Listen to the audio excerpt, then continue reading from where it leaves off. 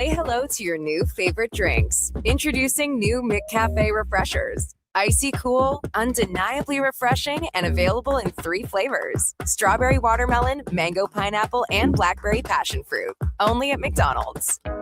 Guys, there never seems to be enough time in the day, but you need to make time for this. Ken Franchuk here. If you're 40 or over, a quick PSA blood test is crucial for early prostate cancer detection. The Prostate Cancer Center's mandate is a mobile health clinic driving change for men's health. A few minutes could save your life. To get the man van out to your business or event, book today at GetCheck.ca. Say hello to your new favorite drinks. Introducing new McCafe Refreshers. Icy cool, undeniably refreshing, and available in 3 flavors. Strawberry watermelon, mango pineapple, and blackberry passion fruit. Only at McDonald's. At Fountain Tire, success is a team effort. They're committed to their team members and their customers. And that means treating your vehicle like it's their own and finding solutions that suit your needs. Because whatever the road brings ahead, they're on it with you. Visit fountaintire.com today. With Play Alberta, backing the home team goes beyond the bets. That's because your picks have provincial impact. Play Alberta is the only app in the province that puts all revenue directly back into supporting programs and services that Albertans rely on every day. By investing in the General Revenue Fund, every play, bet, and buy made on Play Alberta helps make a difference across the province. Visit playalberta.ca/Gregor to learn more. That's playalberta.ca/Gregor. Must be 18 plus to play. If you gamble, use your game sense. Legacy Heating and Cooling is serious about cooling. In fact, we offer multiple ways to cool your home. So you better. If you're looking for traditional air conditioning, we got you. Or ask us about a heat pump to help you heat and cool. Cool with AC or cool with a heat pump. Cool your home with Legacy Heating and Cooling. Ready to upgrade your ride this spring? Come on down to the Golf Cart People. They're a family-owned and operated business that can serve the community since '97. Whether you're looking for a brand new or quality pre-owned cart, a rental for a special event, they do that too. The Golf Cart People have a huge selection of parts and accessories, and their expert service team is here to keep you rolling. The Golf Cart People, your one-stop shop for everything golf cart. Visit golfcartpeople.com. We just dropped a massive payload at NISQ 4. It's time to unload some deals at the Truckload of Savings event. If you've been waiting to upgrade, we've backed up the savings with unbeatable offers on our toughest Fords. Right now, haul away exactly what you need and take advantage of massive price drops across our entire lineup, including the legendary Ford F-150 for the job site or the weekend getaway. Shop the Truckload of Savings at nisq4.ca. NISQ Ford, above expectations.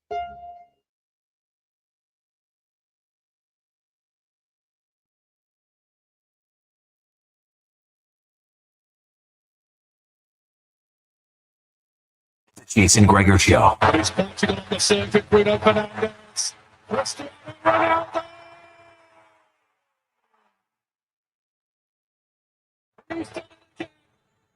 On Sports 1440. But it's Mendes.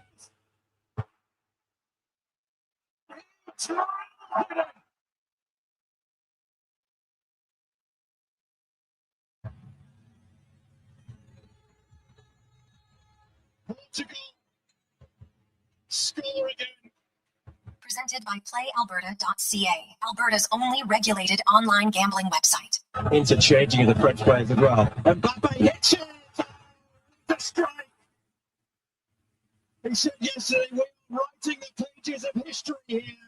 Well, he's blazing a trail of his own.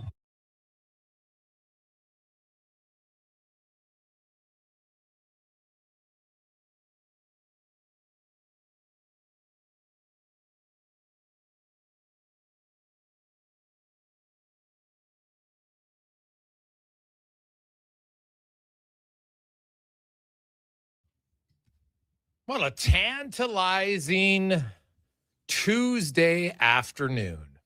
How are you? And welcome to the Jason Gregor Show. Sports 1440, sports1440.ca, YouTube, Facebook, X, Instagram. As always, thanks for listening. Thanks for watching the show. Be sure to go say hi to the deck man down at YouTube. Hit the subscribe button. Give him a thumbs up. Give him his thoughts on the Heat trade with the Giannis. See what he has to say there, because they'll convince themselves it's an unreal trade. Ooh, it's going to be that'll be fascinating to see how it plays out. That's the NBA for you, man. You get the best player in the deal, but they gave up a fair amount of players. Well, the draft picks, NBA draft picks are very different. When people see first rounders, trust me, it's not. First rounder to me is like top 10 picks. And then after that, it's like second round. You got 60 picks. It's almost each round's 10 picks. It's almost kind of how it goes. But busy day. The Edmonton Oilers with the press conference introducing Mike Babcock as their head coach and DJ Smith as associate coach. Paul McFarland will remain on the bench running the power play. You will also have Pete Aubrey is returning as the goalie coach. Paul Coffey will not be returning on the bench.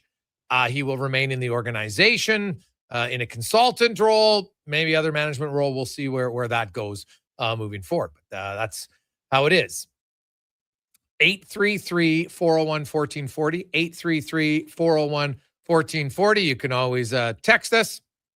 Gregor Show, presented by PlayAlberta.ca. And tonight, boys and girls, Lotto Max, $30 million up for grabs alongside 30 prizes of $100,000. So check it out at PlayAlberta.ca. So there was a lot of things that stood out to me. Now, let's just begin. I had said it before. I wasn't expecting an apology from Mike Babcock. I think Mike Babcock said, what was his line? You know what? I said, if you're not 100% in on Mike Babcock, then I'm going to be coming. You don't need me. The third person reference is always something like, I don't know, maybe I should use it more. I don't know why, but it always makes me chuckle when someone speaks in third person. Right? You're going to get the full Mike Babcock. I might have to do that every day in the show now. You know what? Today, you're going to get the full Jason Gregor. But, hey, I think people, if you were waiting for a big apology, it's not him. Now, interesting, in Columbus, it was like, well, my wife told me, you know what, we got to leave. Like, he's not going to. I was comfortable with the questions I asked. You can only ask the questions. You can't get an answer that you want. And I don't ever ask a question hoping for an answer. I'm curious what the response will be. And that's why I made sure to ask DJ Smith, who now, since they coached together the first time in Toronto, DJ Smith was a rookie assistant coach in the NHL back in 2016 when he came in. It's a lot different now. He's been a head coach in Ottawa. He was an interim head coach in LA. He's got more experience now. I think he has a bigger voice. He's also much more relaxed than Mike Babcock.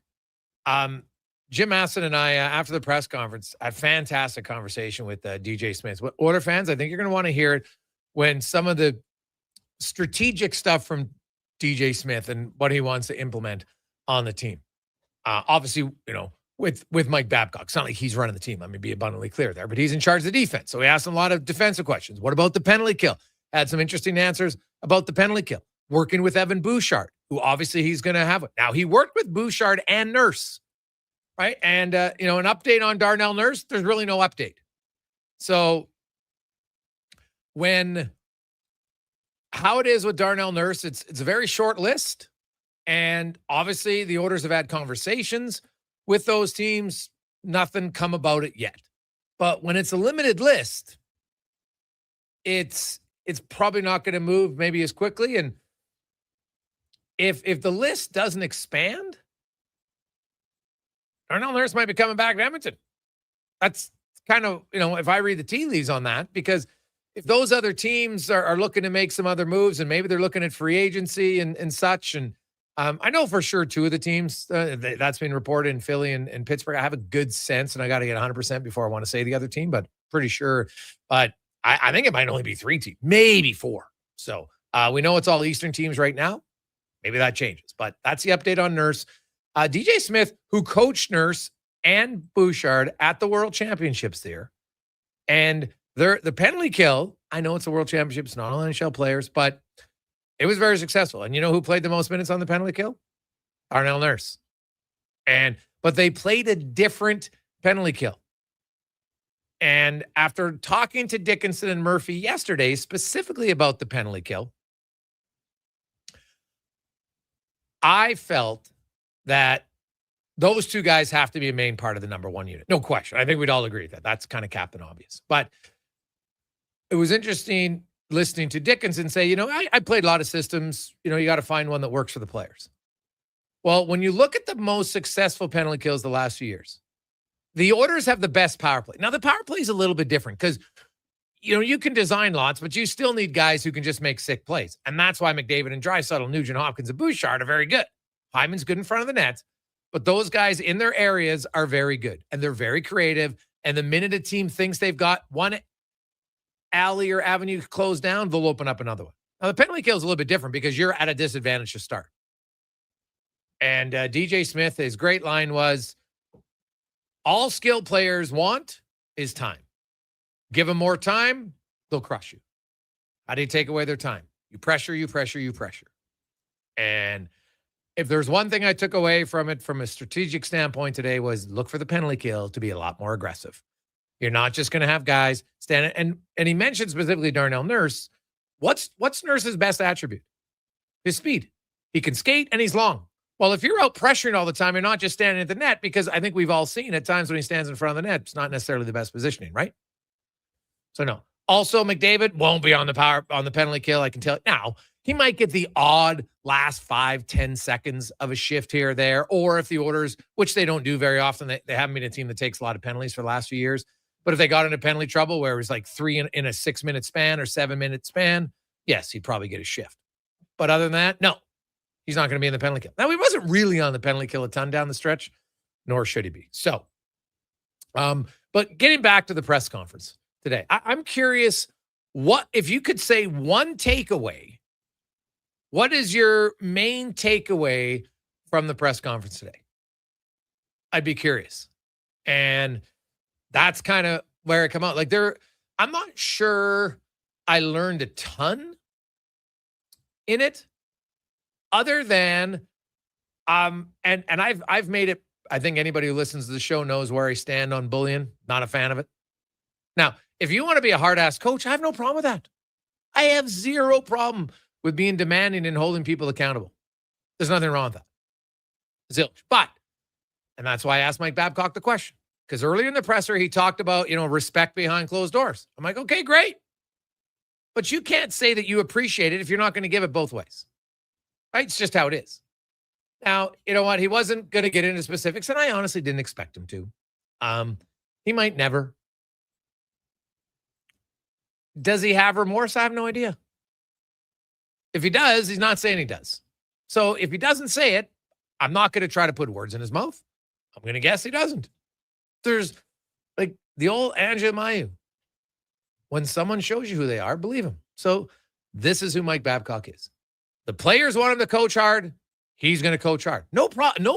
I don't think anybody's complaining if Mike Babcock coaches hard. It's going to be on the respect factor. And that's where I think DJ Smith comes in. Having been a coach himself, he even talked about it afterwards. Like, hey, you know what? How you talk does matter, right? Now, the one thing Babcock did say was, you know what? His tone at times isn't great. And I can understand that. Tone matters a lot. If you try to deliver something, your tone, especially to your kids or in life or to your spouse or your partner, I think most of us would agree that you're kind of like, well, I don't think I said anything, but the look on your face, how you say it does change the delivery. However, I don't care what the tone is. I could be smiling. Hey, you're fat. Your teammates don't like you. You should quit. I'm sorry. There's no way that that's coming across like, good one, coach. Sorry, that's what Chris Chelios said, what the coach said about Johan Franzen. Not my words, Chris Chelios' words. I have no reason not to believe him. You think he just make that story up? Seems odd. So anyway, now you got to move forward. And actions will speak louder than words. From the players to the assistant coaches, associate coach, management team, there's going to need to be somebody who's just checking in to make sure that you stay across the line. And here's the thing. We all have addictions on different things in our lives, right? Some of you might have a sugar addiction. Hello. Some of you have a phone addiction. Then there's unfortunate stuff like drug addiction, alcohol addiction, porn addiction, go through lots of things. And for people who try to go down the road to recovery, lots of times you need someone who's in your corner to help you when you veer outside the line. And that's where I think DJ Smith is going to have to come in, because you don't know. Mike Babcock can say, yeah, you know what, I'm better, until you get into the high pressure situation and a player does something that you don't like and you don't like the player. And then what happens? Because I don't know if you can fundamentally change. If you're somebody who likes to have control, I think it's very difficult to suddenly not have control. And the other thing that I'm interested to watch is, does there become friction? Because there's been friction before between the coach and the GM, as far as him wanting to make some personnel decisions. You have to have conversations for sure. Coach player needs to be on the same page for sure. But how's that going to work? So to me, today didn't answer any of the questions. I didn't expect any of my concerns to be like, oh, is Mike Babcock suddenly not going to be a hard ass? And it's not even a hard ass. Let me rephrase that. I'm not. Is he going to treat people with the respect that he said he likes to have? We won't know until the season starts. That's just the truth, right? We won't. And so I'm not going to spend all the time talking about it, but Cons, what was the number one takeaway for you from the press conference? I feel like Mike Babcock is unapologetically Mike Babcock. Like he is who he is. It didn't seem like there was too much regret there. It was like these things happen. Did he feel like he did anything that bad? Maybe not. Like he just kind of like, I did what I did and I'm moving on past it. So that was the takeaway for me. I'm intrigued now. Like it's been done. It's been hired. We've talked about our opinions on it. Now I'm really intrigued to see how this team looks under him with the X's and O's. But overall, I said it kind of at the end of year pressers as well. I put like 10% stock into that. Say what you want to say. What do you do? Like, how do these things play out with the season? How do they look? How does it get them to buy in defensively? Those sort of things are what I'm really looking forward to. And overall, nothing too surprising, I would say. Yeah. So we'll see. But DJ Smith, I'm going to play it later on in the show, probably at the top of the 3:00 hour. The conversation Jim Matheson and I had with DJ Smith. And I think Oiler fans, lots of his answers are going to be like, oh, I'm intrigued to see how this works. So, because you know what? I love this honesty too, because Jim asked him about the LA Kings job and he didn't pull any punches on it. So we'll get into that. I asked him as an opponent, because you don't really, a lot of times the opposing coach isn't going to give you an honest answer. But now that he's on their team, he was the perfect guy to ask. As an opposing coach, what do you like? When you see them lined up on the same line or when they're running their own line? Which one's better? He had a pretty good answer to that. So that's coming up at 3:00 today on the program. Dave A. McCarthy will join us at 3. Gareth Reese from Rugby Canada is going to join us. A big rugby event. A few games coming up here in July in our lovely city. Man, I'll say one thing about Edmonton. There's a reason why soccer and rugby and all these other sports keep coming back here, because it's a great sports town. It's a fantastic sports town. Always has been. Firmly believe always will, but there's lots of people that care about sports, not just hockey. Obviously, you love hockey. I totally get it. But there's a reason why these other sports keep coming back and hosting events here, because they know that Edmonton fans show up because you're sports fans, not just one team. So it's nice. Yaremchuk will be by. We'll have Spec, DVD. When we come back, we will hear some specific answers from Mike Babcock on the show. We got a lot of text coming in. 833-401-1440. 833-401-1440. When I look at the other aspects of today, because we got text coming in. Hey, Greg, there wasn't a lot of questions asked about player development. Well, Babcock did, and DJ Smith in our conversation mentioned, hey, they got to get young guys. The biggest takeaway, I guess, maybe for me was, and I said it at the end of last year, like David's minutes got to go down. Draisaitl's minutes got to go down. They're going down. I think, don't be surprised if those guys are both averaging under 21 minutes for sure. Right? I don't know if I'll go as far as say under 20. That might be a bit much, but under 21. And I know you're like, well, Gregor, it's one next. Trust me, it's a difference. There's going to be games where, sure, you have an overtime game 3-on-3. Obviously, you're playing those guys more. Makes sense. Why wouldn't you? But you're not going to see McDavid on the penalty kill. I don't think you're just not going to see them as much. I'm curious if how often, because we will, make no mistake, they're going to play together at some point. Just how often and when. And today wasn't the day to ask Mike Babcock about that. I think that's probably better suited for training camp. Today was, I think, about his past and philosophy going forward. I think that was the main thing. So I was happy that no one kind of wasted some questions of those things today, because you got all summer. But that's why you talk to the associate coach and about the defense and the penalty kill. Because to me, when I look at areas that need to improve, it's team defense that has to improve without a doubt. So goaltending, we'll get into that a little bit later on in this hour as well.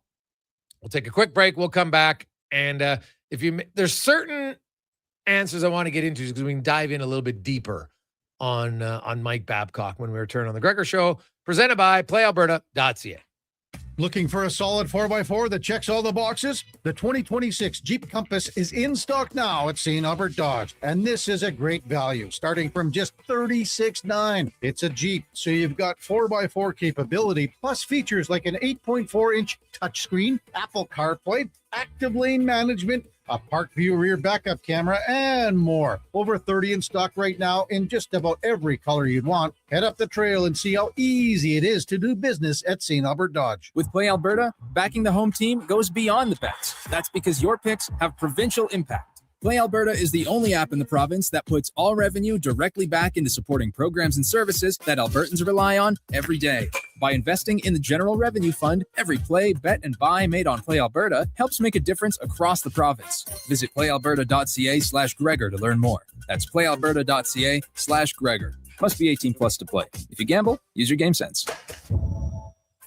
Legacy Heating and Cooling is serious about cooling. In fact, we offer multiple ways to cool your home. So you better Call Legacy.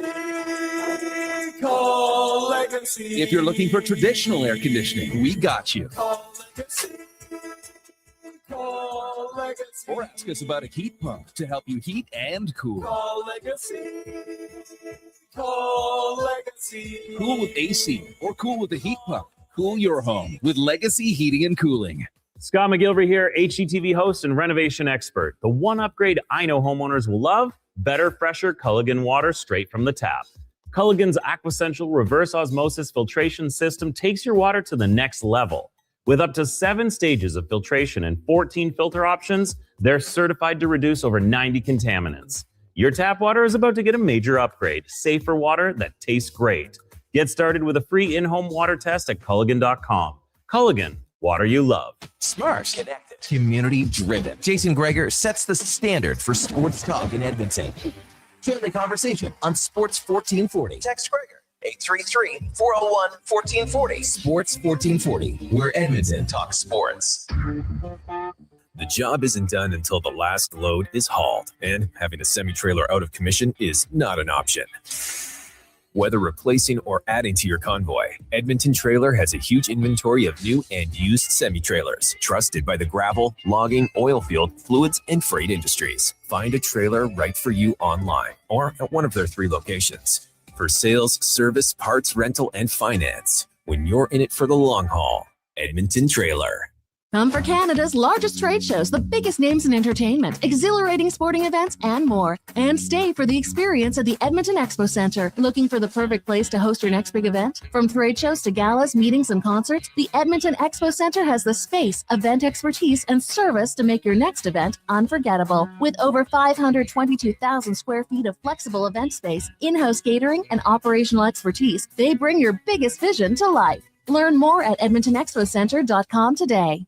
Don't let equipment failure stop you cold. At AWS Welding in Nisku, our factory-trained service techs are on hand for all welding equipment repairs. We're a fully warranted center for Miller, Lincoln, and ESAB. And we service all makes and models. Proper, regular service extends the life of your gear and keeps it running at peak capacity. Don't wait for a breakdown. Book your service appointment today at 780-979-0470. AWS Welding. We make it happen.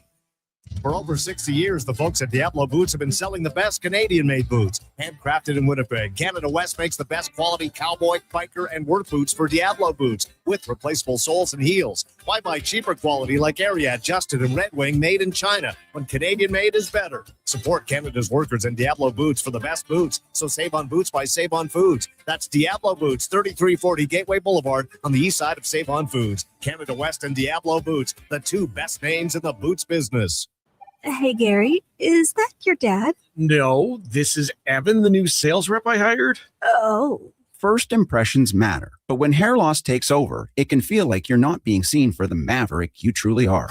Hi, I'm Dr. Vance Elliott. At Advanced Hair and Skin Surgery, we know that hair loss is more than just a cosmetic issue. It's personal. Let's discuss all the cutting-edge options available so you can make a great impression every time. Book a free consultation today at drvanceelliott.com.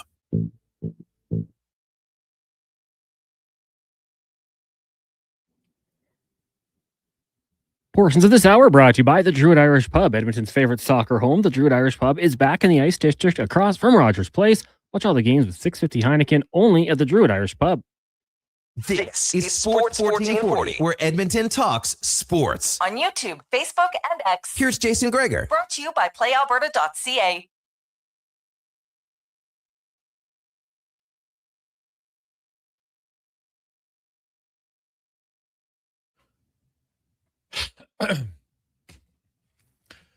.224, welcome back. Jason Gregor, Connor Halley, Declan Kruger, Sports 1440, sports1440.ca is always brought to you by PlayAlberta.ca. And if you missed it, a trade today in the National Hockey League, the Flames acquiring Simon Nemec and Maxim Siplikov from the Devils in exchange for a 27 first-round pick, a 28 first-round pick. Now, neither one of those is Calgary's. They're Vegas and Colorado's picks. Then they get a second-rounder in 2026 and left defenseman Etienne Morin. So there you go. So it's a 35th overall pick this year and then a first in 27, a first in 28 by the Devils for Simon Nemec. Pretty good bet, I think, here for Calgary. Nemec is an NHL play. I think him and Whitecloud will be their top two right defensemen next year. I like, there's no chance that Zane Perrick's playing ahead of Zach Whitecloud next year. Come on, people. But nonetheless, we'll see how good Simon Nemec will be. What kind of contracts he's going to get, but you want more opportunity? He's going to get opportunity. Going to get a lot of opportunity in Calgary. And Siplikov, decent young player as well. So I don't mind this trade at all. Like, you get two players who are in the NHL for 3 draft picks and another young player. It's pretty good. Now the Devils, obviously, they might use those picks in other deals. We'll see what happens. The fact that it's Vegas and Colorado's picks, like, those are likely going to be later first round picks. So not all first round picks are created equal. So I'll remember that. Now let's get to the oil report, brought to you by Go Auto. Not only your place for vehicles, but also your place where, hey man, they care about the community. How about giving back over $27 million to local charities and the communities that they work in? That is goauto.ca. That is fantastic. And Mike Babcock, first, let's get into the conversation from his perspective that he had with Connor McDavid, Leon Draisaitl, Zach Hyman, and what he said to them, and maybe what they said to him as far as what they were looking for? I mean, obviously, when you're sitting with those players, number one, you're having fun, but they've played the game long enough, and they're good enough players. They have opinions about how things should be. I'm fortunate as a coach, I've had lots of success, and I have thoughts on how things have to be, and we discussed them in detail. We broke down what was going on in the playoffs. We walked through the cliffs. We walked through how it would be done here and how it's going to be done moving ahead. And we talked about Leon, Connor, Zach Hyman, and the rest of this leadership group want to get better. And that's what they've asked of me. And they've told me, we have to be better, and we expect you to make us better. And I said, well, that's great to talk about in June. When camp starts and you're making a guy do things, you might not be so happy. And they said, no, that's not how it's going to be. We're all committed all in on winning. And obviously in that time period, we had gone through enough things and talked about enough things that they felt comfortable with the process, or I wouldn't be here. And I was very clear to them, unless you're 100% all in on Mike Babcock, I have no interest in being the coach. Unless you're 100% all in on Mike Babcock. Now, I would like somebody out there, maybe who's in an early relationship. I can't even call it relationship yet. Maybe went on a few dates with someone. I would love you, gents, ladies, to pull that one out in the next conversation. Let's say you've been on a few dates. You're kind of, hey, you know what? I think it's going somewhere. Just say, you know what? Unless you're all in on, say your full name, I don't think we need to go on another date. Just try. I'm curious what the reaction would be. Right? Putting it out there. Hey, Babcock's got no shortage of confidence. Right? He is, he believes that his way works. And hey, he's had success. He's won a Stanley Cup one time, but he won a cup. I don't put as much stock personally into the Olympics, only because it's all-star teams and there's lots of coaches. They're not just one. You got 4 of the best NHL head coaches on a staff. Everybody's working together. I know somebody at the end of the day has to make the final decision, but there's lots of input from everybody else. And there's lots of good minds together. And that's awesome. And no offense, but Canada, we should win.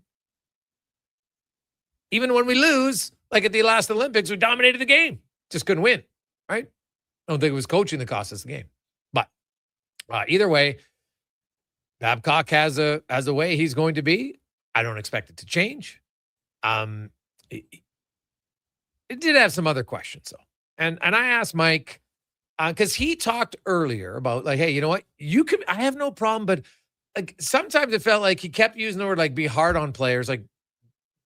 That's all it was. And it wasn't anything that ever crossed the line, despite what all these other players have said. So I just asked him, and could I have used a better word? Probably in hindsight, but it just, sometimes, you say a word, it's already out there. You can't pull it back in. And basically what I said was, have you learned how you can be hard on the guys without being a dick?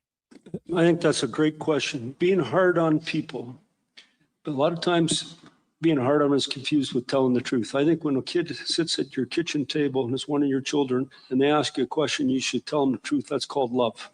Sometimes the truth is hard for them. No matter what happens when you coach, when you scratch people, when you sit them out, when they're at the end of your career and you don't play them, it's hard for them for sure. You try to do that as respectfully as you can. Why? Because you think you're a good human being and that's the right thing to do. Sometimes it's not perceived that way. But I think the other thing is, and I thought Stan said it great, anytime you're out of something and you sit back and you have perspective, you're allowed to grow as a human being. You're out to get better. And I think that's what this league's all about, is getting better.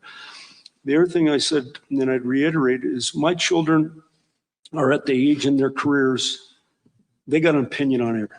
And they sure got an opinion on their dad and what he says and his tone and how to be respectful. I actually don't think my intentions are wrong that often. I think sometimes my tone is, for sure, and we have to work at that. What I've done by hiring DJ, Farley's been with me before, TD Force and I have been together since '93 in Spokane. We're surrounded by people that are going to make you accountable, make you better. They're not afraid of you. They've worked with you. They're friends of yours, but they also know what's right. And I think that's our job, right from the ownership to the management team, through the coaching staff, through the players, is to make each other better, and that's what we're going to do.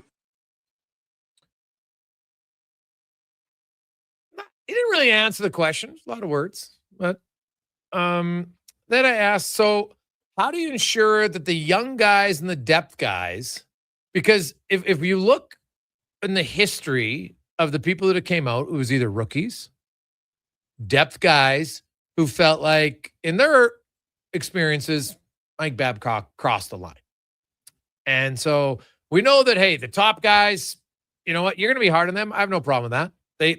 Lots of top guys say they want to be coached, they want to win. Not that the bottom guys don't want to win, but usually you got to win with your best players. That's just a fact because they're on the ice the most.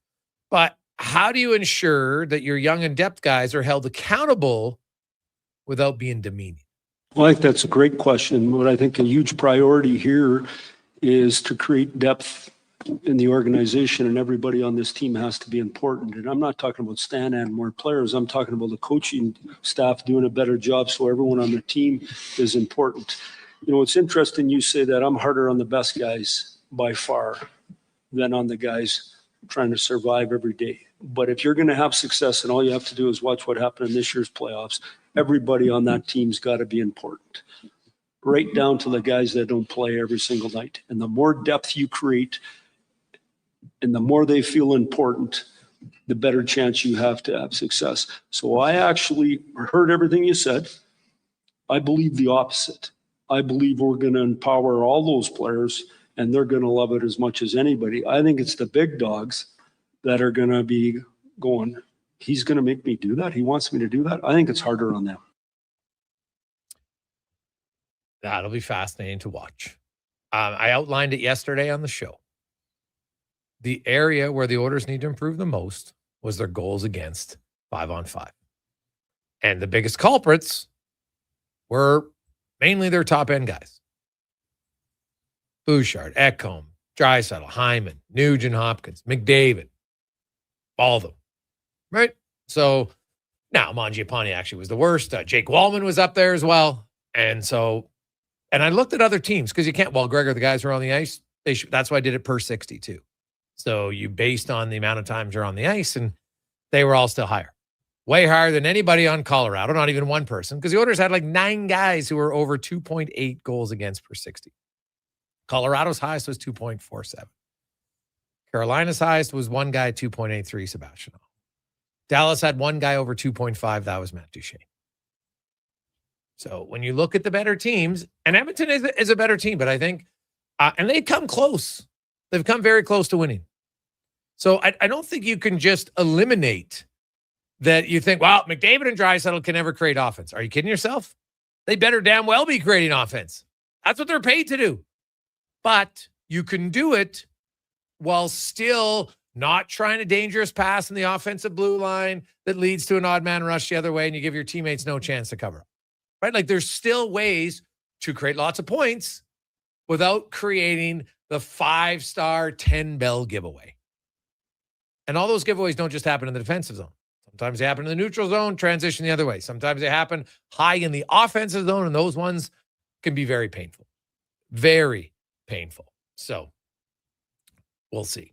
A few other ones. I asked DJ Smith about, you're there. You're now different because of the first time with Mike Babcock, you're rookie coach in the NHL. Now you're 10 years into the National Hockey League, a head coach in 2 different organizations. Does that relationship allow you to keep him in check if need be? Yeah, for sure. But I think a lot of times it's misconstrued. Is Mike was as hard on me as a young coach as any player probably or a lot of players. And it took me some time as a coach, in my first year with him to figure out, where we were going and how we did things. And I think knowing him and, having his son, Michael, come live with me in Ottawa and being the eye in the sky there when my buddy Bob Jones got sick. I know his personality. I know, that he wants to be calm on the bench and in certain situations. And I think he is really calm on the bench. And I think if Mike's, we're going to do whatever we have to do in the back, I'm not afraid to tell Mike the truth. And, when I was a rookie coach, you just don't know the NHL. And to say you can win in junior and come to the NHL, it's the same. It's absolute not true. You have to learn the league. You have to learn what's right, what's wrong, what works, what doesn't work. And here I am, I think in my 12th or 13th year now. I know, one thing is I love players. And I think that's, been well broadcast around the league is that I love players. I love to talk to players. And I'll continue to do that. And I'm not afraid to tell Mike, I think we should do it this way. Ultimately, he's the head coach. Mike's got to make those decisions. And that's why he's won, a lot of championships and gold medals. So I guess a long answer, but to say, certainly if I feel something, I'm going to say it. And that will be key and crucial for the Edmonton Oilers. And we'll see where they go from here. Is there a risk factor of this? 100%. There's going to be here's the truth. Like if we peel away all the layers, the Oilers haven't won a cup yet. Vegas has won cups. Lots of people around the league don't like them. Florida has won cups, are a little arrogant. People around the league don't like them. Right? Even some people, hey, winners, they don't like them. Edmonton Oilers haven't won anything. They're a team that a lot of other fans in other cities don't like. Part of it is they felt like, they got all these first-round picks. It's a joke. And then they won the McDavid one, and people are mad. I understand it all. And they've been good. And they've had a lot of great success. When you can think about, winning, power play success, playoff success. They've had a lot of success the last few years, except the ultimate one. And this just adds, it's funny, Edmonton might be the only non-winner that's a real villain in the NHL. I'll tell you, there's going to be people around, and there's even some Oilers fans that are kind of like, you know what? I feel a little cringy right now. I feel a little dirty. I'm not sure if I like this. I understand it. That's just the truth. And, the organization, it's well within their rights. They made the choice. Just like it's going to be in fans' rights if they support it, if they don't support it. Does winning cure everything? Not everything, but it seems to cover up a lot of things. That's just the truth.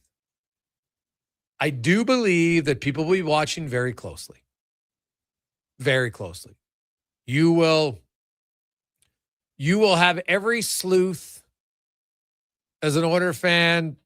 I know so-and-so sisters, cousins, and she told me this story. Everybody will be on it. And that might be a good thing. Will Babcock be on his best behavior early? Yes, I firmly believe he will. But it's like any situation. As you start to get a little bit comfortable, do you relax? Do you all of a sudden get too comfortable? And I'm not a big believer, especially listening today, like Mike Babcock never once said he felt like he crossed the line. Right? I never heard those words. So he obviously, if he doesn't say it, I'm not going to put words in his mouth and say, well, he must feel that. He just didn't say it. No, he didn't say it. He doesn't feel it. That's fine. I don't have to agree with someone on other, as long as they're honest. Right? Like that's where I've gotten so tired of politicians now because it's just a blatant lie. Just tell the truth. I might not have to like it, but at least I'll respect you because you tell the damn truth. So Babcock kind of showed everybody who he was today. It's not remorseful. There's no attrition. It's like, hey, either you want all of Mike Babcock or don't waste my time. And that's what he said. And so the organization said, okay, now we'll see how it plays out. We got a lot of texts to get to, so we'll get to some of those. Some more Stan Bowman answers. Also, DJ Smith coming up at 3 o'clock. Yeah, you're not going to want to miss that as well. On the Gregor Show, presented by PlayAlberta.ca. Oodle Noodle Origins. In 1864, Francis Oodle took over his dying father's business as a leatherman. He was quite proficient, but his heart was never truly in the trade. After his father's death, Oodle met a cocksure young man named Vladimir Nudel, who was a trailblazer in the popular new art of food boxes. They formed a partnership and aimed to ply their trade in the New World. At Ellis Island, Nudel was renamed David Noodle, and henceforth, the franchise has been known as Oodle Noodle. You may get up early, But more than likely, the team at GS Construction have already gotten up before you, grabbed a coffee, headed to the site, and started their day. So while Edmonton wakes up, GS crews are already underground, quietly keeping things moving, upgrading, and laying the new underground infrastructure for our growing city. If you're the kind of person who goes to sleep with their steel-toed boots on, GS Construction wants to hear from you. We're looking for a maintenance foreman as well as a building and yard attendant. Visit gsconstruction.ca for more. Whether you're a craft beer connoisseur or more of a wine aficionado, there's always something new to discover at Sherbrooke Liquor, a unique family-owned independent liquor store. The selection, incredible. The non-alcohol section is also very impressive. Sherbrooke Liquor, expert, knowledgeable staff with a passion for unique finds. More than just a liquor store, we're a community. Alberta's best, the one and only Sherbrooke Liquor. Wine, spirits, and oodles of beer. Visit SherbrookeLiquor.com. At Hughes, it's all about getting in and out quick and clean. No cash, no problem. With Hughes' new tap and wash system, all you need is your debit or credit card to get your vehicle sparkling clean. Find us at HughesCarWash.com. Home ice advantage is real at the rink and on your windows. Novo Blinds is Edmonton's own custom manufacturer, trusted by customers around the city. Factory direct pricing with the fastest turnaround around. Book a free in-home consultation at novoblinds.ca. From the first face-off to the final whistle, Sports 1440 is your home for hockey talk. With live coverage, expert analysis, and pre- and post-game shows, we bring you closer to the game. Tune in 24/7, only on Sports 1440, Edmonton's sports station.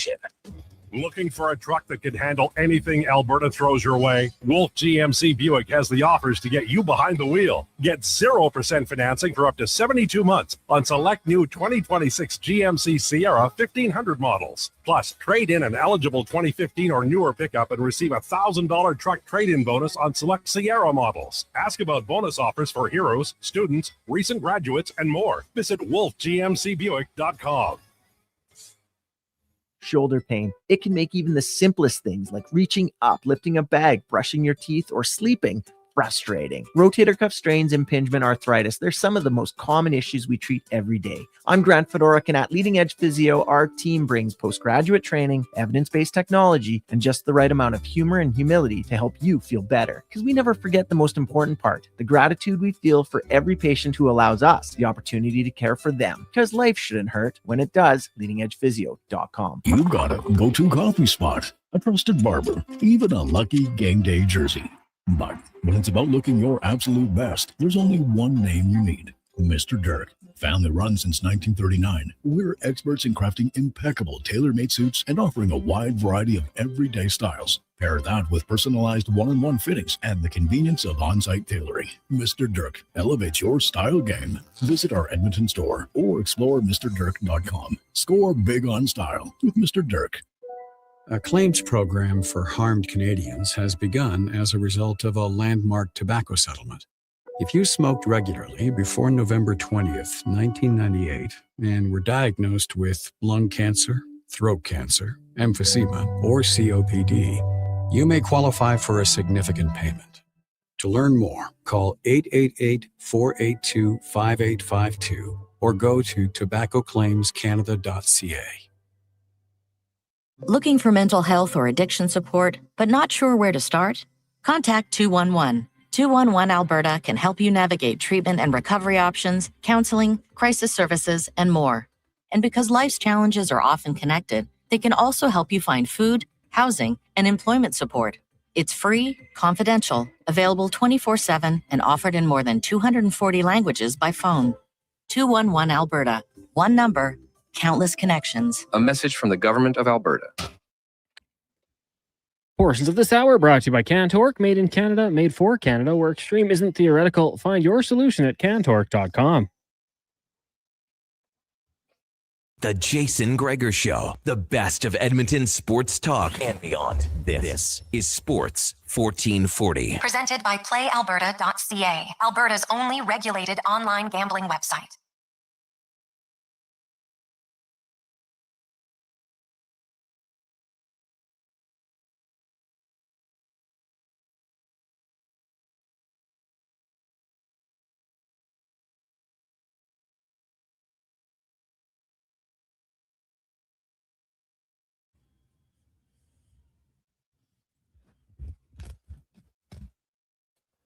2:45. Welcome back, Jason Gregor, Connor Halley, Sports 1440, sports1440.ca. We'll get back to lots more Oilers stuff in a sec. But just on a side note, Gregor Show is always brought to you by PlayAlberta.ca. I think my favorite player that I don't watch a lot, but I just enjoy watching on the highlights, might be Sophie Cunningham. Like, she might be like, WNBA obviously doesn't have fights. It's not like an enforcer league, but she seems like the enforcer in the league. She has like I was realized she has a black belt in Taekwondo. Like, she gives two bleeps. And I know it was Joanna Bonner was trying to get in her face the other day, and she's just like, no. And it's how she goes about it, Cons. I don't know if you saw the video. Bonner was kind of yapping at her, pointing at her, and so all Cunningham did was like walk. So this kind of happens under the basket. And then as she's walking towards the sideline, because the girl was pointing her finger at her first, she just like walked around, pointing her finger back, saying nothing. Right. And sometimes the silence is the best, but I don't know if you watch, but Sophie Cunningham's like, she kind of makes me laugh. Yeah. I mean, I bandwagoned the Phoenix Mercury a couple years ago when she was there with Skylar Diggins and Kia Nurse and Griner. I was hoping they'd be a good team, so I hopped in the bandwagon. And yeah, she's awesome. I think she was like the perfect move for the Fever to bring in, because Caitlin Clark, she's going to get it from the opposition. We've seen that. And we've seen Cunningham like literally go in and barrel people over. So I'm with you. She makes the WNBA very fun to watch as well. Yeah, for sure. So now 833-401-1440, 833-401-1440. Hey, Gregor, my takeaway is that Babcock wants to hold players accountable. When pressed, he won't hold himself accountable. That one comes in from Kyle. Hey, Gregor, I think we're going to be having another coach's press conference, hiring another coach within 6 months. Also, Netherlands going to win the World Cup. Have a great day, from Christian. I like that. Oh, man. Could you imagine? Like, we just talked about the Sophie Cunningham. Can you imagine how many people would be, I told you so. Right. And I understand it. Like, I understand why people are skeptical of this hire. But the truth of the matter is, like, Babcock doesn't care. Right? He doesn't care, and that's his right. He doesn't have to. We'll see. Like, I'm sorry, how you treat certain people matters, but how you treat everybody matters. And I think I don't want to get caught up in the people who are excusing being belligerent and a bully to being hard on players. No, you can be hard on players and be extremely demanding in a respectful way. You can do it. You can do it. Like, Gregor, my takeaway hasn't changed. He'll always coach the way he has. The stars are safe. The younger guys and fourth liners could be in trouble. And like some former players have said, the Oilers better not ever talk about mental health again. Hey, Gregor, the takeaway is that people misconstrue Babcock. Hey, guys, I'm most intrigued to see the power dynamic between the top players and the coach from the floor sider. Do you side floors? Like, what's a floor sider? Am I Cons? You know what that is? I like that. I like the tag. I just want to know, am I missing some inside scoop? The floor sider? I don't know. Let's see. Hey, Gregor, my takeaway would be that Babcock had a detailed assessment of what was wrong with the team, and his idea of how to correct it, and management and the top players seemed to all buy into that. From Mike. Fair. Fair. Hey, guys, I'm okay with Babcock as long as he wins. I can tell his persona is a little weird, but it's not huge. The line that has put me off, if you're not 100% on wanting Mike Babcock, blah, blah, blah. Instead of saying he appreciated the chance that the Oilers are giving him, it's the Oilers are lucky to get Mike Babcock. So much for humility. It looks like he has a general patent attitude. I'd rather listen to DJ and let Babcock stay in the background. From Craig. Well, wait till you guys. DJ Smith is coming up after 3 o'clock here. Jim Masson and I had a conversation with him, and I think I'm curious what you take away from that conversation. He is. I'll be honest. I didn't know DJ very well. Obviously, I've talked to him as a head coach, but when he's in Ottawa for that many years, in Toronto, you don't see him very often. So, a little bit in LA here lately, but. Really a prankster, somebody who likes to keep it light around the room, feels he's a lot more confident in his voice now that he's 10 years in the National Hockey League. as both an assistant and a head coach. And as he said, and I'm not afraid to speak my mind with Mike. And as I said, DJ Smith might end up being kind of the saving grace here to just ensure that Babcock wants to coach hard. Great. Coach hard all day long. Just don't cross over the line from coaching hard to demeaning. Right? Like, I honestly don't think I don't think the line's that close. Like, you can yell at players sometimes without being demeaning. Right? Many of you have probably, get your head out of here. Come on. Right? Like, there's things you can do that aren't demeaning where you want to be demanding. I have no problem with that. I didn't like when you try to think you can color inside the lines that somehow being hard on someone means that that's a free rein to be abusive. Hey, Greg's, any insight into think you've used McDavid and Draisaitl in the same line or split up? Kyle, I think you're going to see both, Kyle, like previous coaches. I think there's situations where they will have it. I asked DJ Smith, who coached against him, which one he likes seeing more. And he gave a very good answer that made a lot of sense. So that's my teaser. That's coming up in about 8 minutes' time. So you'll want to listen to it and I think that it'll be good. So, hey, Gregor, you mentioned that if the list doesn't expand, Nurse may start the years in order. Do you think, A, it's easier to trade, or B, who gets more value between Nurse and Wallman? Either one of those two are moved. Ideally, I'd like Kulak to be the replacement. From Chris. Well, my understanding right now, Chris, is that Kulak, and rightfully so, him and his agent are like, hey, every team we go to plays us in the top four, but nobody wants to pay us like a top four guy. Kulak feels like, hey, man, I'm constantly getting used in a top four role. I should be paid like it. And I think he's totally valid. He's totally there. So he'll test the market, and we'll see what happens. If teams don't offer him the money he wants, would the Oilers offer him, third pair money? 100%. I can tell you that for sure they'd be interested. Now, it doesn't mean that they'd get him. But yes, there would be interest there for certain. As for, who's easier to trade, Nurse has 4 years. Wallman has 7 years. Nurse has a longer track record of being healthy. Has produced a lot of points 5-on-5. I would still say probably a little easier to trade Nurse than Wallman at this stage, in my opinion. So that's where I'd come out on that. Hey, guys, I wasn't a fan of the Bowman hire. I'm not a fan of the Babcock hire. But either this will be a success or I imagine both get fired, so I'm good either way. From Matt. Well, hey, find the positive in it, Matt. Find the positive in it. So let's see it. Guys, I'm excited to give him a chance, see what he can do. Jason from Blackhawk. And hey, my only thing is, second and third chances, it almost feels like Babcock feels like, you know what?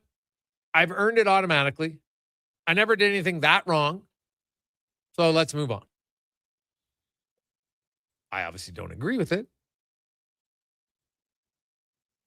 But I do respect, Babcock kind of gave you who he was today. Nothing really came across as fake, did it? I'll say that. There was nothing fake in that press conference of Mike Babcock. We don't have to like how he is. Something might have said, some of you do like it. Great. But I will give him the fact that I didn't sense any sort of falsehoods here. He didn't apologize. He didn't say he's remorseful, so he's clearly not. And if he's like, we don't like it, oh well. Ballsy. But at least it's honest. So you know now who it is. No one should be surprised if down the road someone hears a story about mistreating a player. No one should be shocked if it happens, because he doesn't feel he did anything wrong in the past, which is a little mind-blowing based on the stories we heard from players, but that's where we're at. Let's get to the con man and a Sports 1440 update brought to you by Fountain Tire. Cars, wheels, vehicle repair, they do it all. Make sure your vehicle is on the road safely. Go to fountaintire.com. This is the Sports 1440 update. The Calgary Flames have acquired Simone Nemec from the New Jersey Devils, along with winger Maxim Saplikov. From the New York Florida Rangers 2026 second-round pick, the Golden Knights 2027 first-round pick, and the Avalanche first-round pick in 2028. Also, defensive prospect Etienne Morin. At the World Cup earlier today, Portugal knocked off Uzbekistan 5-0. Cristiano Ronaldo with his first 2 goals of the World Cup. Right now, scoreless between England and Ghana at halftime. Later tonight, Croatia takes on Panama. Also Colombia and Congo. Major League Baseball, Blue Jays in action. Trail the Astros 1-0 in the bottom of the third. Later tonight, Rays host the Royals. Yankees get Detroit. Cubbies up against the Mets. Reds host the Brewers. Guardians taking on the White Sox. Rockies, Red Sox, and the Braves travel to San Diego. In the CFL, Elks linebacker Will Anderson will miss Thursday's game in Winnipeg with a lingering hamstring injury. Brock Wilkinson sliding into the starting spot. Well, Kyle Pitts and the Atlanta Falcons reaching a contract extension, 3 years, $54 million with $36 million guaranteed, making him the third highest paid tight end in the NFL behind George Kittle and Trey McBride. Coming up in hour 2 of the Jason Gregor Show, we'll be joined by Dave McCarthy of SiriusXM and Gareth Fries from Rugby Canada. I'm Connor Halley. This has been a Sports 1440 update. This is Sports 1440, a Stingray radio station broadcasting on Treaty 6 territory. Download the free iHeartRadio app and listen to CKJR wherever you go. When your project can't afford downtime, call Japa Equipment Rentals. From excavators and wheel loaders to compaction equipment, Japa has the machines you need. Trusted since 1972. Visit japaequipment.com or stop by our Edmonton or Calgary locations. Hey, sports fans, we've got a clear choice for you. At Crystal Glass, we provide customers with the perfect glass for any job. From home to auto and even commercial, installation or repairs, we're your team. Call 310 Glass or visit crystalglass.ca. Crystal Glass. Cheering on Canada, Mexico, Australia, France, England, Brazil, Germany, Spain, and the rest of the world at the Druid Irish Pub. Your World Cup headquarters. Wear your colors, cheer on your team, and enjoy $6.50 Heineken every game. Plus, your chance to win a ton of World Cup merch, including hoodies, jerseys, soccer balls, and more. The Druid Irish Pub, your World Cup headquarters. Bringing Edmonton together, one soccer game at a time. The Druid Irish Pub. Cheer with us in the Mercer Building across from Rogers Place in Ice District. Okay, new strategy. I'll just live in the freezer till October. It's spacious in here. It's spacious. There's a better way to survive the coming AC season. Pro Solutions is your one-call solves-it-all expert for AC repairs, tune-ups, and new installations. We offer convenient financing options and fast appointments so you can enjoy your entire home, not just the freezer. Now I can leave the frozen peas where they belong. Book now at prosolutionsinc.ca. Edmonton's go-to station for all things sports is Sports 1440. From Low Tide to Kevin Carius and Jason Gregor, we deliver the latest on your favorite teams. Tune in 24 hours a day, 7 days a week to Sports 1440. Wondering what you can afford? Let Go Auto do the math with our free car loan calculator. No pressure, no awkward convos, just quick answers on your budget and payments. Bad credit, no credit? We got you. Text CHECK to 780-777-7777. That's CHECK to 780-all-7. Find out what you qualify for and start shopping with confidence. Go Auto. Drive what you love with payments that make sense. Albertans love to debate the best way to enjoy summer sports. No. Playing on the field is the best, man. No way. Watching from the sidelines, way more relaxing. You're both crazy. Checking out the game from the Bro Zone is where it's at. But there's one thing every sports fan agrees on. Wilhauk Beef Jerky. Wherever you catch the action, load up on Alberta's best beef jerky. Wilhauk Beef Jerky. Because you can't have summer fun with salad. Only available in Leduc. Boxing Day is back at the Brick. Find amazing deals all weekend long. Like save $1,000 off a genuine leather reclining sofa. Save up to 40% off select mattresses. Plus, get a 10% instant credit to use towards sleep accessories. And find the lowest prices of the year on select beds, dining tables, and chairs. Don't miss the return of Boxing Day this Saturday and Sunday only at the Brick. Exclusions apply. See in store for details. The Brick, saving you more. Photographers, start your cameras. Vision Credit Union's annual photo contest is back. We're asking you to show us the people, places, and moments that made you glad you chose this rural life. Maybe it's the view from your farm, a walk down Main Street, neighbors pitching in, a weekend at the rodeo, or a sunset down a back road. Share your photo to show why life in rural Alberta is a choice worth celebrating. Enter and vote at whatsyourshare.ca.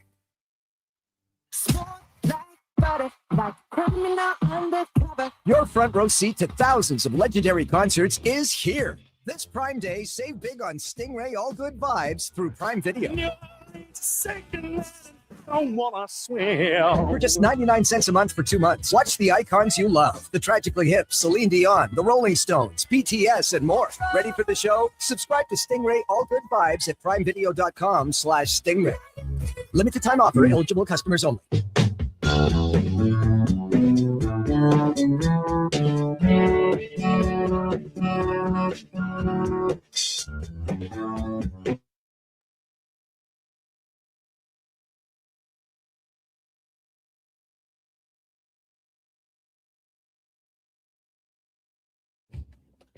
Portions of this hour brought to you by Mortgages to Go. Need cash and have equity in your home? Mortgages to Go has you covered. When the bank says no, they say yes, and they've been doing it in Alberta for over 23 years. Call 1-888-888-5998 or visit mortgagestogo.ca. The Jason Gregor Show, the best of Edmonton sports talk and beyond. This is Sports 1440. Presented by PlayAlberta.ca, Alberta's only regulated online gambling website.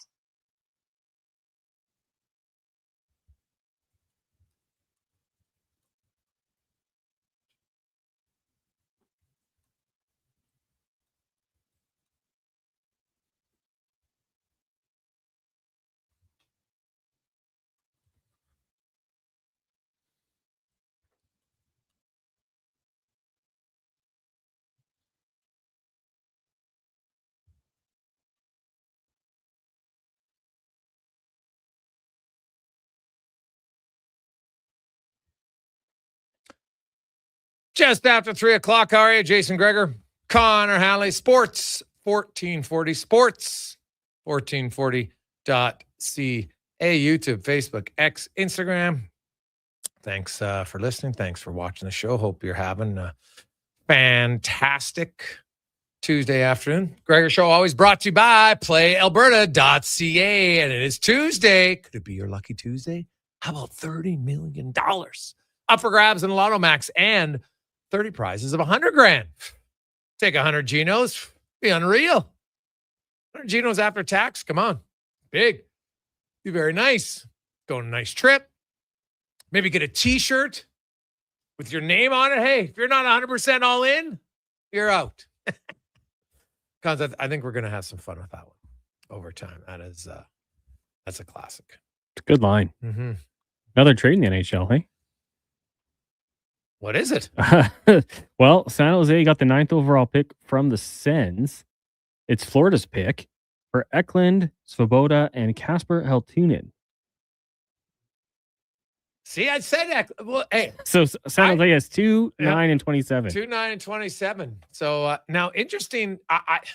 So they get rid of Eklund just to get the 9th pick. See, I remember I'd say, hey, Eklund for Nemeth should be like, oh, you're going to get way more than that. And I'm like, I don't think so. So 2 players that I thought were going to get dealt, and they got dealt. But I'm a little surprised that the Eklund's going for a pick. So, San Jose I think that illustrates that Mike Grier looks and says, yeah, we're not necessarily maybe as close as everybody thought we were. We're still good, or does he have a bigger trade coming? And he needed to get 2 top 10 picks. But I'll say this, Connor, there was lots of talk about there'd be trades. So far, there's been a lot of trades. So if you missed it earlier, Simon Nemeth going to the Calgary Flames for 2 firsts, neither one that is theirs, but it's 2 firsts they'd acquired from Colorado and Vegas for the Kadri trade and the Rasmus Anderson trade and a 2nd round pick and a prospect. And Nemeth now comes to the Calgary Flames. So lots going on. Now, let's go in the room, brought to you by Action Electrical. 53 years. They've grown and become one of the most diversified electrical contractors in the province. Service, projects, solar, they do it all. ActionElectrical.net. And caught up with myself and Jim Matheson, caught up with DJ Smith. And at first, I kind of came in a little bit late, so just so you'll hear his first answer. It was asked about, when you have to limit your top end guys or sometimes play your top end guys more minutes and how you find the right balance. 15 and a half, 16 minutes back up to 19 and 20. And what I got was a complete buy-in from the team because they realized their Kobe was back. And I don't blame Jimmy. He was transitioning to try and make Byfield the guy and switch the minutes, but it maybe hurt our spirit as a team. And I think if you ask Jim now, he could look back and he'd say, you know what, maybe I pulled the plug a little early. And I think Kobe would tell you a lot of nights, boy, I wasn't very good.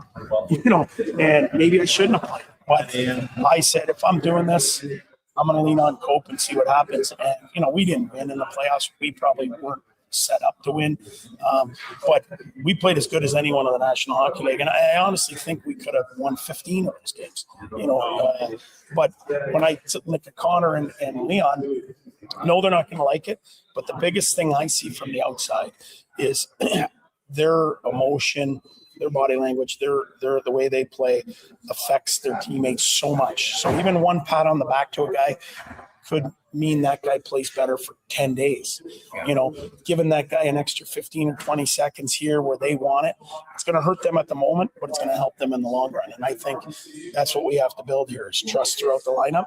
Got to make these kids better, these young guys, the Szymanskis, the Savoys, these guys, they got to get a feel, and they also have to fail. It can't just be those guys always succeeding and failing. I think when you look at Florida and Carolina, one night it's this line, one night it's this line. Some of these kids got to experience failure too.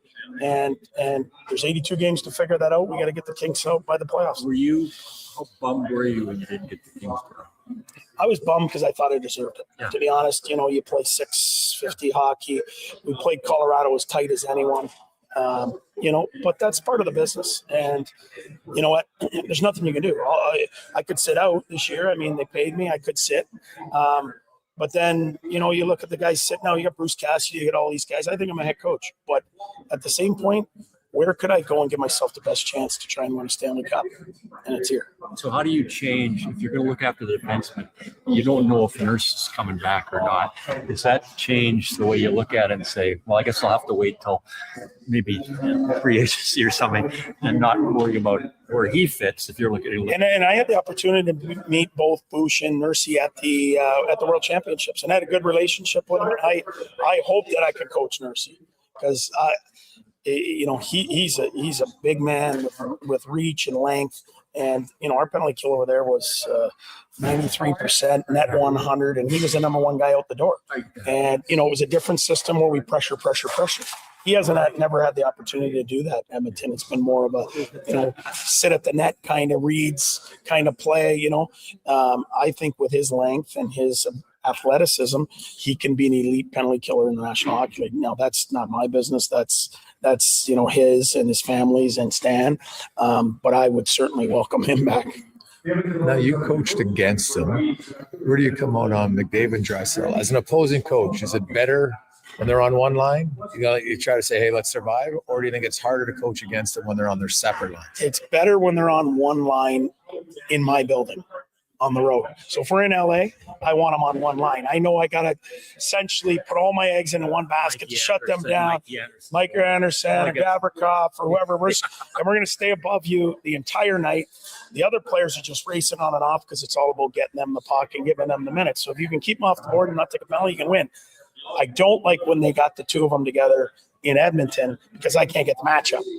So it's a tough one, and Mike's going to make that decision. But clearly they're going to play together at times, But in this building, it's a real hard one when you get them together, especially when they get you on an icing or they get you on a bad change. You slip your, one of your weaker defensive lines on the ice, and here come them with Bush and Ekholm or Bush and Wallman or whoever it is, and you're pinned in for a deuce. It's like killing a penalty. Where at home you can't do that. So it's a big advantage, the home road situation for me. What did you see from Bush at the World Championships before he got trucked? I loved his demeanor. I liked his attitude off the ice. We connected right away as I love players. I like, some of them are difficult, some of them are, whatever, but I feel like me and Bush are going to have a really good relationship. I'm going to push him to be, in my opinion, a superstar. I think he's even better than he's been. I think there's a knock on this defensive thing. We got to look at it, and I got to push this guy to be better, plus a ton. And we'd like to remove that from him to give him an opportunity to be a guy that can be an Olympian and all this stuff. How do you get away from his nonchalant looking attitude? But you know what it is? And his nonchalantness is what hurts him, but also makes him great. You know what I mean? He's willing to sit in the pocket longer than most quarterbacks to make that play where other guys panic. So it's, when I talk about Drew Doughty, the best part about Drew Doughty is he still thinks he's the greatest player in the league. And that helps them because they never look down on them. Like they're always thinking that they got the mental edge on someone. And I feel with Bush, he feels he can make a play at all costs. Now, I talked to him last week when I talked about coming here. I'm like, there's some times in football, even Dan Campbell punts. Yeah. You know what I mean? And there's sometimes it ain't there and you can't force it in. We got to do that. Because if we do that, your game's going to skyrocket. But we got to learn that. And the thing is, I had a month to have a relationship with him. So he knows it's coming from a place of, I'm trying to help this kid. I'm not a dictator. I'm not going to stand up there and say, I got all the answers. It's not, I'm going to try and help him be the best player he can be. What Drew once said to me, he says, the guys that get the puck all the time are always being looked upon as, why you gave that puck away? He says, well, 8 times out of 10, I make a really good play. 2 times, it's not a play, and I kick my ass afterwards. But if I got the puck, is Bush the same way? He's got the puck more in defense. For sure. And you want to have the puck more. And the guys who have the puck all the time make the most mistakes because they have the puck.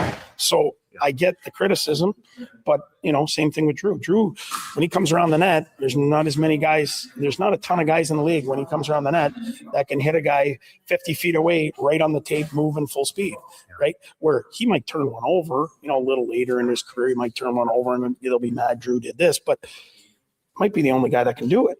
So if you don't have him trying it and giving him the confidence to do it, who's going to do it?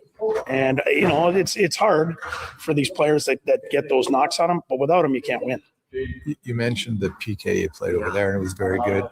Are you looking to implement that here and have more of an aggressive? Because I talked to Dickinson and Murphy. They were on the best penalty kill as a unit in Chicago. And they talked about continuity. And Dickinson said, he goes, you can play a lot of different systems. You need to find the system that works for the players. Do you feel you've got guys like if Nurse comes back or whoever, Murphy's there, Dick, that you can play that aggressive system? I've been a pressure guy my whole life. I hate sitting back.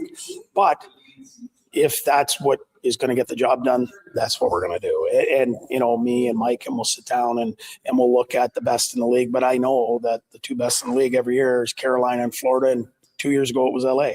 And we pressured everything that moved. Now, when we look at the forward group and the D group, and can we do that?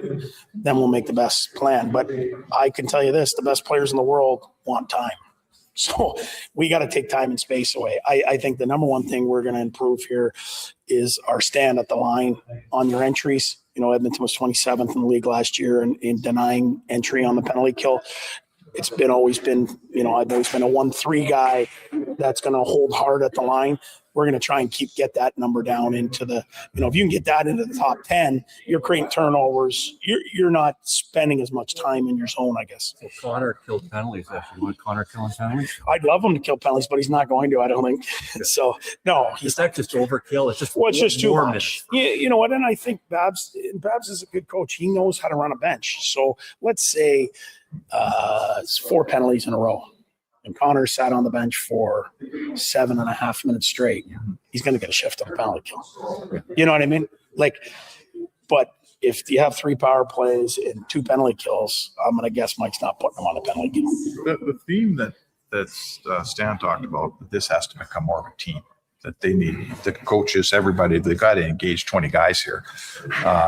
We've been seeing that here for many years, DJ. As a guy that was on the other side, were you able to almost exploit that? That it was just those guys. I felt a few years ago that there was a team here. They when they had some depth there up front, they had some guys really going. Over the last little bit, I think, when you come in here, if you were to look at the game sheet and you say 97-0-0-0 -1, 29-0-0-0 -1, you're going to win the game. Yeah. You know what I mean? That's just what's going to happen. But And I think that's where Mike's good. I mean, he's going to make some of these guys important. The Savoys, the Smanskys, if Kapanen's back, he's had Cappy. We got to make some of these other guys important. So it's not, and I think he said it right, which is not we don't want them to score less. It's just we need other guys to be good so that when you get in the playoffs, you could sustain this and not just have to rely on them. No, hey, you get down 2-0 in a game and you're in a playoff series and there's 4 to go and the boys happen to pull it out for you. Nice. You mentioned that you love players and you want to get guys involved. Trent Frederick in Boston was a really impactful player in his role as a third line guy, and it hasn't worked here yet. How do you get a guy like that back? Got to get his confidence back. Everything in the world is confidence. I don't care if it's me. I'm a confident guy. I'm an outgoing guy. I'm probably going to be the most outgoing guy you guys have seen around here in a while. I'm joking around 24/7 as an assistant coach. Still going to ride the bike outside. Oh yeah, for sure. And I keep everyone involved. My job's going to be able to try and give him some confidence. But ultimately, you earn your confidence by your play. But we got to get his confidence back. And if he gets his confidence going, I seen him play at his best. In Boston, where he's finishing checks and crashing at the net. And I think Mike's style is going to help that, though. It's going to be a forechecking under at the net, tip pucks, track, work. And if he's willing to do that, he's going to find himself as an important player for Mike. Well, there you go. DJ Smith. Very outgoing, pretty honest, Connor, in a lot of his responses. One thing I took away, Oiler fans, the penalty kill is going to be more aggressive this year. Mark it down. Guaranteed more aggressive. And it was interesting listening to his comments about Darnell Nurse. Coached him at the World Championships.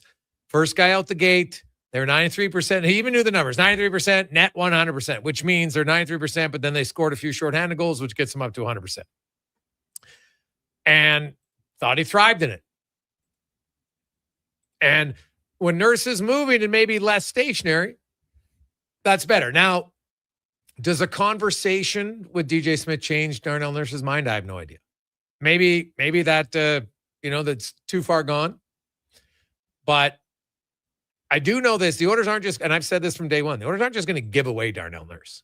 I know there's some people who think he has no value. I would disagree with that.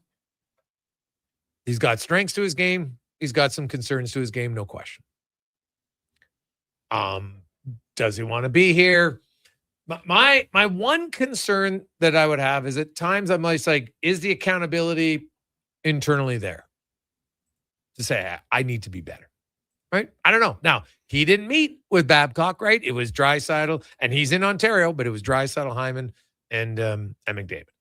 So maybe it is too far gone. They're going to move it down the road. But if this, and my understanding is it's a pretty short list of teams, like 3 or 4. And I am fairly certain I know 3 for sure. Pittsburgh, Philly, Boston. Can't say if there's a 4th one. I've heard rumblings, but I can't confirm it. So I'll confirm the 3 I know. But if there's not a deal to be made, the Oilers aren't just going to give them away. They're not in the position to do it. They're in a position to win. So Nurse is a positive asset. He's not just a garbage asset like some people think, right? You're not just going to get rid of him. And sure, it could free up some cap space, but look at the free agent market. It's not plush with top 4 defensemen. So where they go, and not many teams can just absorb $9 million for nothing either, right? So that doesn't happen. But it was interesting. Anything you took away from DJ Smith, Conman? I mean, he sounds like an extremely likable guy. Hearing what he said about football, I'm like, maybe I want to go have a beer with this guy. The Dan Campbell, even Dan Campbell punts sometimes, and explaining Bouchard in a fashion of like a quarterback sitting in the pocket. I think those were kind of cool references, things like that. But he seems like a very likable guy, a player's coach that is kind of a straight shooter as well. So yeah, I think I like this hire for the time being. It seems like he's going to be a good fit here. I'm just hoping he's that buffer between the reputation of Babcock and the players. Yes. Yeah, no, I said that. He's got experience now, a decade in the league. He's been an NHL head coach in 2 different organizations, so I think he understands that part about it, right? You respect what the head coach does. He knows he's the associate coach, but he said it I'm not afraid to speak out, and I'll say something. So on whether it's player deployment, what's his opinion on the PK, etc. So that could be a good thing. And we got Hey, guys, Gregor, I love what you said about addicts. As a recovering addict, you do need someone every now and then that is there helping you out, because most of us do err again. And for Mike Babcock, that's been who he is as a coach for 20 years in the league. Okay, since he entered in Anaheim. Go look at the stories. His first training camp, he's telling veterans not even to skate with the team. Like, what? Like, come on. So right from the get-go, that's what it was. And people let him do it. And so can you completely do a 180? I guess it's possible. Right? There are people that, you know what, that have a severe addiction to lots of things. And honestly, that's what it is. Like, addiction isn't just always drugs and alcohol and porn or anything like that, right? There's other elements to it. And he feels that, I'm just being hard. I'm just being hard on guys. Oh, maybe, DJ Smith's in a position now to speak up more if indeed it ever gets to that. Hey, can't talk to him that way. You can be hard on him, not demeaning. We'll see. Dave McCarthy joins us next. It's a Gregor Show presented by PlayAlberta.ca. With Play Alberta, backing the home team goes beyond the bets. That's because your picks have provincial impact. Play Alberta is the only app in the province that puts all revenue directly back into supporting programs and services that Albertans rely on every day. By investing in the General Revenue Fund, every play, bet, and buy made on Play Alberta helps make a difference across the province. Visit playalberta.ca/Gregor to learn more. That's playalberta.ca/Gregor. Must be 18 plus to play. If you gamble, use your game sense. Mr. Rooter buries evidence in the desert. I didn't mean to do it. I was forced into it. Yeah, forced. But now, no one will ever know. You've done well, Mr. Rooter. You did something awful, but you've covered your tracks. It's done. The last transcript that shows I did a semester of Christian school. Uncover evidence of the proudest plumber, Mr. Rooter.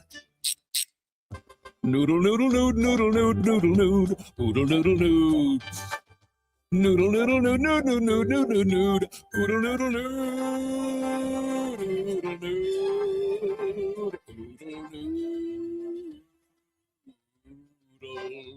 noodle, noodle, nood, noodle, nood, noodle, nood, oodle, noodle, nood. Noodle, noodle, nood, nood, nood, nood, nood, nood, nood, oodle, noodle, nood. Throw a load down to Oodle Noodle tonight because dine-in is open. You've got a go-to coffee spot, a trusted barber, even a lucky game day jersey. But when it's about looking your absolute best, there's only one name you need. Mr. Dirk. Family run since 1939. We're experts in crafting impeccable tailor-made suits and offering a wide variety of everyday styles. Pair that with personalized one-on-one fittings and the convenience of on-site tailoring. Mr. Dirk elevates your style game. Visit our Edmonton store or explore MrDirk.com. Score big on style with Mr. Dirk. Attention Alberta construction pros. For over 50 years, Japa Equipment Rentals has been your go-to for top-notch equipment and stellar service. Whether you need rentals or expert maintenance, we've got you covered. Stop by our Edmonton or Calgary locations today. Getting your vehicle sparkling clean doesn't have to cost a fortune. Take it into Hughes today and pay just loonies a wash. Find us at HughesCarWash.com. Are you a skilled laborer? All-Star Construction wants to talk to you. A heavy equipment operator with Traco or backhoe experience? All-Star Construction wants to talk to you, too. With work in and around Edmonton for local land developers, All-Star Construction offers year-round employment. Whether it's power, gas, or telecom, developers rely on All-Star Construction to get the job done. So if you're a skilled laborer or a heavy equipment operator with Traco or backhoe experience searching for work, search All-Star Construction on Indeed.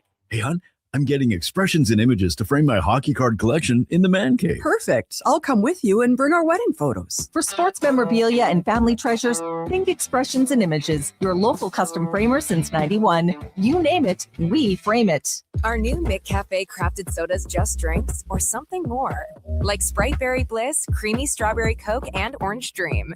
All swirled with fizzy flavor and topped with silky cold foam. Only at McDonald's. At participating McDonald's restaurants in Canada.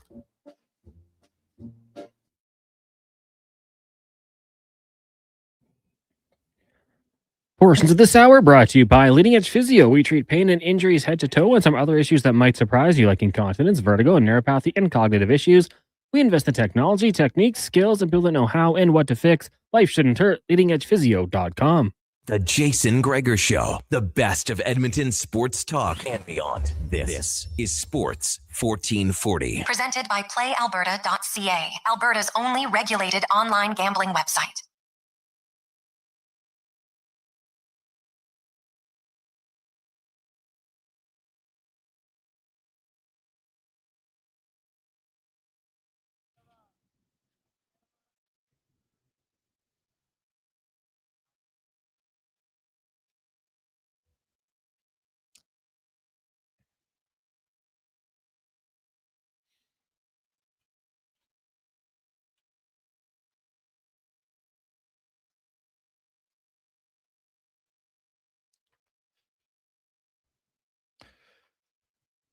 .326. How are you? And welcome back to the Gregor Show, presented by PlayAlberta.ca, Alberta's only regulated online gambling website where 100% of the revenue stays right here in the province of PlayAlberta.ca. Hope you are having a lovely, lovely Tuesday afternoon. We've had lots to talk about.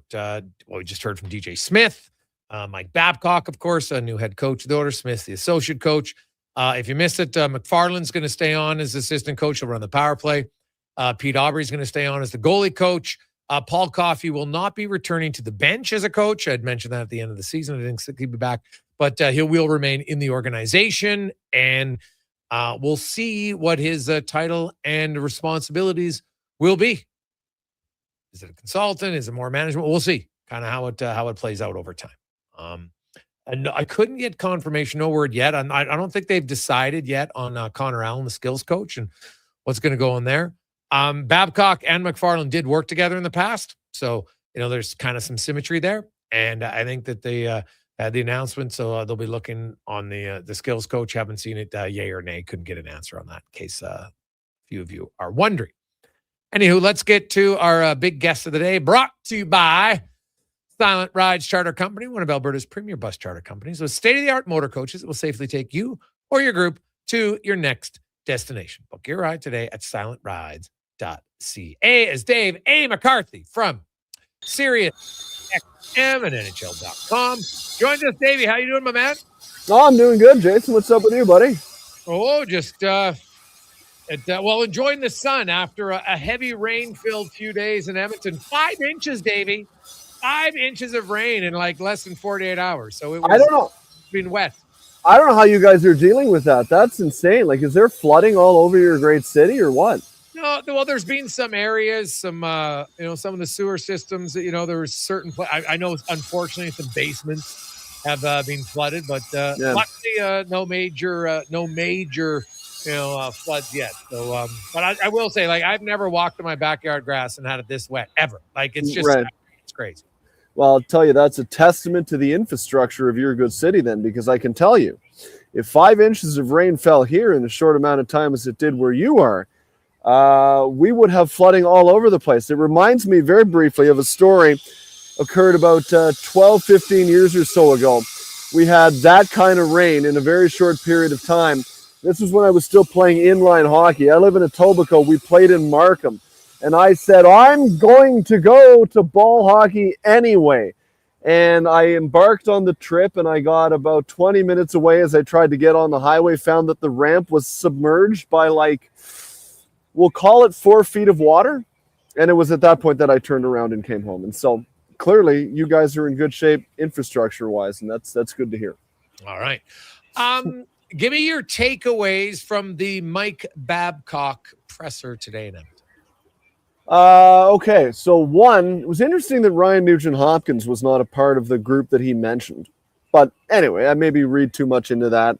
I figured it was something that Zach Hyman would be involved in. Zach's had a lot of success with Mike, and obviously it's going to involve Connor and Leon.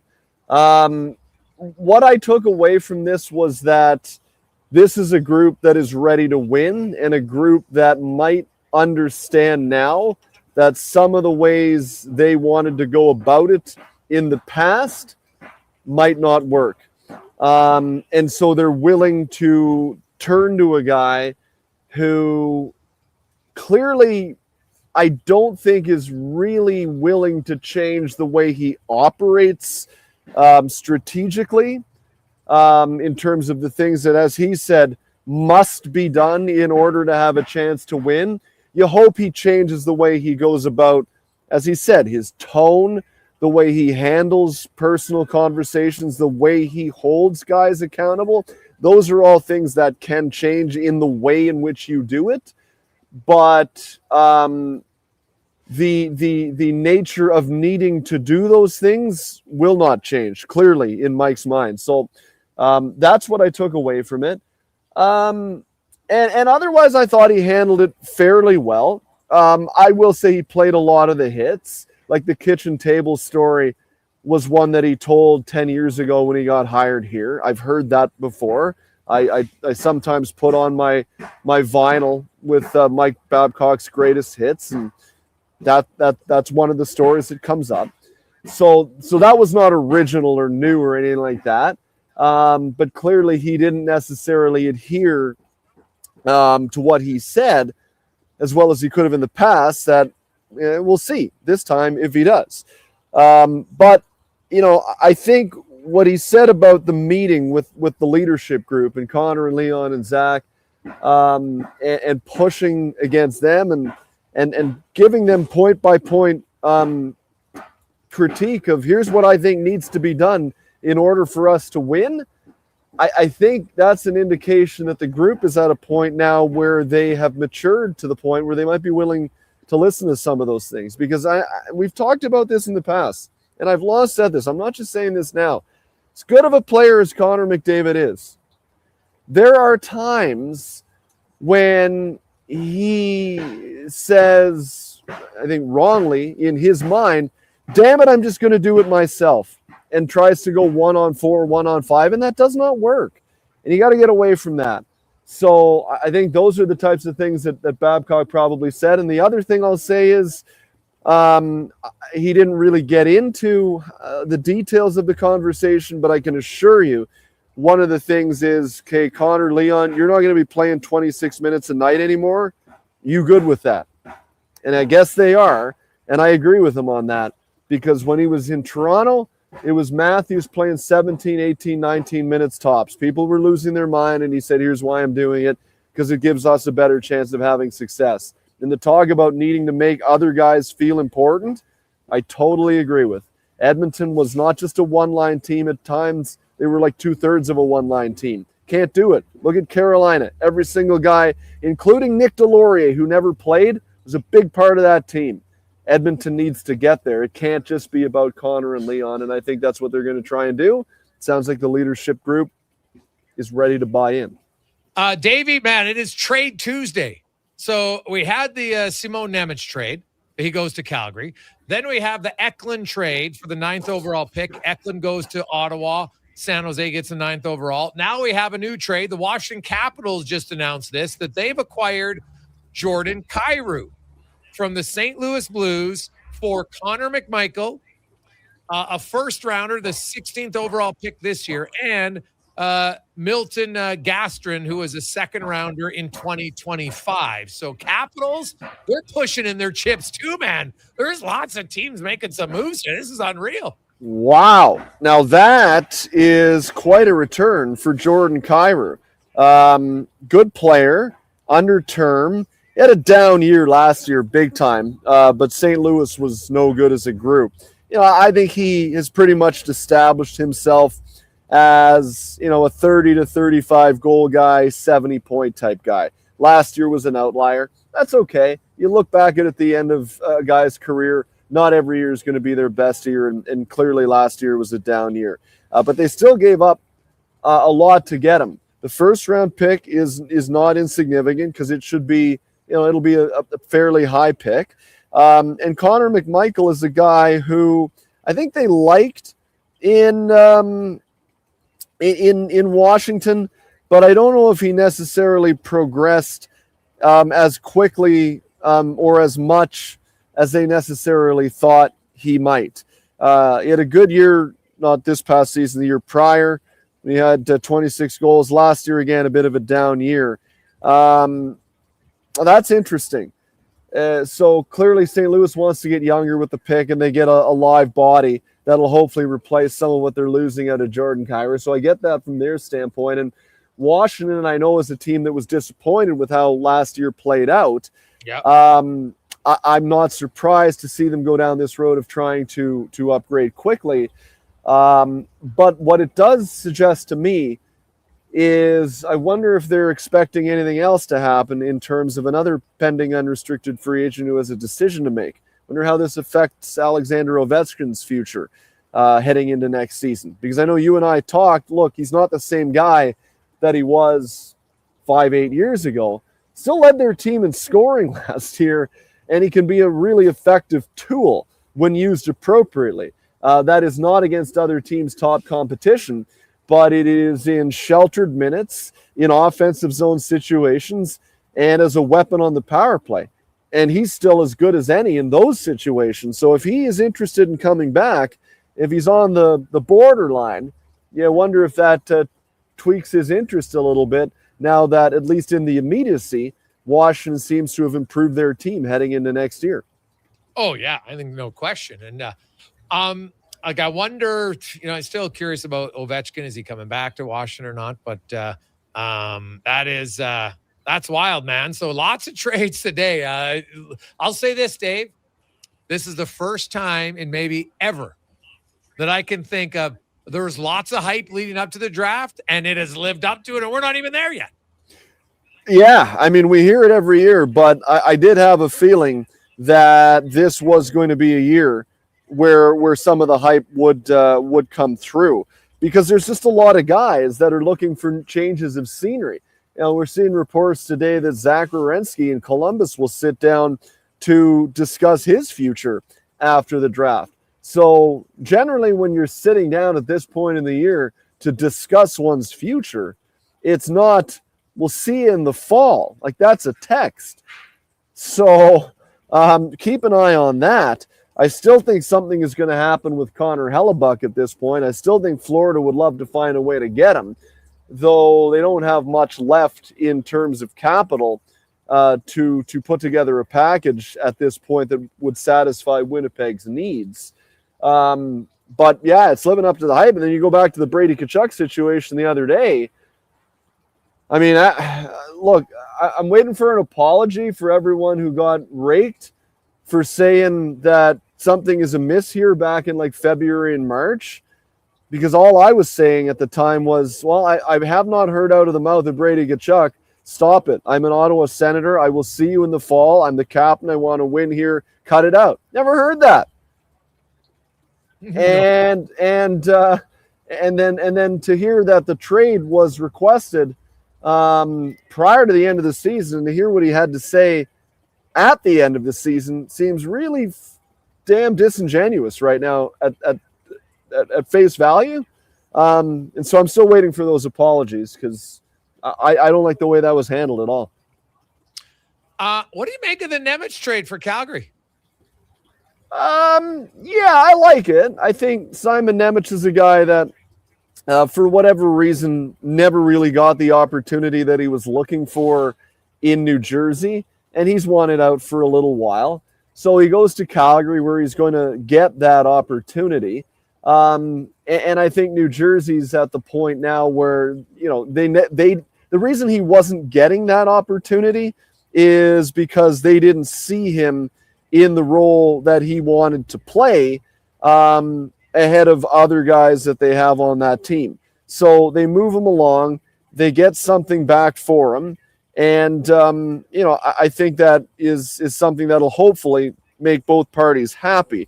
In terms of the return that New Jersey gets, they get a first-round pick from Vegas next year, a first-round pick from Colorado the year after that, and a second-round pick. So they've got some capital now that I think they're going to use to try to improve the team in the short term. A first-round pick from Vegas and Colorado, I know they're first-round picks. I don't know how appealing they are, because Vegas and Colorado certainly do not intend to be weaker teams. but it's certainly capital that allows you to go out to try to improve your team in the short term. And I think that's what New Jersey's going to try to do moving forward here, because they had a guy in Nemec who they weren't going to use at the level he wanted to be used at. And so I think through a number of steps, they're going to try to improve their group. And I think they should, because I think they underperformed this year based on the caliber of the group that they have. Jack Hughes getting hurt at Thanksgiving did not help, but I think they're better than that. And if they can add another, live, living, breathing body right now that can play a greater role than Simon Nemec, that makes a lot of sense, because I think New Jersey is in kind of like win now mode. Well, yeah, it's interesting. Like, I don't know where New Jersey's at, to be honest. Like, come away from this trade, like, they got a lot of picks. Maybe Sonny Meta's like, hey, you know what? We're gaining capital to make other moves, because, man, there's been a lot of first-round picks moved here. And I wonder if teams are recognizing that maybe first-rounders aren't as valuable as some people think. Yeah, I think they're more valuable for some franchises than they are for others. So, for instance, for the Winnipeg Jets, for the Ottawa Senators, for teams that are not necessarily the most desirable locations, the only way you get elite level talent is to draft it. And then you have them under control for at least, 7 years, maybe a little bit more than that.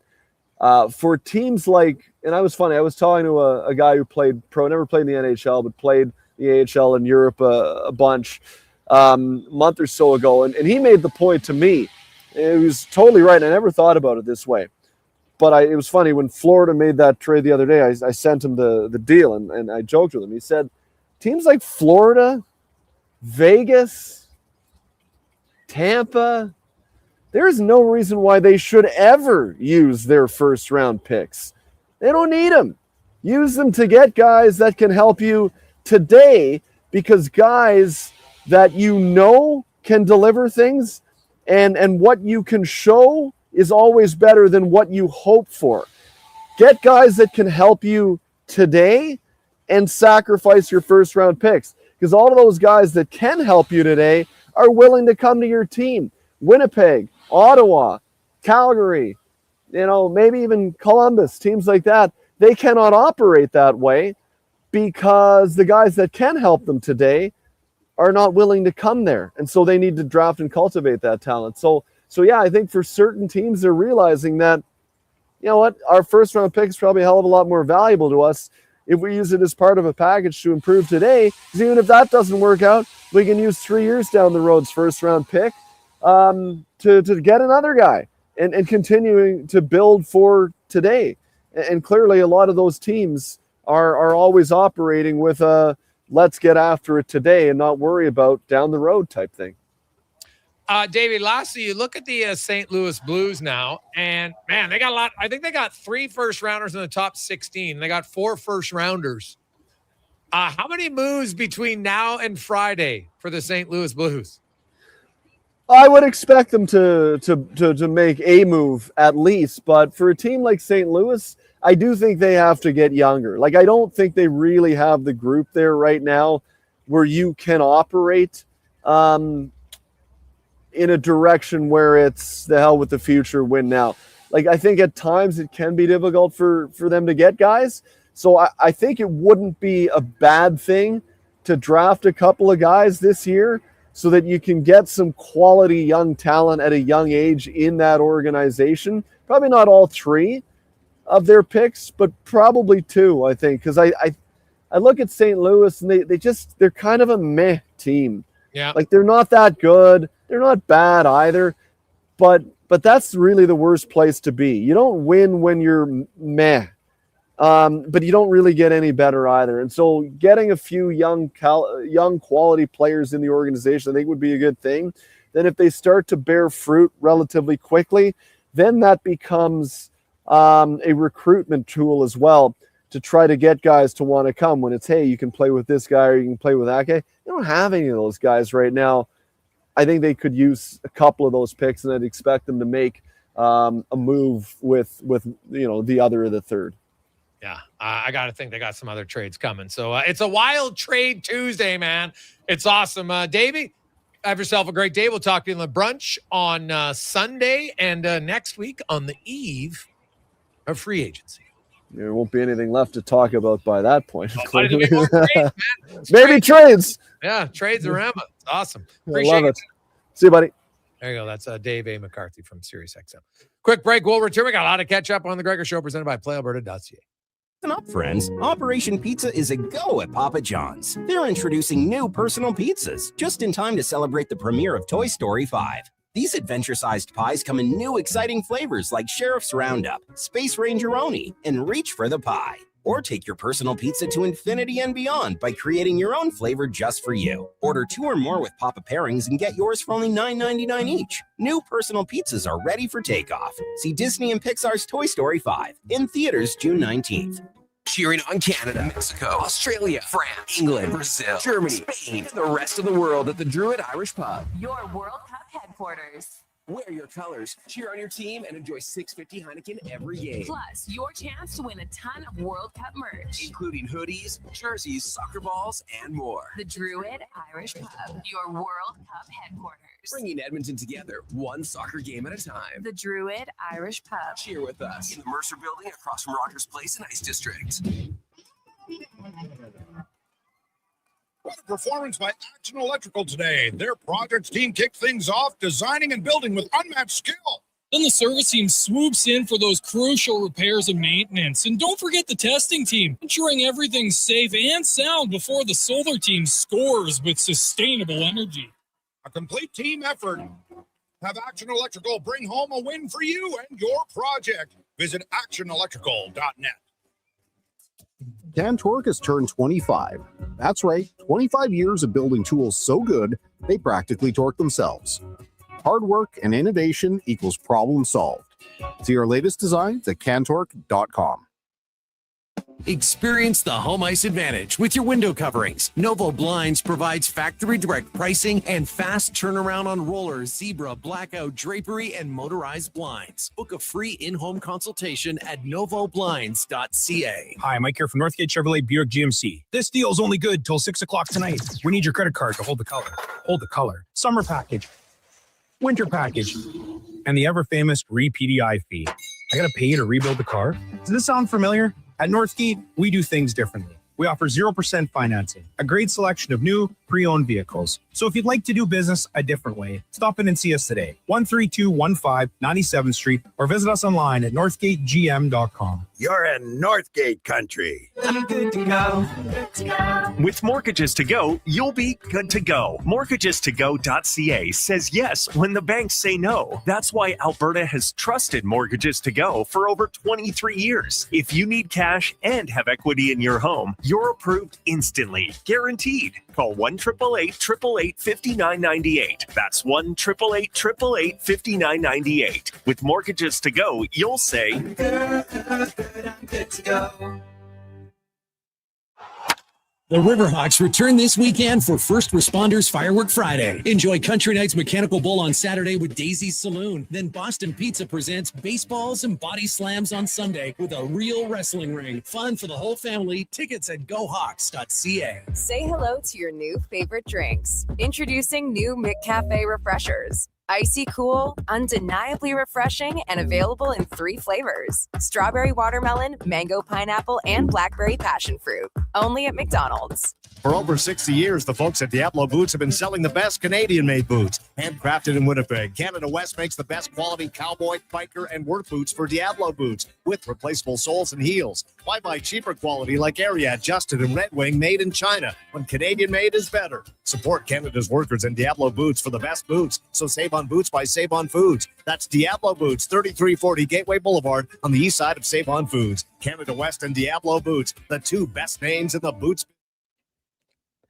Portions of this hour brought to you by UL, helping you finish your electrical project is their goal. From pot lights to electrical panels, the gear you need is at ul.ca or in person at one of their Edmonton area locations. ul.ca, your partners in power. This is Sports 1440, where Edmonton talks sports. On YouTube, Facebook, and X. Here's Jason Gregor. Brought to you by PlayAlberta.ca.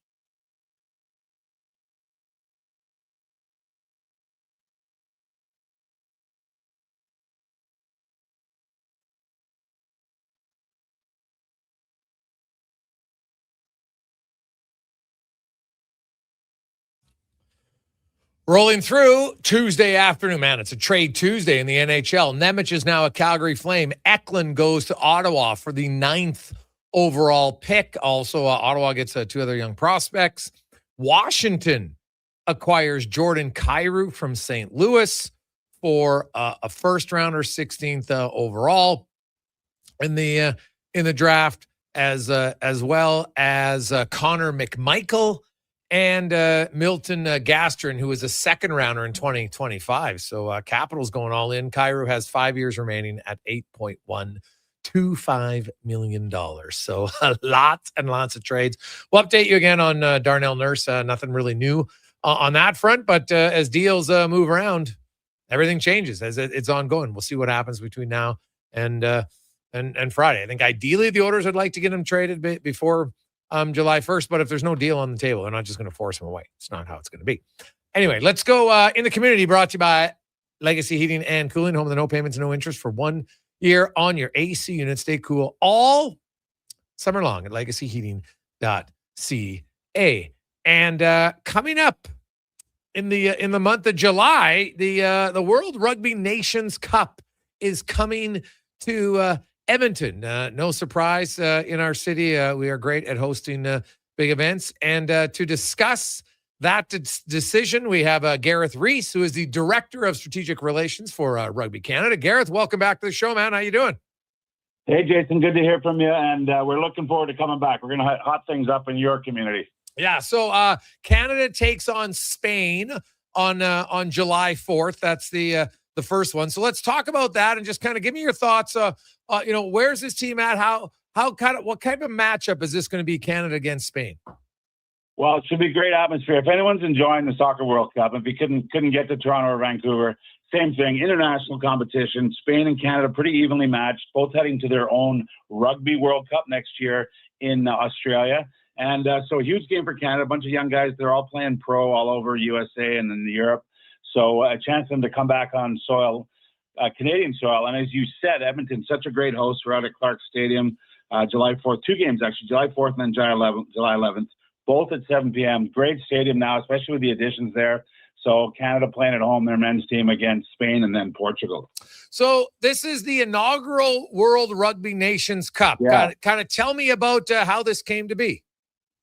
Well, it's kind of a tier 2 right now. The world, we have a World Cup every 4 years, but in between that, they're trying to give meaningful matches, and Canada needs them. So we've got Zimbabwe and Winnipeg the week after we leave Edmonton. There's also a bonus game for Edmonton fans, Tonga and Spain match up on July 11th. Now, if you know anything about rugby and if you've seen the pregame rituals, you've seen the famous New Zealand team, the All Blacks, do their haka before the game, their war dance. Well, this Tongan team have their own version, the Sipitao, it's called. So that's the thing about international rugby. There's a ton going on around the field, just like you're seeing with the soccer fans. A few adult beverages, lots of fun for the family. We got a fan fest on the 5th. So in terms of the sporting side of it, this is huge that these boys get to play at home and show them what they're all about, all the work they've been putting in. And so there is, there's 2 games now.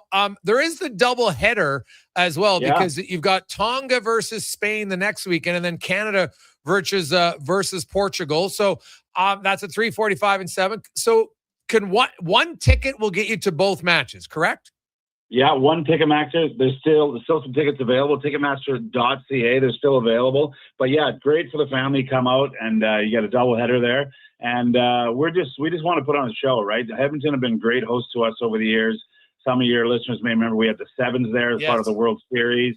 We've been in Commonwealth. We're now in Clark, which we really like. Got a great atmosphere there. And this group of young men have worked really hard, and they got to put on a show in a Canadian jersey again, just like we're seeing with the soccer guys. So now this tournament does impact the world ranking points, right? So these games this is not just kind of like a friendly, if we want to use a soccer term. Like these are very big games. Oh, they are. Well, first of all, it's what we call a test match. So it's full on, you're right, world ranking points, but also your national pride. And Spain is a team that we're targeted. We'll get them in the World Cup. We know that's a team that we can beat if we play really, really well. We won't be favorites, But that's kind of what Canadian rugby is all about. We saw our women do that at the Worlds, going to play in front of 80,000 people in their final last year. Canadian rugby players dig deep, and when they put on the red jersey, you get to see something special. So Edmonton fans are going to get to see a little bit of that passion coming out. And Spain and Portugal hopefully will be on the receiving end this summer on the 4th and the 11th of July. You look at where rugby's gone, Gareth, because you've been part of it for a long time. Where do you see the Canadian men's side of rugby as far as where we're at, and where do we need to, what would you need to do to see more growth and improvement up the world rankings? Yeah, it's the right question. I mean, growth in terms of numbers and community and girls and all sorts of different people playing the game is huge in Canada. We've gone up big numbers, but at the elite level, it's getting really more competitive. But they made a massive job. In Alberta last summer, they came in to Calgary and they smashed the USA, and that got us to the World Cup. So that's a huge first step. The next step is performing well here in Edmonton this summer, beating Spain and Portugal, and building off that. But yeah, there's some challenges. It's tough for some of these guys to get pro jobs, and they're working hard at that. And the American League just shut us out from about half of the jobs the boys had down there playing in the pro league. So it's been a little bit tough, but that's why these games are so important for the guys to get to show the world. And some of them are even auditioning for pro jobs in Europe and in the States. So you're going to see the best of the best when they put on the Canadian jersey. Well, and you know what? Both Portugal and Spain are both top 20 in the world. Canada's currently, if I go to the world rugby rankings, Canada comes in at 25th on the men's side. So as you mentioned, slight underdog, but not by a crazy amount. So you'll have lots to play for. When you look at it, for fans who are going to come out, who are some of the players, some numbers they should be focusing on? Well, you guys got a couple of locals in Coetzee and Brock Gallagher. These are Edmonton boys that have worked their asses off to get up there. They're now being called upon to potentially, they haven't picked the team yet, but they're potentially to represent Canada. So a huge moment for them. I called the games for TSN, and Brock Gallagher got on in his home field a couple of years ago. It was a pretty cool moment for a guy. But the other side of the coin is the more established senior veterans, Evan Olmstead and Tyler Ardron, from Vancouver and Lakefield, Ontario, respectively. Really top-level athletes making big coin over in France, and they'll be coming back to play for Canada. So you get to see some of the best in the world who happen to be Canadian, and then some of the local boys who are really trying to make their mark. Gareth Rees joins us. The inaugural World Rugby Nations Cup is in Edmonton. There'll be 2 weekends of games. The first ones, of course, go on July 4th, and then the following they'll take on July 11th. Got Canada versus Spain, and then you have a double header: Tonga versus Spain, followed by Canada versus Portugal. You can get your tickets at Ticketmaster. Obviously, there's some seats left available. You mentioned the World Cup. Like, are we going to see a lot of Spain and Portugal fans coming into this? Oh, you'll definitely see some. We always get traveling support. Maybe not like the Norwegians in New York yesterday, but you're going to see some good rivalries out there, and it's all pretty good spirited. But it's lots of fun. If you haven't been in an international rugby match, it's some of the Sevens fans will remember. It's about not just what goes on the pitch. There's a lot going on off the pitch. And as I mentioned, we got a fan fest for the kids. If someone wants to try rugby, that's July 5th. 1 to 3 out there at Clark Stadium. So it's we really like Clark. You know, they also put some money into it, add a few more seats, and it's got a really good buzz to it. If Canada get going and they get those stands shaking, it's a great place to play for the Canadian boys. Now you mentioned the Fan Fest on the 5th. Yeah. Kind of take me through what's available for that, and for kids who want to try rugby. Like you got some coaches there. How does it work? That's the whole thing. I mean, I know a lot of people don't know rugby, especially in certain parts of this country. You guys would be supporting the Oilers before you knew what rugby was. But Try Rugby is all about being safe, giving it a go. Girls and boys, just try and see if you enjoy it. Contact sport, Olympic sport now. So there's pathways there, and it's pretty fun. And there'll be some refreshments, and a few of the world stars will be out there, and the families can come and just have a good time. That's what it's all about. Well, Gareth, as always, we appreciate your time, man. We look forward to it, and we look forward to watching the inaugural World Rugby Nations Cup in Edmonton starting on July 4th. Appreciate your time. Yeah. Thanks for your time, Jason. We look forward to coming back. You betcha. That's fantastic, man. Like, that is some top-ranked rugby. I know we've got a real passionate, diehard rugby community in town. You know what? I've been to the Ellerslie Rugby Club a few times. My late buddy Mike Brown, may rest in peace, really got me involved in rugby, man. And when you go down there and you watch the games live, Cons, have you ever been to like a high-level rugby match? I haven't. I watched a couple high school games back in the day, and then we used to play touch football down at the rugby field. So you'd see the amateurs, but I've never seen top end stuff. So. I'm telling you, it is unreal. Like, I thoroughly enjoyed it and was like the speed of the game. It is physical. It's hard. Very gentlemanly game at the same time. But and obviously, if you like to have a little bit of fun, rugby people are definitely as much about the competition as they're about having fun at the same time. So I recommend to anyone to get down there because it's going to be it'll be fantastic. And this is world class. Like, you got top 20 teams in the world. Right, Portugal is on the world rankings. Portugal is 14th, Spain is 17th, Tonga is 19th, and Canada comes in at 25. So 4 of the top 25 nations in rugby will be in town on the 4th and the 11th. So that's awesome. And Gareth himself was quite a player. Dude, you ever seen that dude? Man, like, you look at a lot of the rugby guys, and they're just like tanks, like shoulder straight across. Some big dudes, man, thick. Like this frame was not a rugby frame, unless I was the outside guy, maybe, and then I'm probably not quick enough. But God, there's some broad-shouldered dudes in rugby. Did you ever play rugby? Did you guys have a high school team? No, my sister actually played at the U of A, and I remember going to watch it first time. And I stood like right on the sidelines, like, oh my God, like this is like, you see football tackles, but they all got equipment on. Yeah, you see those rugby now. Their form is a little bit better because no one's leading with their head because no one has a helmet on. Right? You got to, but there is some hellacious hits when you get to the outside, man, with the speed. But then even in the scrums, man, you watch them, like, there's a reason why they're wearing those ear guard protectors, man. It's crazy in there.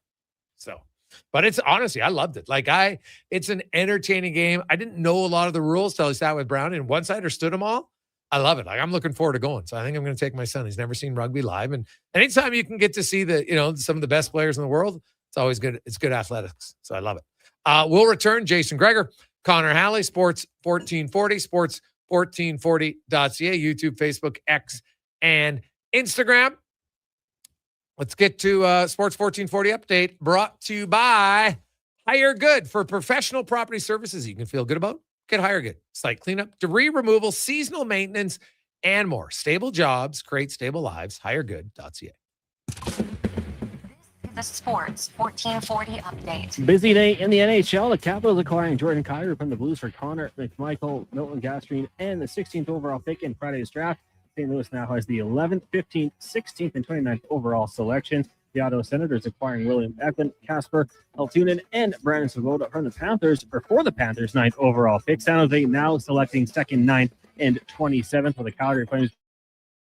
From the New Jersey Devils, along with winger Maxim Supakov.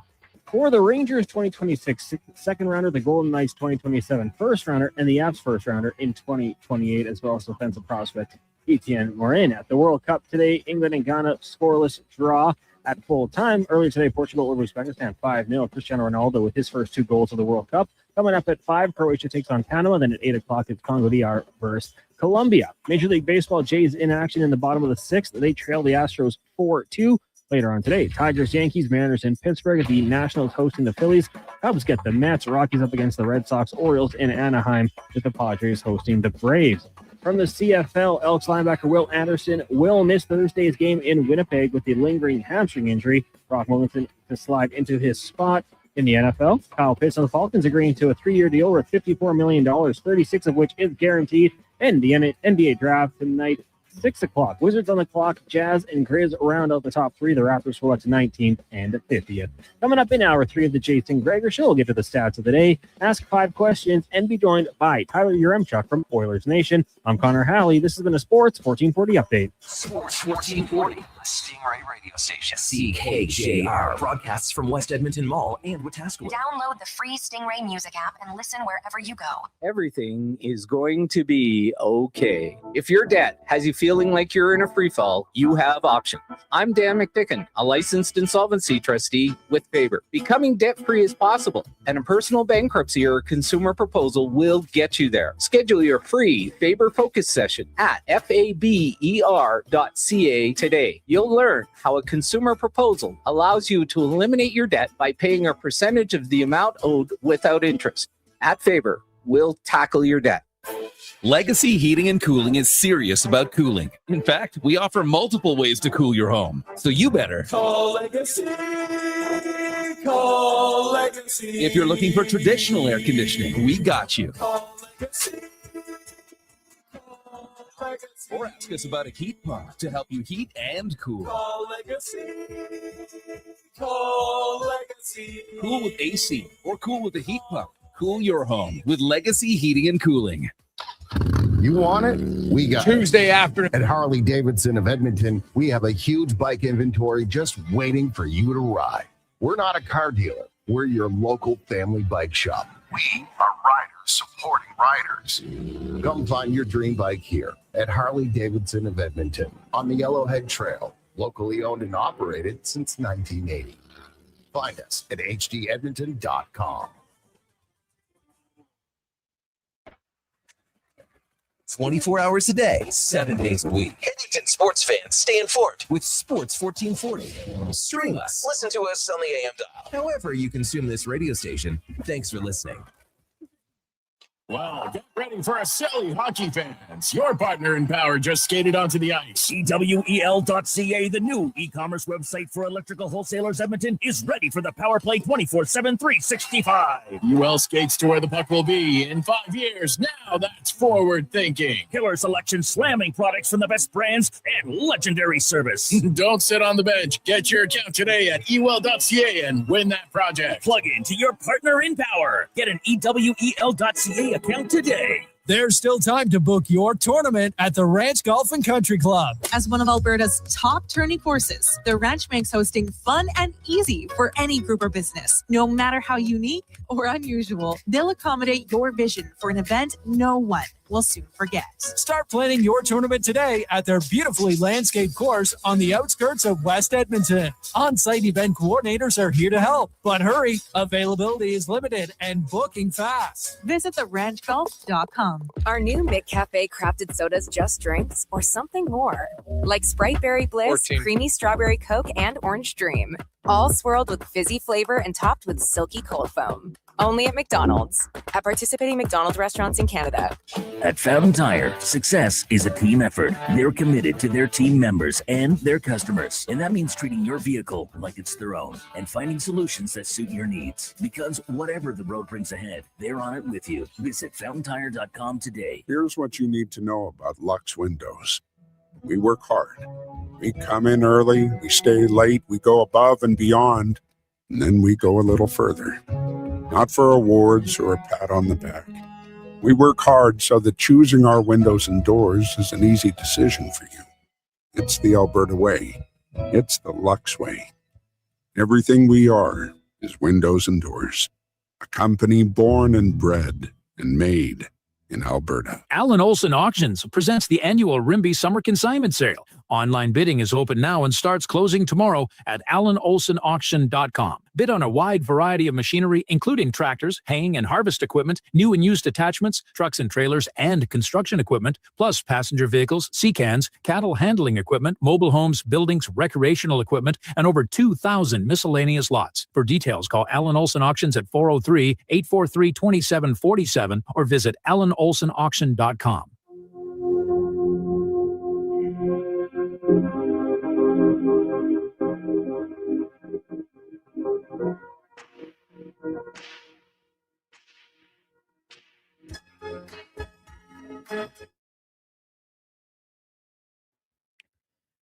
Portions of this hour brought to you by Papa John's. Get the Gregor special. Enjoy 20% off any regular menu price order. Enter promo code Gregor at papajohns.ca or on the Papa John's app.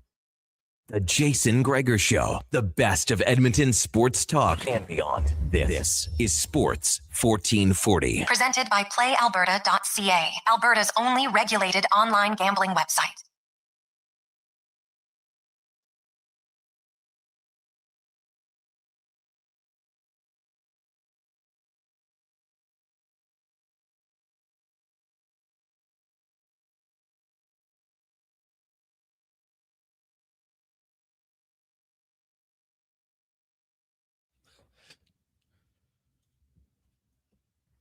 Just after 4 o'clock, how you doing? Jason Gregor, Connor Hanley, Sports 1440. sports1440.ca, YouTube, Facebook, X, and Instagram. Hope you're having a lovely, lovely Tuesday. Heck, it's Trade Tuesday, man. There's 3 trades already in the NHL. We had the big trade last night in the NBA with Giannis going to the Heat. But if you missed it in the National Hockey League, no other trades, by the way. But they did announce their coaching staff today. Babcock, DJ Smith coming in as coach and associate coach. Paul McFarland will stay on as assistant coach, run the power play. Pete Aubry's going to stay on as the goaltending coach. And Paul Coffey will not be returning to the bench. He will remain in the organization.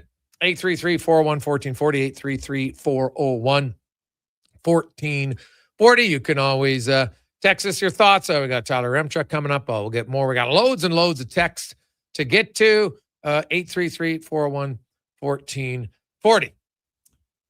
I got to read this one from unknown texter. Hey, Gregor, you're exceedingly judgmental without knowing the facts. Have you heard Mike's side of the story of any of these allegations? Because if you did, you'd be saying what you're accusing him of. He has no reason to get into a public debate on these allegations, which is likely no different than you have been a part of in your life. I've lost respect for you and Low Tide, who are in a similar attitude. The NHL heard his side of the story and have assured and assessed it using an unfavorable eye and have said there's nothing there. Well, let's get to a few things, unnamed texter. First of all, when you claim that he did actually say his side of things on many of them. And what he said was, well, I was trying to teach Mitch about hard work. He didn't deny anything that happened. He said, well, you know what? It didn't work out. And in the case of Franz, he's like, oh, I didn't know he felt that way. Because I guess the guy was just going to be happy about, being called fat, saying his teammates hate him over and over again. Now, if you want to accuse Chris Chelios of lying, feel free. Show us the evidence you have to claim that he just made it up. Because Babcock never denied any of them. Never once. He hasn't denied it. He said, well, hey, if they took it the wrong way, I'm sorry. That wasn't my intention. That's what he said. So as for the NHL, light wasn't favorable for him. So basically they're saying there's nothing there that can legally, because that's what it would come down to. Right? Court fight is saying, yeah, you're going to hold this guy out of the league. And they said, well, we don't really like what we did, but legally we can't keep you out. So that's what it comes down to. My understanding is that it had something to do with, looking at medical stuff. So away we go. And it's okay if you lose respect for me. That's fine. I really don't respect people who want to make excuses for repeat offenders. So it's all good. Right? I don't lose sleep at night when anonymous people say they've lost respect for me. Like, not in the one least. Sorry, man.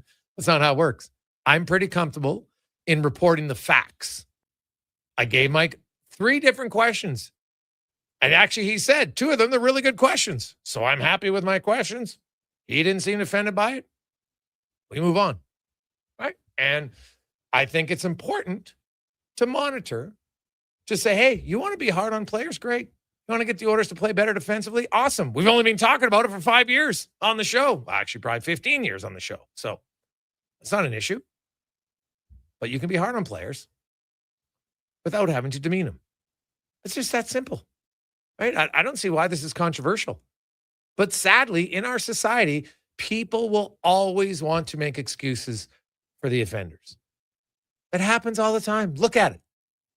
Watch how many people, men or women, when they accuse someone of rape, oh, no, they did it, right? Repeat offender. Somebody could have to pay out $5 million in civil court about, oh, yeah, but no, he's fine. Right? His own wife on record in court. No, it's okay. So some people, guess what? They're delusional. They'll just put their blinders on. They don't want to see the truth. Right? Mike Babcock has a history of crossing the line. Maybe he won't again. I'm only talking about what's happened to this point. I really hope he doesn't, because I don't want another player to have to go through that. It's not good for anybody. So we'll see how it goes moving forward. 833-401-1440, 833-401-1440. Hey, guys, how about the St. Louis Blues take the Ruck Twins 15th and 16th? Oh, that could happen. Right? It's possible. That might be a little high, but maybe. Right? If you look at, I don't know if I've seen them ranked that high in the draft. I think Liam's ranked a little higher, correct? If I'm not mistaken, Cons? Yeah. Yeah. And even he, I've seen like early 20s. Yeah. So I don't know if they would take him, but that would be an interesting one. Maybe do trade down to get him maybe closer to that 29 area. Possible. Because currently they have 11, 15, 16, and 29. Now, the last team that had multiple picks in a short window that I recall was the Boston Bruins in 2015, Connor McDavid's draft. And that's when they obviously one of those picks turned out very well for them. Mr. DeBrusk. He took him first. Actually took him second, right? They took Zabril, the defenseman. Then they took DeBrusk. And then they took, was it Senishin? I don't even know how to say his name, but those two, the guys who they took 14th and 16th, like I think played a combined 90 NHL games. And Jake DeBrusk has obviously had a very good career. And hey, the Oilers, you weren't the only one because your team traded away the 16th pick for Griffin Reinhart. And you think about all the players you could have taken instead of Zabril or Senishin or traded for Griffin Reinhart. Matt Barzal, Kyle Connor, Thomas Chabot, Joel Eriksson-Ek, Ilya Samsonov, Brock Besser, Travis Konechny, Jack Roslovic. Like, lots of guys, man. They had a lot of opportunities. It wasn't just one player. Like, I'm listening like 10 or 15 where the scouts just, they missed it a little bit. So I'm sure the amateur scouts are loving this opportunity, but I'd be stunned if the Blues picked all four choices on Friday. I think they're going to make a deal before then. So, hey, Gregor, do all these trades mean free agency July 1st is going to be a bust from Steve? Well, Steve, have you looked at the free agent market? There's not a lot of players available. So, like Alex Tuck reported again that he's likely going to test free agency. He would be probably the biggest name forward-wise on the free agent market. Other than him, I guess technically Ovi could be an unrestricted free agent. Could you imagine if he left Washington? Like, no one's even talked about that possibility. And I know it's probably super, super low, but it'd be funny. Rasmus Anderson, a lot of people think he's going to re-sign in Vegas. I know we've had Ken Bulke on for months saying he's heard the deal's done. There's just some reason why they haven't announced it yet, so we'll see. John Carlson. Anders Lee is an intriguing name. Anthony Mantha, fresh off a 33-goal season. Jacob Trouba, Matt Zuccarello, Michael Bunting, Mason Marchment, Sergei Bobrovsky, Boone Jenner, Mario Ferraro, Victor Arvidsson, Jack Roslovic, Stuart Skinner. Those are the names. Brett Kulak for free agents. So I don't know if it's going to be I never thought it was going to be a wow, look at this trade. But like anything, you can always find good deals in free agency, but usually after July 1st. That's always the major sticking point is waiting for you. No, Gregor, even the CFL getting in on the trade market. The Bombers acquiring Drew Brown from the Red Blacks for a first in next year's and a second round pick in 2028. Really? Yeah. Okay. Came down from Derek Taylor. So all right. Everyone's doing it. Why not, man? It's Trade Tuesday. We love it. It's going to be awesome for a long time. So, hey, guy, what do you think about Patrick Kane? Do you think he would come to Edmonton? Oof. From Conrad from Beaumont. Huh. So, Patrick Kane still had a pretty good year last year, right? 57 points in 67 games. Pretty solid on a bad Detroit team. Man, he's a really smart player. He's a dynamic player. I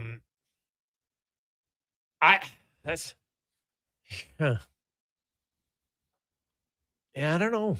Like, he'll be 38 in November. Like, I don't know. Cons, would you take Patrick? Like, I guess on a 1-year deal for, whatever money, maybe. I don't know. He's played in Chicago and New York for the what, 20 games, and then he played in Detroit. So is it coming all the way out west, more travel? Obviously, there's the chance to play with McDavid and Draisaitl. That's still appealing. But is Patrick Kane, like, he wouldn't be a July 1st signing for me, Cons.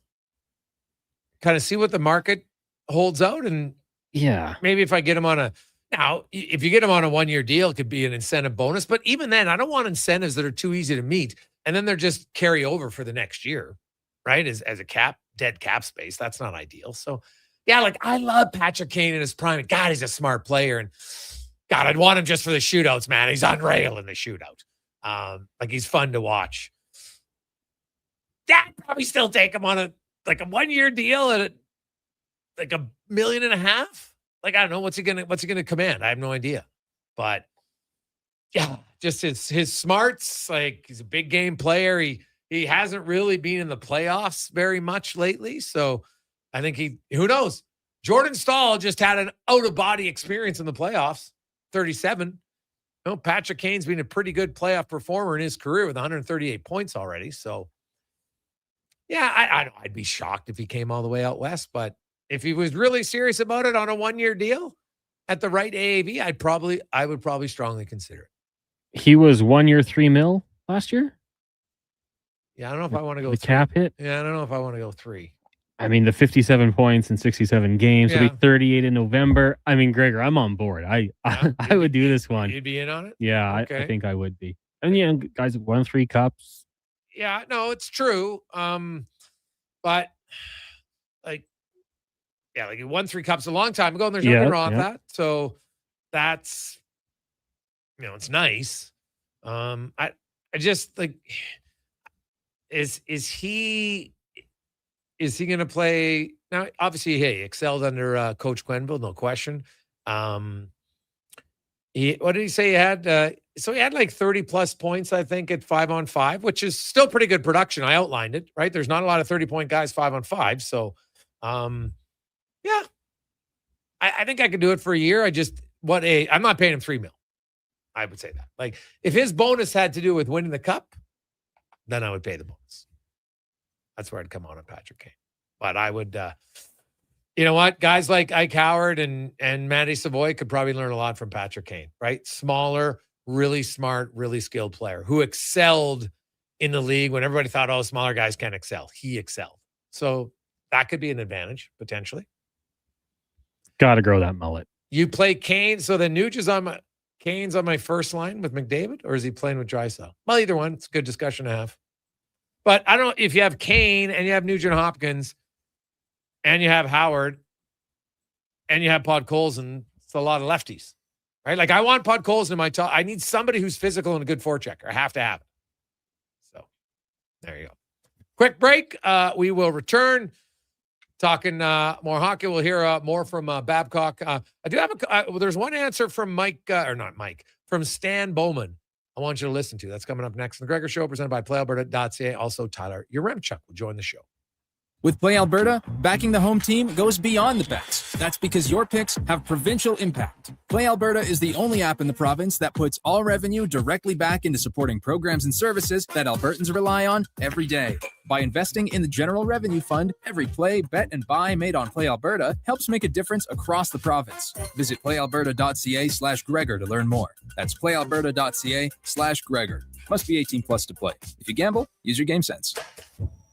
You don't just need property services, you need problems handled. HireGood provides cleanup, debris removal, site monitoring, and safety attendance across Edmonton. We reduce issues on your property, keep spaces safe, and take pressure off your team. We resolve real problems for businesses while creating real impact, because our team is built on second chances, and they show up every day ready to prove it. Visit hiregood.ca or call and mention Jason Gregor for a first-time discount. HireGood. Stable jobs create stable lives. You see it?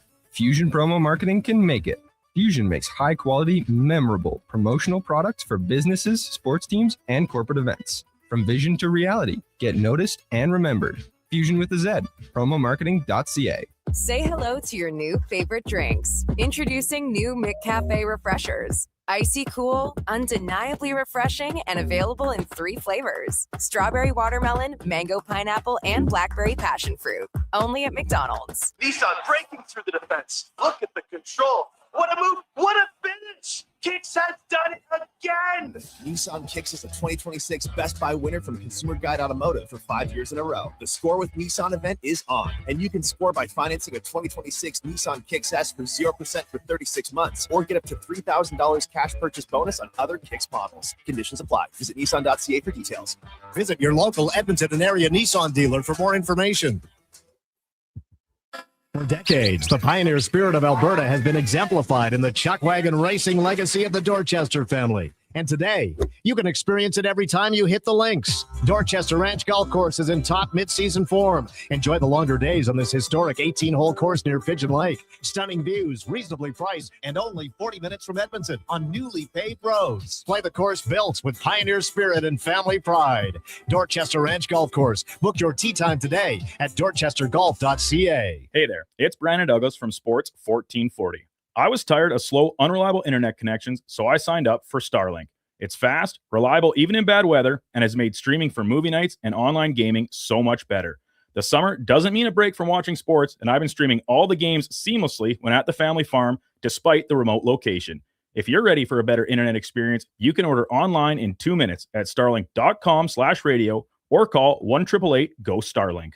Alberta is growing, but our highways are crumbling. Are you tired of the rough ride? In the last 15 years, our population has grown with hundreds of thousands more cars and trucks on our highways. Today, more than 15% of Alberta's highways are in poor condition. Cutting highway maintenance doesn't save money. It makes repairs more expensive. Don't let the government ignore the problem. Your MLA works for you. Tell them to fix our roads. Visit fixourroads.com for more information. A message from the Alberta Road Builders and Heavy Construction Association. Listen up, friends. Operation Pizza is a go at Papa John's. They're introducing new personal pizzas just in time to celebrate the premiere of Toy Story 5. These adventure-sized pies come in new exciting flavors like Sheriff's Roundup, Space Ranger-oni, and Reach for the Pie. Or take your personal pizza to infinity and beyond by creating your own flavor just for you. Order 2 or more with Papa pairings and get yours for only $9.99 each. New personal pizzas are ready for takeoff. See Disney and Pixar's Toy Story 5 in theaters June 19th.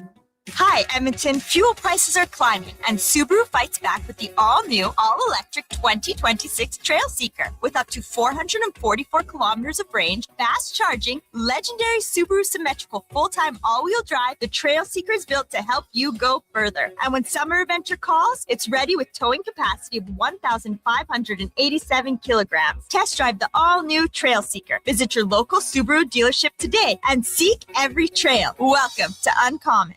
School's almost out, and road trip season is just around the corner. But if your brakes sound like they're grinding harder than a hockey fourth liner, it might be time to visit Napa Auto Parts. Napa has all the quality parts, tools, and know-how to help keep your vehicle running smoothly and road ready. With over 85 locations in Alberta, visit your local Napa store today or shop online at napacanada.com. That's Napa know-how. Portions of this hour brought to you by Japa Machinery. Rent it, run it, get it serviced. Japa Equipment Rentals has you covered from their shop to your job site. Alberta's construction pros have counted on Japa for rentals and service since 1972. JapaMachinery.com. This is Sports 1440, where Edmonton talks sports. On YouTube, Facebook, and X. Here's Jason Gregor. Brought to you by PlayAlberta.ca.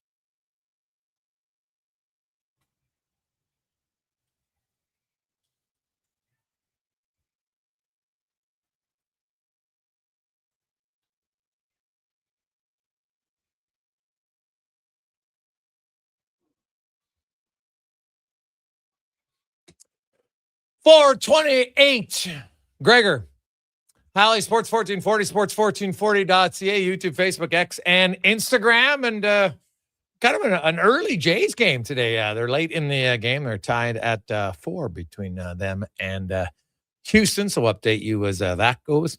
Kind of a rare, or it started, I think, like 4 o'clock in Toronto, 2 o'clock our time. So odd midweek. Sometimes they'll have like the midweek games like early in the afternoon, but kind of a late. It's like a hooky Tuesday, I'm guessing.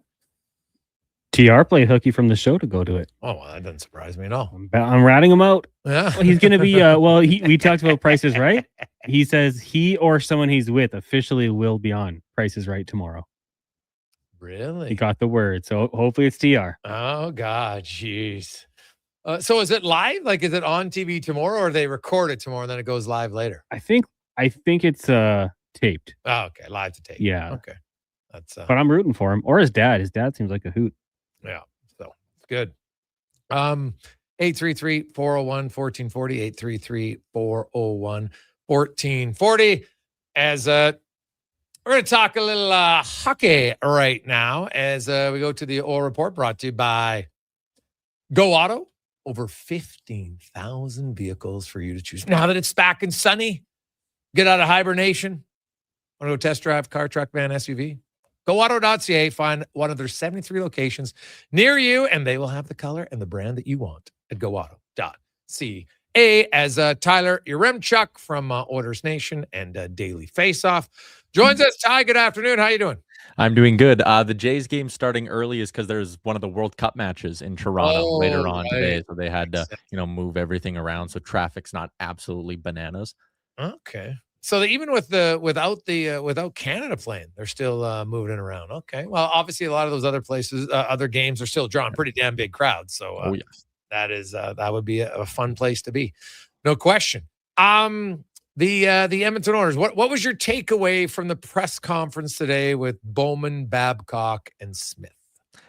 I generally like being an optimistic person, so I was kind of going into it being like, all right, maybe Mike Babcock will come out and say that, he's looked in the mirror a bit and he's grown, he's reflected on certain things in his career, and he's shown a willingness to change. And credit to you and Rashog and Speck and everyone there. Like, I think you guys all asked him like hard but fair questions, and you gave him an opportunity to get out in front of some of those things, some of those allegations, stories, whatever you want to use. Like, you gave him a chance to come out and be like, yep, I regret the way I acted in the past. That's what I wanted to hear from Mike Babcock, and we just didn't really get a lot of that. It feels like we're getting the same old Mike Babcock, and that concerns me on a number of levels. Like, his last two stops, Columbus and Toronto, have both been, I think it's fair to label them both as failures, but for different reasons. Like Columbus, he never got a chance, or we never got a chance to see what he could do with the on-ice product, but off ice, which is always the thing with Mike Babcock, it was a failure. And in Toronto, they couldn't get out of the first round with a really talented hockey team. It was a failure. And for me, if your last two stops are failures, you need to come out and say, hey, what I was doing wasn't working, and I've, taken time to learn and grow. And I didn't get enough of that out of him in that press conference to really change my tune on this hiring.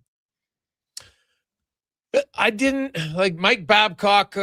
He is what he is, right? Like he wasn't remorseful. He's, even said, hey, if you don't want all of Mike Babcock, then it's not going to work, right? This is who I am. I'm going to hold players accountable. He kept using that, and that's fine. I have no problem with holding players accountable, but I think there's a fine line, and he was obviously willing to cross in the past. Now, I really think the DJ Smith factor is big here, because DJ Smith has now been in the league 10 years. When he came to Toronto, it was his rookie time as a coach, right? And now he's been a head coach in Ottawa, and then he was a brief time in LA. And so I think he has more experience having been a head coach. He probably understands more of it at the NHL level. He even admitted that anyone who tells you come out of junior, you win, that's the same in the NHL, it's not close. Like, it's a totally different game and how you deal with players and everything. And so I even had a conversation with him later, and he said, I won't be afraid to speak up. But he kind of felt that, and him and Mike are very close, that he said like, hey, I think Mike probably realizes he said some things the wrong way, and, we'll see. But I think he'll be kind of watchful of it more. And that's all you're going to expect here. I think Babcock believes he comes in, he's going to do it his way. It's going to be hard on guys. And if he steps out of line, then probably someone else is going to have to rein him in. Yeah, and I hope there is that level of, again, I'm all for a hard-nosed coach who keeps players accountable. I do think this Oilers team could benefit from that. But what's going to happen if, because again, I'll try to give him the benefit of the doubt here, if Babcock crosses a line, is it, to your point, is it DJ Smith who says, hey, Like, we're not going to do that here? Or is the Oilers leadership group going to be capable of, if he's being, over the top on a player, or they don't like the way something's going, can Connor McDavid and Leon Draisaitl, who are way more accomplished and advanced in their career than, Matthews and Marner were when Babcock had them in Toronto, like, can those two guys in Edmonton walk into the room and say, knock on the door and go, that's not going to fly here. You can be hard-nosed, but what you're doing in whatever instance it is, like, that isn't how we're going to operate. And if that happens, is Babcock going to be receptive to it? Or is he going to say, you told me you were all in on Mike Babcock. This is Mike Babcock. This is what you're getting. I love the referencing himself in the third person too. That made me chuckle. Yeah. It was interesting talking to DJ Smith, a few things. McDavid's not penalty killing next year. So that's a thumbs up. But Stan Bowman, they talked a lot about, we really need to have more players feel like they're part of it. And they made it pretty clear today that McDavid and Draisaitl's minutes are coming down. And I don't think they're coming down by 30 seconds. I think they're going to be around the 20-minute mark, pushing maybe 21, but I'm not even sure it'll get that high. And again, I'm fine with that. I've been lobbying for McDavid to come off the penalty kill for a while now. I feel like it's an opportunity. And listen, we've heard this complaint through a couple of different Oilers regimes. I remember Derek Ryan speaking out after winning one of the coaching changes, and he said, like, we want to have a role and identity. And I think that pointing to the penalty kill and having a group of players and saying, hey, the way you're going to impact a game is not on the power play with Connor and Leon. It might not be playing top 6 minutes, but if you do good on the penalty kill and you take pride in that, you have a spot in this lineup as an everyday player, all of that stuff. So I like pulling Connor off the penalty kill. I think that's a good decision. I think lowering their minutes is smart as well, depending on the type of situation in the game, of course. But I think keeping those guys fresher for the playoffs, having guys who are hot at different points and being comfortable leaning on them, like, these are all things that I think past head coaches haven't done all that well. And that is a little bit of a refreshing, I guess, narrative to hear. But the other part of it is, how are Mike Babcock and DJ Smith and the whole staff, can they avoid falling into the same trap that some of these previous coaches did? Like, we heard a very similar thing when Jay Woodcroft took over. It's, hey, we need more than just the big dogs going. And then by the end of Woodcroft's tenure, he leaned too heavily on 97 and 29. And then the same thing with Knobloch. He takes over. It's refreshing. Everyone has a role. It's great. And then by the end of it, I think everyone would agree he leaned on the big dogs too much. So, I mean, again, similar to how Mike Babcock said, players, it's good for players to say in June they want to be pushed, but how are they going to act in training camp, or how are they going to react to what I'm doing in training camp? I think it's the same thing when I hear this stuff about McDavid and Draisaitl. It's very easy in June to say, we're doing this, this, and this with Connor and Leon. Well, you wait till you're down 3-1 in a game in November and you really want to win that game. Then will we see Connor McDavid and Leon Draisaitl's minutes come down, Well, I think if you want to be consistent with it, yes, you're going to have to. You can't just say, well, I'm consistent with it until we lose a game or two, and then suddenly I'm not consistent anymore. Yeah. Again, I agree with you. It's just going to be interesting to see how or if it plays out that way. Yeah. The one major factor here, now that we got the coaches in place, of course, is goaltending. And, Connor Ingram is a pending free agent. Obviously, they got Tristan Jarry. There's lots of rumblings of trades. We've said it's Trade Tuesday. We've already seen 3 trades today in the NHL. So, what do you think Bowman's direction is going to be for goaltending?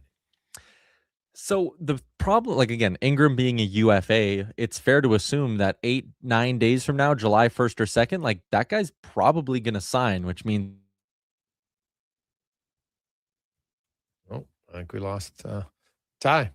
Boom. Just like that. So you look at the interesting one is really in Florida and Bobrovsky and Tarasov and what, because I think if Tarasov makes it to market, he becomes a very intriguing candidate. Ty is back with us. So Ty, let you pick it up where you snuck out.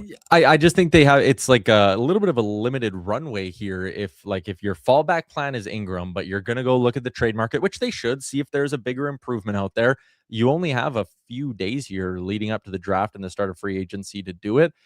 I don't know what the costs are going to be like on the goalie front, because if you look at the cost on the forward front from today, oh boy, the teams that are selling these players are getting some pretty solid returns, at least from my vantage point. So if you don't get an upgrade on the trade market, I think Connor Ingram's the best guy. I know you have Woodley on. Those are great segments. I had Woodley on with Carter Hutton last week. He seems to be high on Connor Ingram compared to the rest of the free agent group. So I don't think it's not a great look. I'll use air quotes PR wise to run back the same two goalies, but change for the sake of change isn't always the answer either. Look at Carolina. Freddie Anderson had some horrendous playoff performances in back-to-back years. Like the conference finals were not kind to him.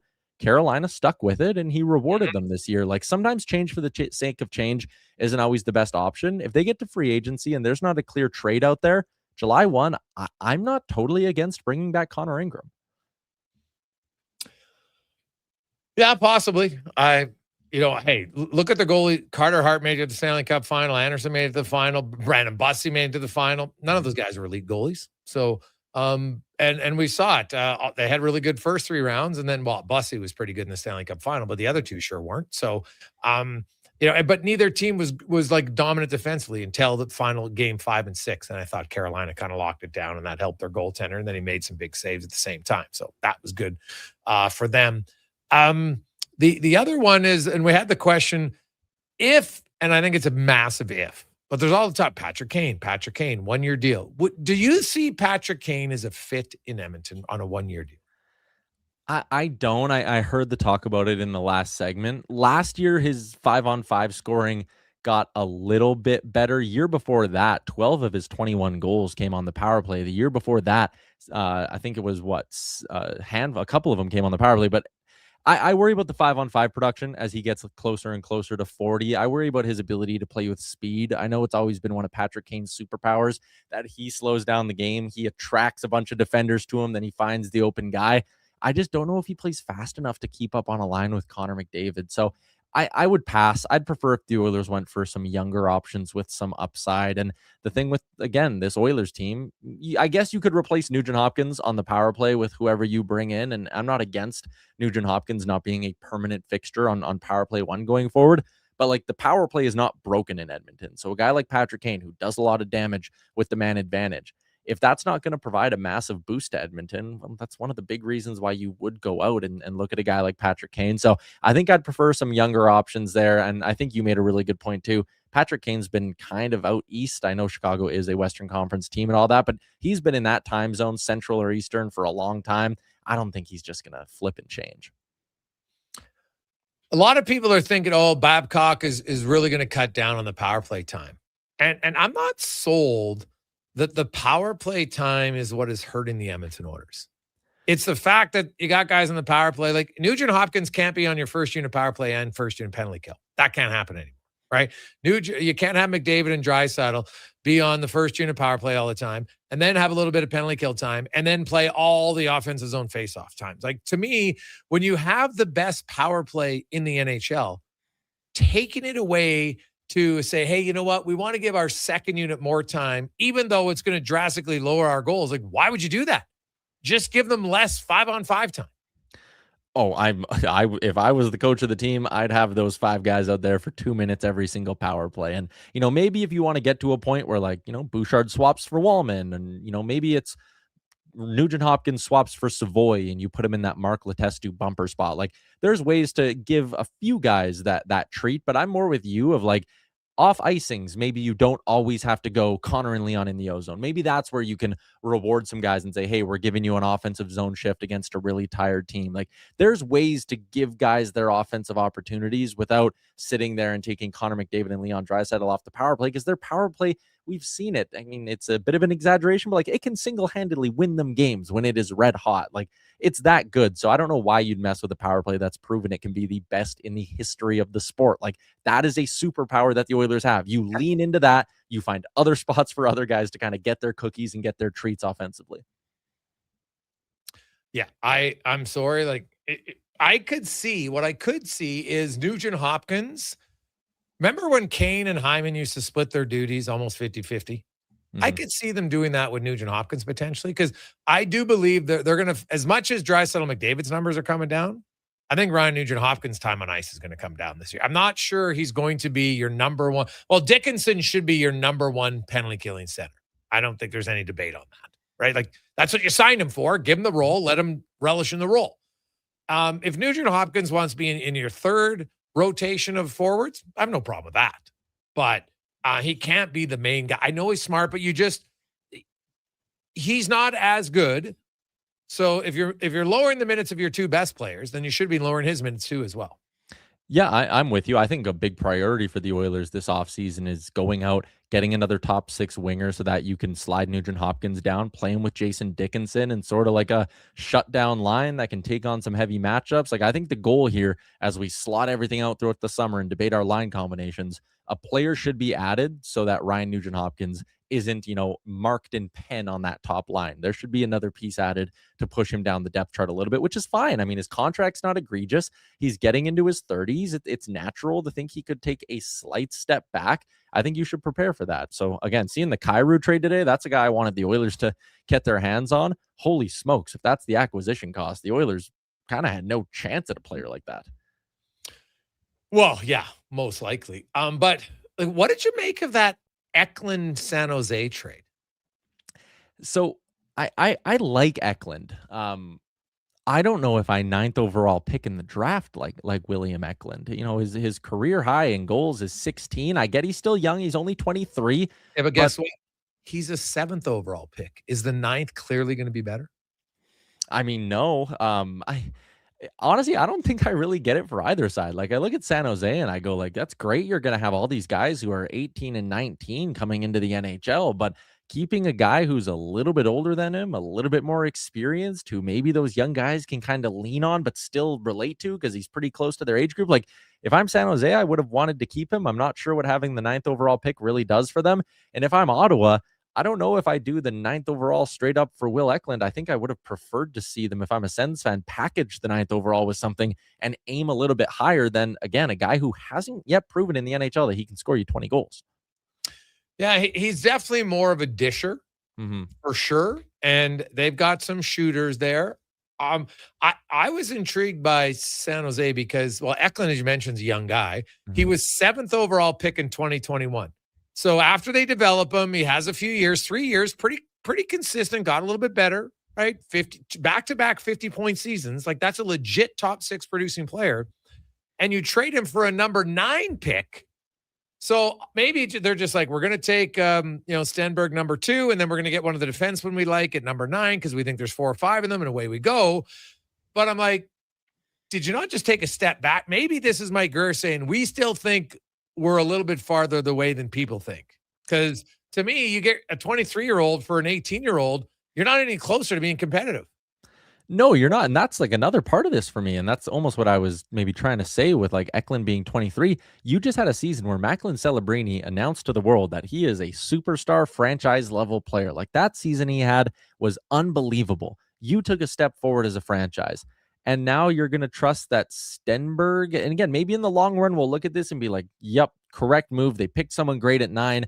Maybe Eklund tops out as a 20 to 25 goal guy. And it's like, okay, he's good, but not great. Like, maybe it works out. But I was looking at San Jose as being a team who I thought was going to like put the pedal to the floor a little bit this summer. You have all this cap space. Like, there was no rush to trade William Eklund in this deal. And the 9th overall pick will not help you win next year. So I thought they were going to go pedal down and really, really try to make themselves a playoff team.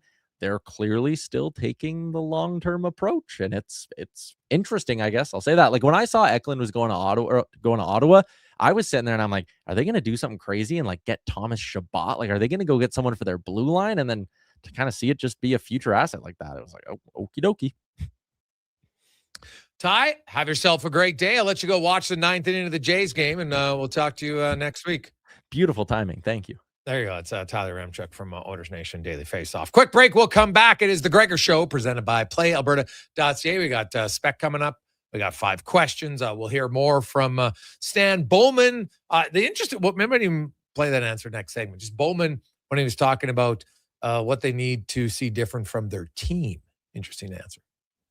Are you looking for safe and reliable transportation solutions for your wedding, corporate retreat, or golf trip? Look no further than Silent Rides, Alberta's premier charter bus company. Whether your group is big or small, Silent Rides has you covered. We offer 3 different sizes of units to cater to your needs, and we provide first-class service at affordable rates. Get your quote today. For more information and to request a quote, contact sales at 877-748-0991 or visit silentrides.ca. Did you know there are actually 3 seasons we experience in June? Spring, summer, and construction season. And while roads may be narrowed and detours are everywhere, GS construction crews are on site every day doing the work because the city doesn't stop, and neither do we. As we build and upgrade infrastructure, life continues around us. That's why we never lose sight of what matters most, making sure everyone, including our team, returns home safely at the end of the day. For more on what we do, visit gsconstruction.ca.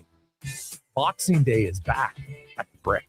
Find amazing deals all weekend long, like save $1,000 off a genuine leather reclining sofa. Save up to 40% off select mattresses, plus get a 10% instant credit to use towards sleep accessories. And find the lowest prices of the year on select beds, dining tables, and chairs. Don't miss the return of Boxing Day this Saturday and Sunday, only at the Brick. Exclusions apply. See you in store for details. The Brick, saving you more. The job isn't done until the last load is hauled, and having a semi-trailer out of commission is not an option. Whether replacing or adding to your convoy, Edmonton Trailer has a huge inventory of new and used semi-trailers, trusted by the gravel, logging, oil field, fluids, and freight industries. Find a trailer right for you online or at one of their 3 locations. For sales, service, parts, rental, and finance, when you're in it for the long haul, Edmonton Trailer. To the person who doesn't know a dahlia from a dandelion, hi, your Safeway PA announcer here. Don't worry, that's our job. So enjoy our wide range of custom bouquets, build your own, and other seasonal options. Whether you know the names or not, that's the beauty of it. Whether you're celebrating a birthday, an anniversary, or just need a pop of color in the man cave, just say the occasion and our floral team will take care of the rest. For fresh flowers, visit a Safeway near you. Nissan's through once again, and they've done it 12 years straight. Nissan ropes a 2026 Best Buy winner from Consumer Guide Automotive for 12 years in a row. A Score with Nissan event is on, and qualifying Nissan owners can score by leasing a 2026 Rogue S for the equivalent of $99 weekly at 0% for 36 months with $0 down. Visit Nissan.ca for details. $430 monthly. Includes $1,100 Nissan bonus and 0.4% royalty rate reduction. Conditions apply. Visit your local Edmonton and area Nissan dealer for more information.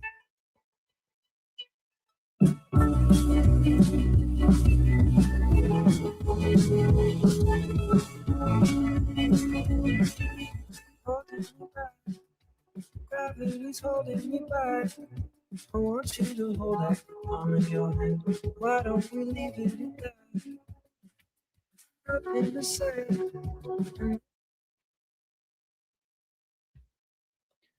Portions of this hour brought to you by 01 Hockeyology, Edmonton's home for elite hockey development, skating analysis, performance assessments, and year-round training at West Edmonton Mall. Elite hockey development at 01.ca. That's ZERONE.ca. This is Sports 1440, where Edmonton talks sports. On YouTube, Facebook, and X. Here's Jason Gregor. Brought to you by PlayAlberta.ca.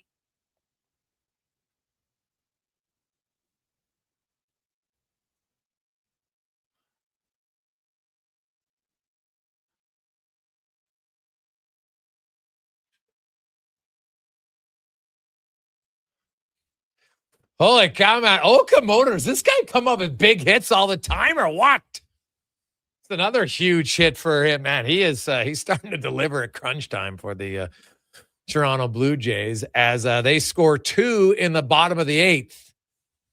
Vladdy had hit a double too, Cons. Is that 2 doubles in that inning? Good for him. So Jays now with a 6-4 lead in the bottom of the 8th inning.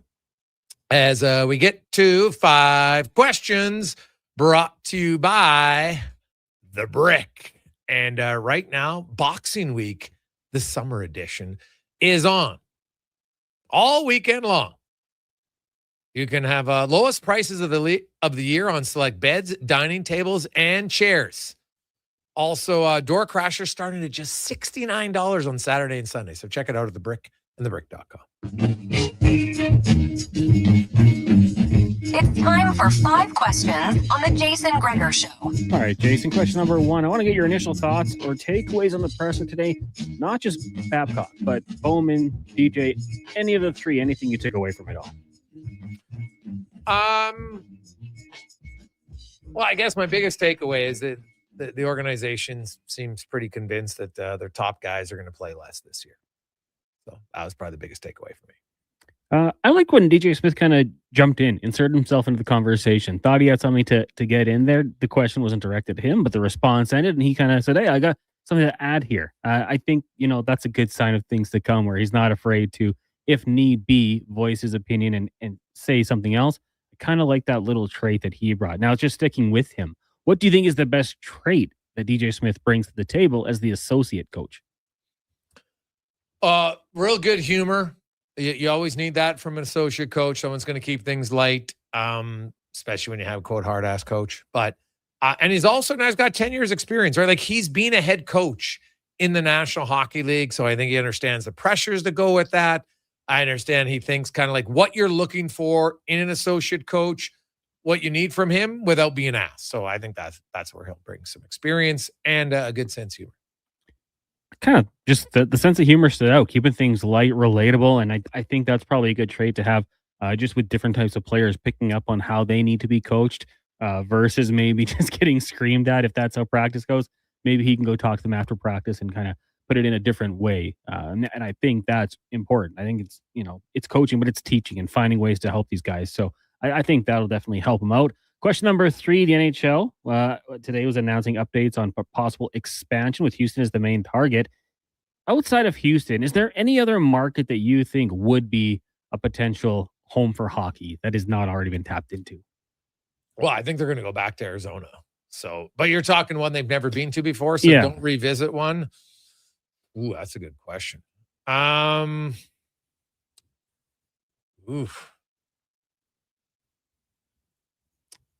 Yes, Southern Ontario. There should be 2 teams there. Like, come on. What are they doing? I will say, one I haven't heard too much of, but could you maybe like Wisconsin, Milwaukee? They love their hockey there. Obviously, collegiately, the Badgers have a stranglehold on it there. But I think they've had the Admirals in Milwaukee. Was that the team out there? I'll try a different market and say Milwaukee, maybe someone else to do those cold nights out there. Question number 4 for you. Giannis joining the Heat. Where do you rank them in the Eastern Conference today? Go ahead. I'm going to say 2 or 3. I don't have them unseating the Knicks, and I think the Celtics will be back, but I think the Miami Heat will be right in that pocket there. 2, 3. I think this is a really good move for them, and I'm excited to see Giannis go to a big-time market like Miami. Really? Hey, you think that much? Oof. When I look at the East, and like, are they suddenly better than the Pistons? Like, I don't know. Celtics, Pistons, Knicks, no. I'm not like they were 20 wins back of the Cavaliers. So I might put him 6th. Honestly, I'll put him 6th. Final question for you today. It is National Detroit Style Pizza Day. So in honor of that, of all the varieties, what would you say is your favorite style of pizza and go-to toppings? Go ahead.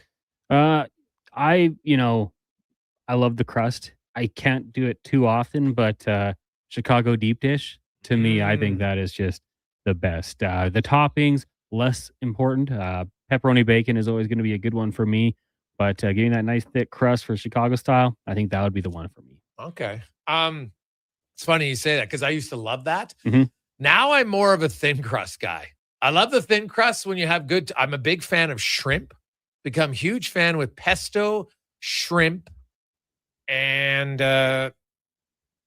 bacon. I like that combination. So mix in, and I like some Frank's Red Hot on my pizza now. Big fan. Just on top, I would assume, or dipping. Oh yeah, no, just on top. So on top, yeah, that'd be good. Yeah, just on top. So I don't. I guess like if I was going. Like, is Neapolitan considered thin crust? I don't know, probably not. But yeah, I definitely am more into the thin crust now. I don't want it too much where I'm just filling up on bread. I don't like it. Yeah, I can't go that style too often, but every once in a while, a nice deep dish is pretty good. Okay, that's fair. I can understand it. Mentioning that Drew Brown trade, the quarterback going from Ottawa to the Bombers for a first rounder and a conditional second rounder. Now, the Bombers also get a second rounder too. So it's really Drew Brown for a first round pick. And obviously that is some protection for Collaros. That's really what that is. So, and probably for Ottawa, saves him a little cap space. And I'm not sure how enamored he was in that situation. So, but like, I'm not sold that Jake Meyer is better than him yet. So maybe he's more consistent. We'll know, but that's an interesting deal for me. And Brown did spend 4 years in Winnipeg prior, so that makes familiarity. Sense. Yeah. So he's been around, and I don't know, maybe I'm overrating Drew Brown. Probably very likely.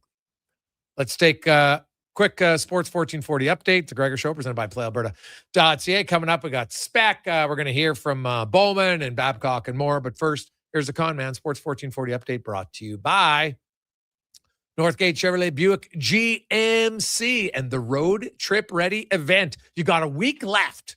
That's it, baby. Before Canada Day, stop in the biggest sale of the year. Great deals. You don't have to haggle, no bargain, just really good old-fashioned deals. NorthgateGM.com. This is the Sports 1440 update. Busy day in the NHL. Capitals acquiring Jordan Kyrou from the Blues for Connor McMichael, Dylan Gasping, and 16th overall pick in Friday's draft. The Blues now have the 11th, 15th, 16th, and 29 overall selections. Meanwhile, the Ottawa Senators acquiring William Ekman, Kasper Halttunen, and Brandon Pagoda for the Panthers' 9th overall pick. Now the Sharks are picking 2nd, 9th, and 27th. At the World Cup today, England and Ghana scoreless draw. Portugal knocked off Uzbekistan 5-0. Cristiano Ronaldo had 2 goals in that one. Right now, Croatia Panama scoreless, still just in the 2nd minute. And tonight, Congo DR gets Colombia from Mexico. Major League Baseball, the Jays in action right now, leading Houston 6-4. Houston does have the bases loaded top of the 9th with just 1 out. Elsewhere, Marlins and Rangers scoreless, as of the Nationals and Phillies. Royals lead the Rays 2-1 midway through the 2nd. Later tonight, Mets host the Cubs, the Brewers in Cincinnati, Twins get the Dodgers, Red Sox, Rockies, Padres, Braves, while the Athletics in San Fran taking on the Giants. From the CFL, Elks linebacker Nick Anderson will miss Thursday's game in Winnipeg with a lingering hamstring injury. The Bombers acquired Drew Brown and a 2nd-round pick from the Red Blacks for a 1st-round pick next year and a conditional 2nd-rounder in 2028. While Kyle Pitts and the Atlanta Falcons agreeing on a 3-year contract for $54 million. In the association, the NBA draft goes tonight. The Wizards on the clock. Set to get going at 6 o'clock. The Raptors will select 19th and 50th. Coming up in hour 4 of the Jason Gregor Show, we'll be joined by Mark Spector of Rogers Sportsnet, Derek Van Diest from NHL.com, and we'll get to Cam Tate's 2-minute warning. I'm Connor Halley. This has been a Sports 1440 update. Sports 1440 in West Edmonton Mall and Wetaskiwin. CKJR is a Stingray radio station. Download the free radio player app and listen wherever you go. Legacy Heating and Cooling is serious about cooling. In fact, we offer multiple ways to cool your home. So you better. Call Legacy. If you're looking for traditional air conditioning, we got you. Call Legacy. Call Legacy. Or ask us about a heat pump to help you heat and cool. Call Legacy. Call Legacy. Cool with AC or cool with a heat pump. Cool your home with Legacy Heating and Cooling. Got a car you're ready to part with? Find out what it's worth. Fast, easy, and totally free at Go Auto. We're talking top dollar trade-ins, whether it's a little worn or still rocking that new car smell. Just a few clicks, and boom, you've got your value. Text VALUE to 780-777-7777 to start. That's VALUE to 780 all sevens. Why guess what it's worth? Let Go Auto show you the money. Are you a skilled laborer? All-Star Construction wants to talk to you. A heavy equipment operator with Traco or backhoe experience? All-Star Construction wants to talk to you, too. With work in and around Edmonton for local land developers, All-Star Construction offers year-round employment. Whether it's power, gas, or telecom, developers rely on All-Star Construction to get the job done. So if you're a skilled laborer or a heavy equipment operator with Traco or backhoe experience searching for work, search All-Star Construction on Indeed. Are new McCafe crafted sodas just drinks or something more? Like Sprite Berry Bliss, Creamy Strawberry Coke, and Orange Dream. All swirled with fizzy flavor and topped with silky cold foam. Only at McDonald's. At participating McDonald's restaurants in Canada.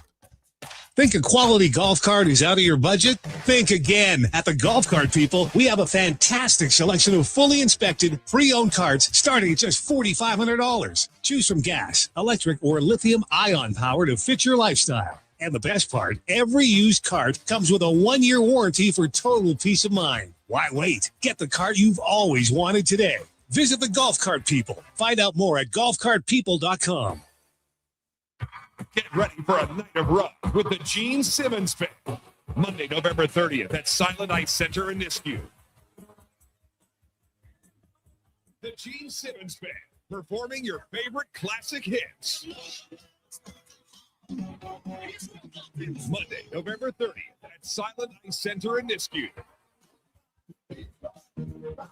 Tickets on sale now at silenticecenter.com. Don't miss the Gene Simmons Band.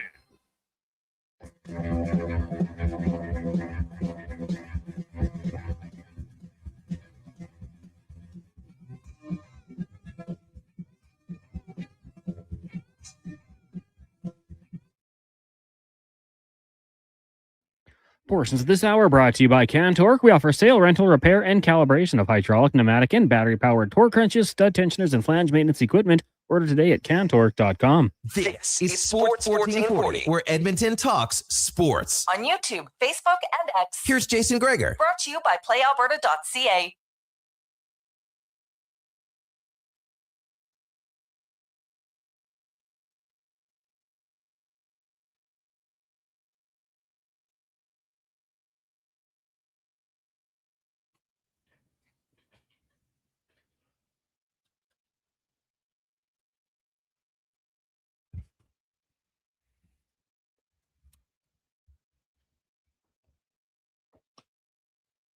I would love someone to explain. Welcome back, by the way. Jason Gregor Show, Sports 1440, sports1440.ca. I would love someone to explain to me why there's so much more catcher interference suddenly in the major leagues of baseball. Like, why do catchers suddenly have to move up closer behind the plate and get their glove up, knocking the bat when the guy's swinging it? Like, I don't understand it. Why? Why is this happening? Is it really that necessary? The bases are loaded. The guy can't steal a base. What am I missing here? Like, I see it happening all the time. Houston just tied the game because Valenzuela, well, that became in the 5th round. Then they got a sacrifice fly to make it 6-6. Valenzuela got and it wasn't even close, Cons. Like, it wasn't even close. No, he had his left hand fully extended there. Yeah, like, I don't know. What am I, baseball guys? Let me know. What am I missing? Why is this all of a sudden a thing in MLB? It just seems stupid to me. Just catch the damn ball, keep your glove out of the bat swing. Doesn't seem that difficult. Never saw it for years. All of a sudden now it's a thing. It's a weird thing. 833-401-1440, 833-401-1440. It's the Gregor Show presented by PlayAlberta.ca, Alberta's only regulated online gambling website where 100% of the revenue stays right here in the province at PlayAlberta.ca. As it is time for Spec Report, brought to you by GS Construction, your underground infrastructure specialists. And if you are looking for a gig, top men, operators, pipe layers, they're hiring. Well, gsconstruction.ca, look up careers. As Mark Spector from Rogers Sportsnet joins us. Spec, you're a baseball guy. What the hell's going on with all the catcher interference? I don't know. I don't know what a catcher's doing differently. Like, the call's been there for 1,000 years. It's always been there. Yeah. But you didn't used to see it very often. And now all of a sudden you're seeing it. So why, buddy? Got me. What's the theory out there? Are guys trying to, like, no one's stealing if the bases are loaded. So what are we doing here? Getting our glove in the way? I don't get it. Yeah. So I don't get it at all. So, no, doesn't make much sense to me whatsoever. So who knows? Now, I asked everybody, what was your number one takeaway from the press conference today? Well, my number one thing, one of the things that really struck me was Babcock, for better or for worse, didn't blow any smoke up anybody's rear end. He didn't come out and say, I'm a changed man and I'm going to work on myself and I'm going to do this and I'm going to do. we threw all the fastballs we had at him, and he took them and fielded them and sent them back our way, and without ever there was no song and dance. There's no, oh, you don't know who you're getting a different guy. You know exactly who you're getting Mike Babcock, and he hasn't changed. So for better or for worse, at least the guy comes as advertised, and I thought I didn't want to see a guy telling me something he's not, because I wouldn't have believed it. How about you? Yeah, well, hey, I'll say this. I don't have to like Babcock's past, but he didn't lie. And I'd much rather have someone say, this is who he is. I'm showing everybody who I am. I'm not remorseful. I'm going to hold players accountable. I did find it funny that in Columbus now suddenly, well, his wife called him, and that's why he left. That was a new one for me, but revisionist history a little bit. Yeah. Yeah. So, but there was no like, oh, I'm really sorry, pretend stuff. So I'd actually prefer that, right? Like in a time where our politicians just lie to us, like I wish we were like Wales, Spec. Wales put in a law. Politicians cannot lie. I love it. It's a great law. It's like the fact that you even had to put it in as a law illustrates it was a big problem. So I like the fact that nothing he said today would suggest that, hey, no one should be under any illusions that Mike Babcock doesn't believe that Mike Babcock is great. And it's an honor for Edmonton to get to hire Mike Babcock. that was the takeaway I got in that one answer.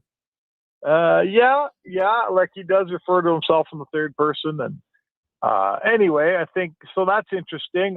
There's a few things that he came out with today that I've been banging on for a while around here, the need for this organization, this roster to become more of a team, the need for the inclusion of the bottom players, the other 13 guys, not just the top 5 or 6.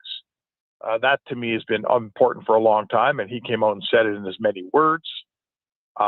It sounds like he wants to hold his top players a little more accountable for, the plays they make and the way they play the game. And I think that that's what's needed here. Like, Jay, they've been running this thing out for 10 years and they don't have a Stanley Cup. So if he's coming in here and he's doing things the exact same way, I'm going to say, well, that's a dumb idea. He's coming in here and he's doing things different, and different can't be bad, my friend. Different can't be bad. The star guys are going to play less.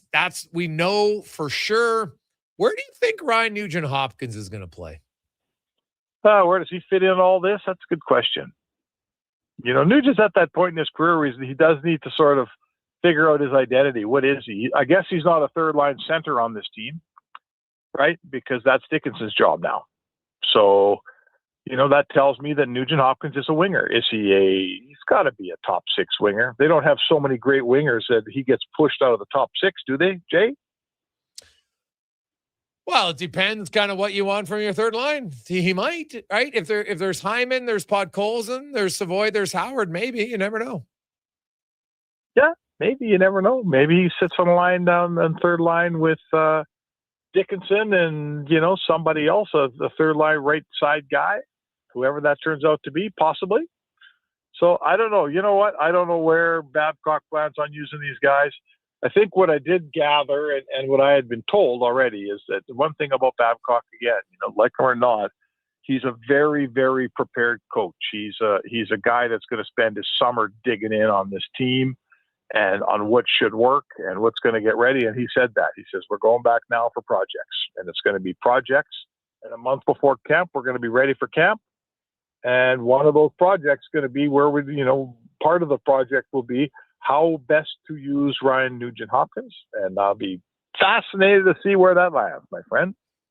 Yeah, it will be fascinating. Now, the other aspect here, Spec, we saw a trade Tuesday. Now, none of these trades, because people are always like, why didn't the Oilers get involved in Kyra? I'm like, well, because they don't have a 16th overall pick. So kind of ends discussion right there. Yeah. Or 9th overall pick, right? Right. Yeah. So you're not getting involved in those, but teams are. The San Jose trade to me was very interesting because you're giving up a guy who was a 7th overall pick in 2021, who's now had back-to-back 50-point seasons, which puts you as a guaranteed top 6 forward, and you're trading for a 9th overall pick. I'm just kind of curious as to why they think that gets them moving closer to where they want to be. Yeah, and a 9th overall pick who's like 18 years old. Eklund. How old's Eklund? 22? He was a 2021, so he's 23. 23. He's already got 2 50-point seasons. He's 23 years old on a not very good team. Like, I don't know. What are you going to draft a guy better than that? So I don't get that trade. I'm not sure what Mike Greer's plan would be. Like, I'd love to have him explain it to me because he's a really smart guy and he has a plan. Don't get me wrong. But on the outset here, I don't love, like, again, if you draft a guy and he's 23 years old, he's got 2 50-point seasons, that's a hell of a good draft pick right there. Because when he's 25, there's a good chance he's going to be a 70-point player. So I'm not sure where they're going. I heard you earlier, and I think you're right. Maybe he thinks they're not quite as ready as we thought they were. But, these rebuilds, you can't keep stepping back 2 years and stepping back. Like, they lose 4 years from Eklund to this 18-year-old they picked. That's pretty heavy. That's a pretty heavy step back for me. I'm not sure what they're doing down there. Yeah. To me, I wonder if Mike Greer just says, hey, we got a lot of small forwards. Maybe there's something they like, or spec. They got a bigger move coming, and they're going to move the number 2 and the number 9 to get some legit players right now. Oh, there's that too. There is that too. He is well stocked with 2 top 10 picks and a nice draft year. Or you could certainly, if you trade the 2, and settle for the 9, you could get a hell of a player for 2. So I don't know, man. Let's see it's been. I don't know if it's the economic sort of horizon or atmosphere or environment, I guess, in the NHL, or I'm not sure what it is, but it's been a really, really active week here heading into the draft. There's lots of teams doing lots of stuff, man. And it's great. I love it. Yeah, no, it is good. It's good for sports radio. Yeah.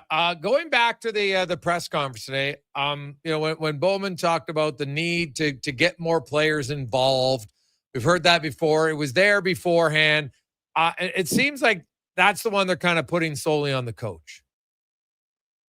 Well, that's the guy whose job it is to make that happen. Like, the GM says, look, here's a problem we have. I mean, this goes so far back, Jay. We've been talking about this for forever. It goes back to the Derek Ryan days and before that. Remember Derek Ryan as a fourth-line center going, man, sure wouldn't mind feeling like I'm part of this team. It's been going on here for way too long. I personally have always thought it was an issue, and now the organization is coming out and verbalizing that yes, we're too top-heavy. There's too much responsibility with our top guys. It's too much on them. It doesn't work. All the things we've been talking about. I hate to say I told you so or we told you so. I'm not the only guy who said it. But to me, it's been evident for a long time. They need to build a team here. They need a team, and they need responsibility and ownership. And what did they say? Feel the bottom guys, the rest of the team needs to feel important, is what Babcock said today. And part of that's going to be, like, you won't see Connor McDavid killing penalties this year, right? I think DJ Smith basically said that to us afterwards. So that's fine with me. I don't need Connor McDavid killing penalties. That's a place where somebody else gets a little bit of confidence. I don't think you need to give that to your top player. Do you, Jay? No, I've argued it for years. I don't want McDavid on the penalty kill. Why? Blocking shots? Get the hell out of here. Like, no offense to the guys who have to do it, but I'm not having McDavid do it. And then you can't do the job properly if you're not blocking shots. So just kind of how it goes. So I don't see it. Lastly, for you, Spec, did you hear anything? Because I couldn't get it confirmed, but have you heard the length of Babcock's contract? Is it 3 years? I did not hear. No, I have not heard yet. That's something a guy better look into here, hey? Yeah. That'd be my guess, would be 3 years. So we'll see kind of what happens, but that'd probably be my guess. Standard practice is 3 years. When you get a coach like this that no one else wants to hire, sometimes you can get away with 2 years. He signed a 2-year deal in Columbus when he was there. And let's face it, Mike Babcock doesn't have a whole bunch of teams chasing after him here. So, I would say this is a relatively team-friendly contract, whatever it is. You don't need to break the bank for Mike Babcock because, like I say, no one else is hiring him at this point. So let's see what it is. I mean, gosh, does it matter in Edmonton? Coaches don't last 2 seasons here, do they, Jay? Fair point, Spec. Fair point. Who's covered more of those coaches' press conferences than you and me and Rishog and all the guys in the press corps here? Like, every second year we're at one of these things. Well, yeah, considering, I started in 2001.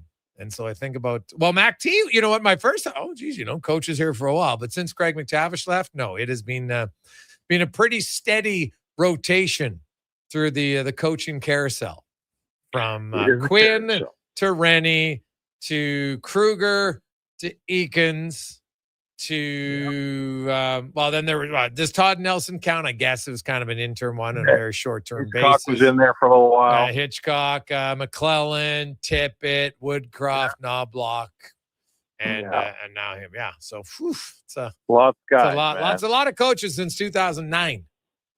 That's when McT left. So. Well, this is Connor McDavid's, I think, 6th.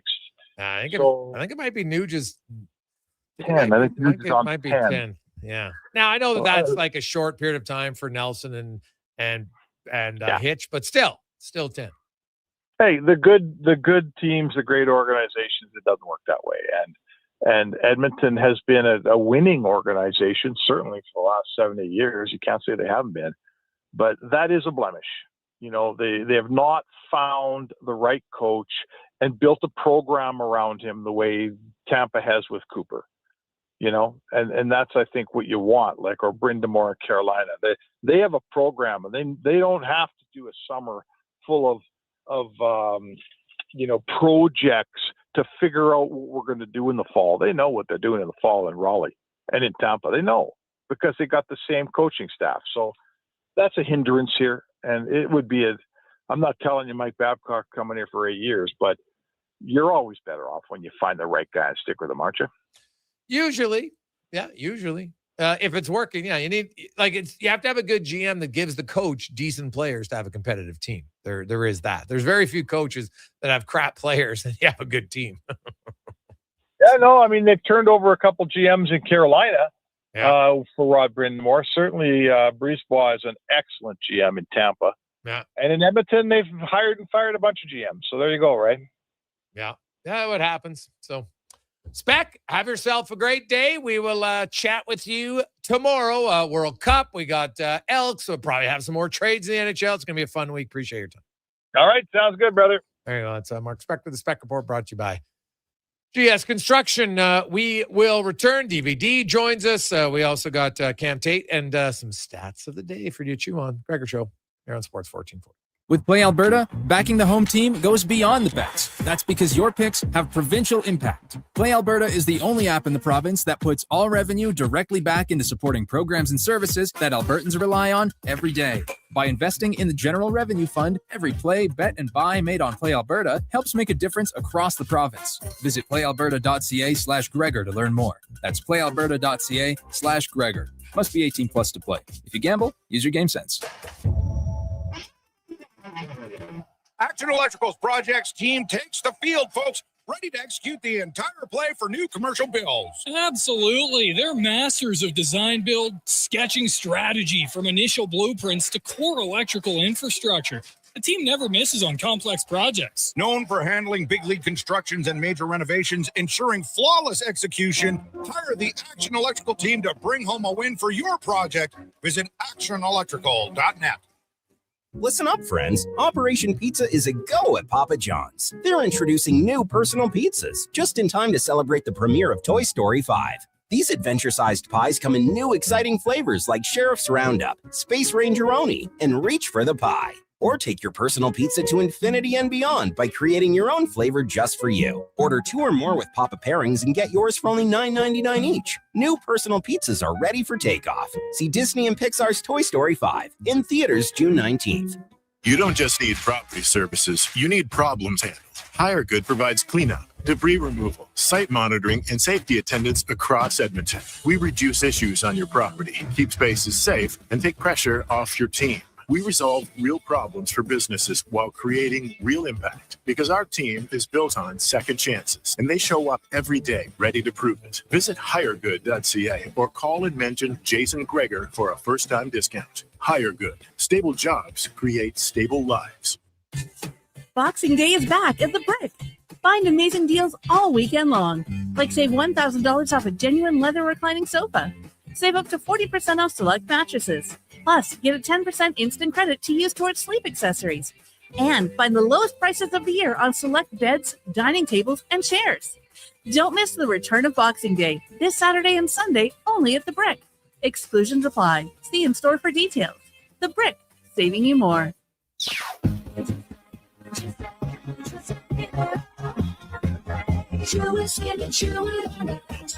It's finally time to escape your four walls and see where your four wheels can take you. Sherwood Honda helps you head out on the road the way you want to, with the right vehicle, including freedom-seeking SUVs that give you the versatility to drive where, when, and how you want to. It sure would do some good to get out and stretch your horizons, and sure would be easier with Sherwood Honda. Lux Windows was founded in 1969 with 5 people and a dream. 55 years later, our team of experts cares a whole lot about building and installing the best possible windows and doors. Because Lux is not just an Alberta-made product. We're one big Alberta-made family. Everything we are is windows and doors. A company born and bred and made in Alberta. Portions of this hour brought to you by Sherbrooke Liquor, the best place for wine, cocktails, and beers from all over the world. Also, a variety of excellent non-alcoholic options. See more at SherbrookeLiquor.com. The Jason Gregor Show, the best of Edmonton sports talk and beyond. This is Sports 1440. Presented by PlayAlberta.ca, Alberta's only regulated online gambling website.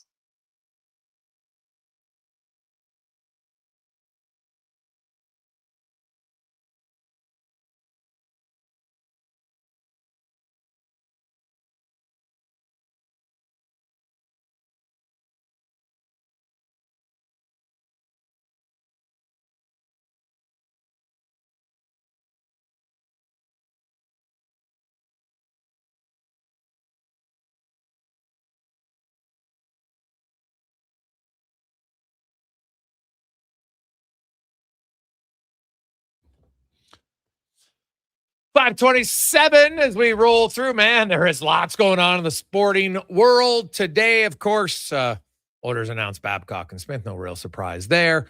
You got 3 trades in the National Hockey League. The Calgary Flames acquiring Simone Nemec from New Jersey. You have the Sharks trading William Eklund to Ottawa for the 9th overall pick.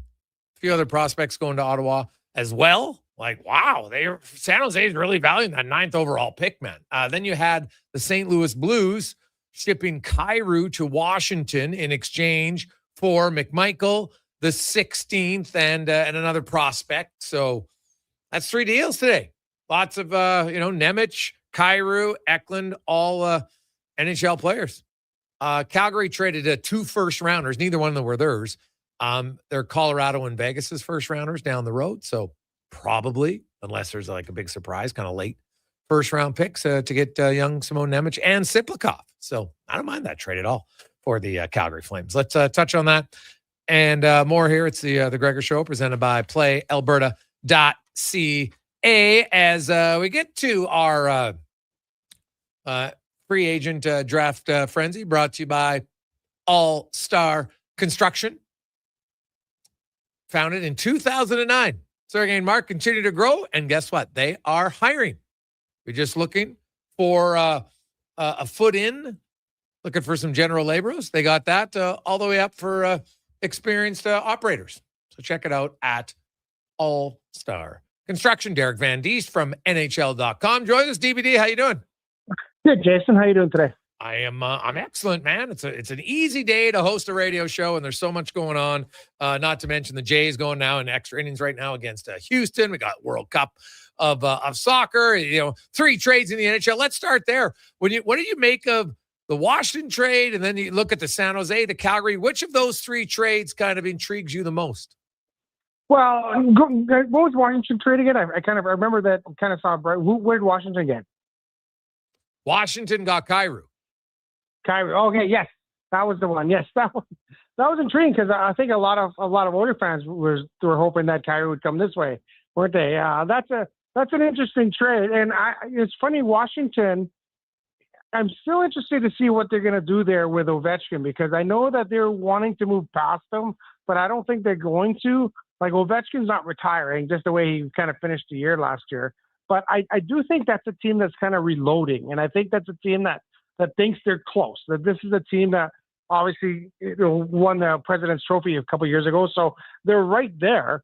And to get an impact player like Kyrou, that's a big trade for me. That's a guy that can really kind of make an impact on your team and kind of get you over that hump, I guess. But yeah, to me, he's probably the most impact player. I know Nemec is a good player as well, but I think Kyrou is a really impact player, and he could really, really kind of prosper there in Washington. But I still kind of interested to see what's going to happen with Ovechkin, whether they're going to bring him back for another year. I think he wants to play, but I think the Capitals are ready to move on. But it'll be interesting to see what happens there. But yeah, that's a very, very good trade, and that's a guy that had been rumored to be going, because I think St. Louis is kind of reloading as well, but I don't think they're right there yet.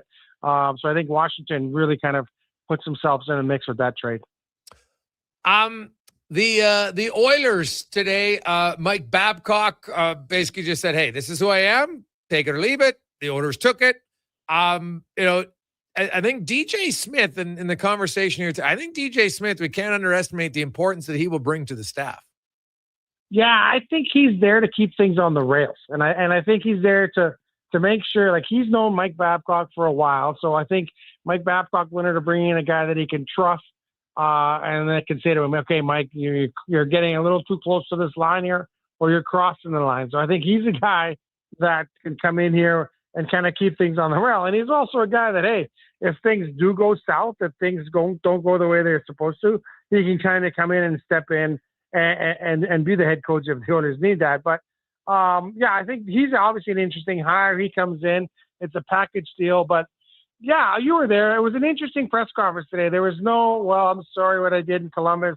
There's no, "I've changed my ways." There's no real, he wasn't really apologetic about what he had done in the past. It was more like, "Well, this is the things I do, and some players like it, some players don't." And the answer to the Columbus question was interesting. He's like, "Yeah, I didn't basically have the support of management. Guys they felt uncomfortable. I didn't have the support, so I left." And that was kind of interesting to hear, but I wasn't sure what we were going to get out of Mike Babcock going into that press conference. He hasn't been in the game for a long, long time. So, but I wasn't sure, that he would get the apologetic, "I've changed" type thing, because I think he's done that before. And I think he was more like, "This is who I am, like it or lump it" type thing. And I talked to your leadership group and they like me, so we're going to go with that. Yeah. It's clear that he's going to play the top guys less. And which of the bottom guys you think are going to benefit most from this change? Well, like Trent Frederick is going to have to kind of step up his game. And it's going to be interesting to see the dynamic between him and Mike Babcock. I think that's a guy that really the Oilers were counting on to be a guy that can come in here and be a real impact guy, a guy that can play physical, can chip in some goals. And he's really, really struggled last year.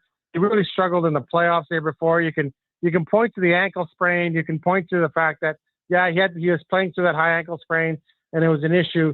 But he has to show something here in Edmonton. And I don't think he's done that yet. They made a long commitment to him. And I know a lot of people were wondering why they committed to him the way he did based on that playoffs. But obviously Stan Bowman sees something in him. So I'd like to, be interesting to see if Mike Babcock can make him the player that I think Stan Bowman and the Edmonton Oilers thought he would be when they signed him to that contract. So I think he's a guy that I'm really looking into, interested. Jason Dickinson, obviously, what he can do. He talks about maybe giving some of those other guys a bigger role, more ice time and things like that. Can he kind of thrive in that bigger role or more ice time? That'll be interesting to see. So I think those are the two guys I'm really going to keep an eye on, whether or not they can kind of thrive under Babcock and his methods and the way he tries to get the most out of players. Derek Van Diest joins us. DVD, looking ahead now to, kind of what's next for the Oilers. The draft is on Friday. They obviously don't have a first rounder right now, but we know that Darnell Nurse would like a trade. The problem is he's given a pretty small list at this point, but we're starting to see more trades. And my understanding is, the teams know where Darnell Nurse is kind of interested in, and, they're kind of waiting to see. It's obviously not like a trade you have to make today or anything, but I think in an ideal world, Edmonton would like to make it before July 1st. Do you think they get the trade done before next Wednesday? Ooh, yeah, I think they'd like to. Yeah, because you like to know what you have, what you're working with. And I think you're going to have to retain some money on that trade. And I think that's the one thing that's really important is to know how much money you retain so you can kind of look at your roster. You can look at where you are in the cap, how much money you have on the cap. And I think that's important. And I look at a guy like Darnell Nurse. He's still a very serviceable defenseman. I think obviously all the issues been with him is that he's making $9 million a year. And people are like, well, you can't be paying that guy $9 million a year. But if you get him at 5 or 6, and if the Oilers retain some salary there, then yeah, he's a very, very good option. He's a guy that, yeah, he can help you on your bottom pair, or I'll be a fourth or fifth defenseman. He can help you in that regard. But I just think he was probably paid a little too much when he signed that extension. And I think people kind of look at that contract and say, well, they're expecting a lot more out of him than he can provide. But I do think that the Oilers, that's probably their next move. That's probably the next shoe to drop. They've had a busy summer. They signed Dickinson, they signed Murphy, they got the coach in place. The next shoe is, okay, we got to move Darnell Nurse, see how much we have, and then you go into free agency knowing exactly what you can spend and what you can do around the league. So, yeah, I think it's kind of important to get him off the books by July 1st. Yeah, definitely think that they have to do that. No question about it. DVD, quickly, give me your thoughts on the World Cup, man. What's your early thoughts? Well, it's been good. I'm not a fan of the 48 teams, to be honest, because I think there's some teams that just don't belong there. They're not ready, and you can kind of see that. There's going to be some lopsided games. There's a bunch of teams that are just trying to survive. They're playing with 10 guys behind the ball, putting 10 guys in the box, and just trying to survive for 90 minutes. We've seen a little bit of that with Cape Verde. We saw a little of that with Curacao and some of these teams. I'd like the tournament at 32 because every game kind of meant something. At 48, now you're going to have a bunch of teams that are already qualified for the next round before their third game even kicks off. And 4 years ago, there was so much drama going into that third game that teams needed to win, teams needed to tie. There was a lot going on, so I think you're going to lose a little bit of that. But so far, it's been a real star tournament. Ronaldo had a big game today. You see all these star players. Messi's having a great tournament. But I think as we move along here, things are going to get a little tighter. The games are getting a little better. But I like Canada's chances to win the group and get out of the group. I think that'll be big for them. And it'll be great for the sport in this country if Canada can get into the second round and play a big, meaningful knockout game in the round of 32 and even maybe get into the round of 16. So, yeah, I think as it's going along, I think it's picking up steam. But I'm not a fan of the 48 teams, and I'm not a fan of – they've basically split the games down to 4 quarters with the hydration breaks, they call them. They're commercial breaks. I know they've always talked about, especially in America, wanting the game to break up into 4 quarters. They've essentially done that right now, and it really just kills the flow of the game. Anyone that likes soccer, they like the flow of the game, the back and forth, and playing 25 minutes and taking a 3-minute break and then playing another 20-some minutes. It just kills the flow of the game, and I hope this is something that isn't adopted around the world, and I don't think it will be because soccer should have not 4 quarters, and you're seeing that really a lot of flow of the game is being taken away. DVD, great stuff, buddy. We will chat with you next Tuesday. Have an awesome day. Sounds good. Thanks for having me on. There you go. That's Derek Van Diest from NHL.com. We'll take a final break, come back, wrap things up. We got Cam Tate and our stats of the day in the Gregor Show here on Sports 1440. And here comes Action Electrical Service Team sprinting onto the scene. These are your first responders for any electrical emergency. That's right. With their fleet of service vans and specialized gear, they assess, they service, and maintain electrical lighting and automation systems. They're all about rapid response. Quick diagnostics and repairs to restore power and safety fast. Hire the Action Electrical team to bring home a win for your project. Visit actionelectrical.net. The job isn't done until the last load is hauled, and having a semi-trailer out of commission is not an option. Whether replacing or adding to your convoy, Edmonton Trailer has a huge inventory of new and used semi-trailers, trusted by the gravel, logging, oil field, fluids, and freight industries. Find a trailer right for you online or at one of their 3 locations. For sales, service, parts, rental, and finance, when you're in it for the long haul, Edmonton Trailer. Need a new ride for road trips, errands, or just life on the go? Go Auto offers a massive selection with over 15,000 new and used vehicles to choose from. With over 70 locations across Western Canada, finding your next ride has never been easier. Whether it's a roomy SUV for the family, a sleek car for the open road, or a rugged truck for your weekend adventures, you'll find it here at a price you'll love. Explore thousands of vehicles today at goauto.ca. Say hello to your Respect? new favorite drinks. You tell me. Introducing new McCafe 1995. Icy The Edmonton cool, Journal sends me to undeniably Red Deer to refreshing piece. and available in NHL 3 Old flavors. Timers, Strawberry charity watermelon, games. mango Men who pineapple, once owned and arenas, blackberry passion now fruit. playing for Only at strangers. McDonald's. For reasons that Canada's have men's rugby team at Clark Stadium. July 4th, Canada takes on Spain. July 11th, a doubleheader as Canada battles Portugal and Tonga faces Spain. Build the home field advantage for Team Canada. Tickets at Ticketmaster. At Fountain Tire, success is a team effort. They're committed to their team Respect. members and their customers. And that I'm means Cam treating Tate, your vehicle Sports like it's their own 1440. and finding solutions that suit your needs. Because whatever the road brings ahead, they're on it with you. Visit FountainTire.com today. The perfect place to host your golf tournament or fundraiser, company event, celebration of life, wedding, birthday party, or private party. Cattail Crossing Golf and Winter Club. More than a golf course, a fun, welcoming place with beautiful views, relaxing patios, and a team that truly appreciates each and every guest. Featuring Out of Bounds, Cattail's 5-star kitchen. Some say it's the best clubhouse dining they've ever had. Cattail Crossing Golf and Winter Club. Book your tourney or event today at cattailcrossing.ca. Bashaw Concrete Products. From concrete and septic tanks to blocks, precast water pads, Jersey barriers and aggregates. Farmers, contractors, homeowners. Plan your next project at BashawConcrete.com. Family owned, over 60 years pouring. Bashaw Concrete Products. Once again, start here. BashawConcrete.com. We just dropped a massive payload at Nisku Ford. It's time to unload some deals at the Truckload of Savings event. If you've been waiting to upgrade, we've backed up the savings with unbeatable offers on our toughest Fords. Right now, haul away exactly what you need and take advantage of massive price drops across our entire lineup, including the legendary Ford F-150 for the job site or the weekend getaway. Shop the Truckload of Savings at niskuford.ca. Nisku Ford, above expectations.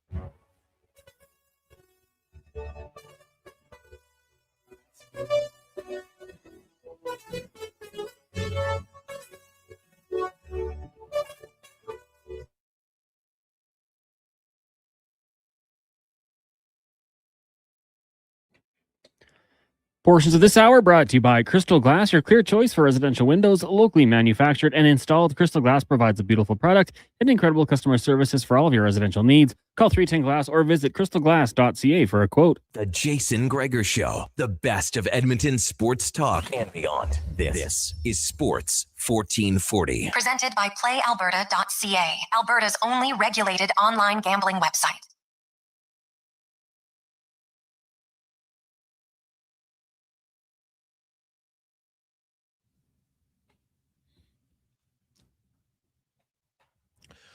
.543, we return. Jason Gregor, Connor Halley, Sports 1440, sports1440.ca. The Gregor Show always brought to you by PlayAlberta.ca. Lotto Max tonight, $30 million and 30 prizes of $100,000. Get your tickets tonight at PlayAlberta.ca. Of course, we got some Jason Gregor boost specials for you. A little bit of Elks action during the week. We also got Canada in the World Cup tomorrow, so you can get in on that and more. Let's get to the 2-minute warning with Cam Tate, brought to you by Legacy Heating and Cooling, home of the no payments, no interest for 1 year on your AC or furnace. Match them together, save even more. LegacyHeating.ca. Here is Cam Tate. Respect? You tell me. 1995. The Edmonton Journal sends me to Red Deer to write a feature piece. NHL Old Timers, charity games. Men who once owned arenas, now playing for strangers, for reasons that have nothing to do with money. I ride the bus to Edmonton with the team. Guy Lafleur sitting right in front of me. The Flower himself. We get talking about Scotty Bowman, who coached Lafleur. And Lafleur just says it. Quiet. No drama. I didn't like him, Lafleur said. But did I respect him? Absolutely. I've turned that line over every single day since, because it asks something of us. It asks us to separate the personal from the principled. Liking is easy. Respect costs something. Jump ahead. 30 years. Tuesday. The Oilers make it official. Mike Babcock, head coach. The 2 weeks before were a soap opera. Millions of posts. A verdict manufactured before the ink dried. The media peppered him with questions about his off-ice behavior. Babcock gave them nothing new. No apology, no front-page quote. But here's what got buried under all that noise. The priority is to win. Now. With McDavid, with Draisaitl, with Nugent-Hopkins. Ownership in, management in, players in. That kind of alignment is rarer than people think. Hold on to it. 2 things happened to me personally. Babcock walks past me in the Marriott lobby before the press conference. Blue suit, eyes straight ahead a good 40 minutes before the press conference, a mere 30 seconds walk across the street. Already in the next room before he's left this one. Didn't see me. Fine. 30 minutes after the press conference, quiet corner of Rogers Place. Babcock stops, shakes my hand. Here's what you need to know. I have a disability. I don't speak clearly. Never have. I bring up Emma Lake in Saskatchewan, where, I think, he has a place. He doesn't catch it. I try again. 5 times. And he looks at me and says, I'm really sorry I can't understand you. The next time we talk, I'll find someone to help me understand you. The next time. A plan. Not a dismissal. Guy Lafleur didn't like Scotty Bowman, but he respected him. I don't know Mike Babcock. Not yet. Respect? You tell me. 2-minute warning. Gregor, Haley, Kruger.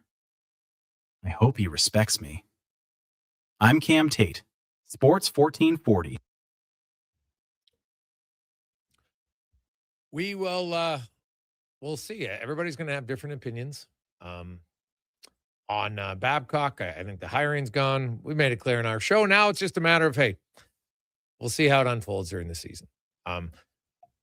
I get why people say, you know what? I might not like it, but I'm going to cheer for the team. That's fine.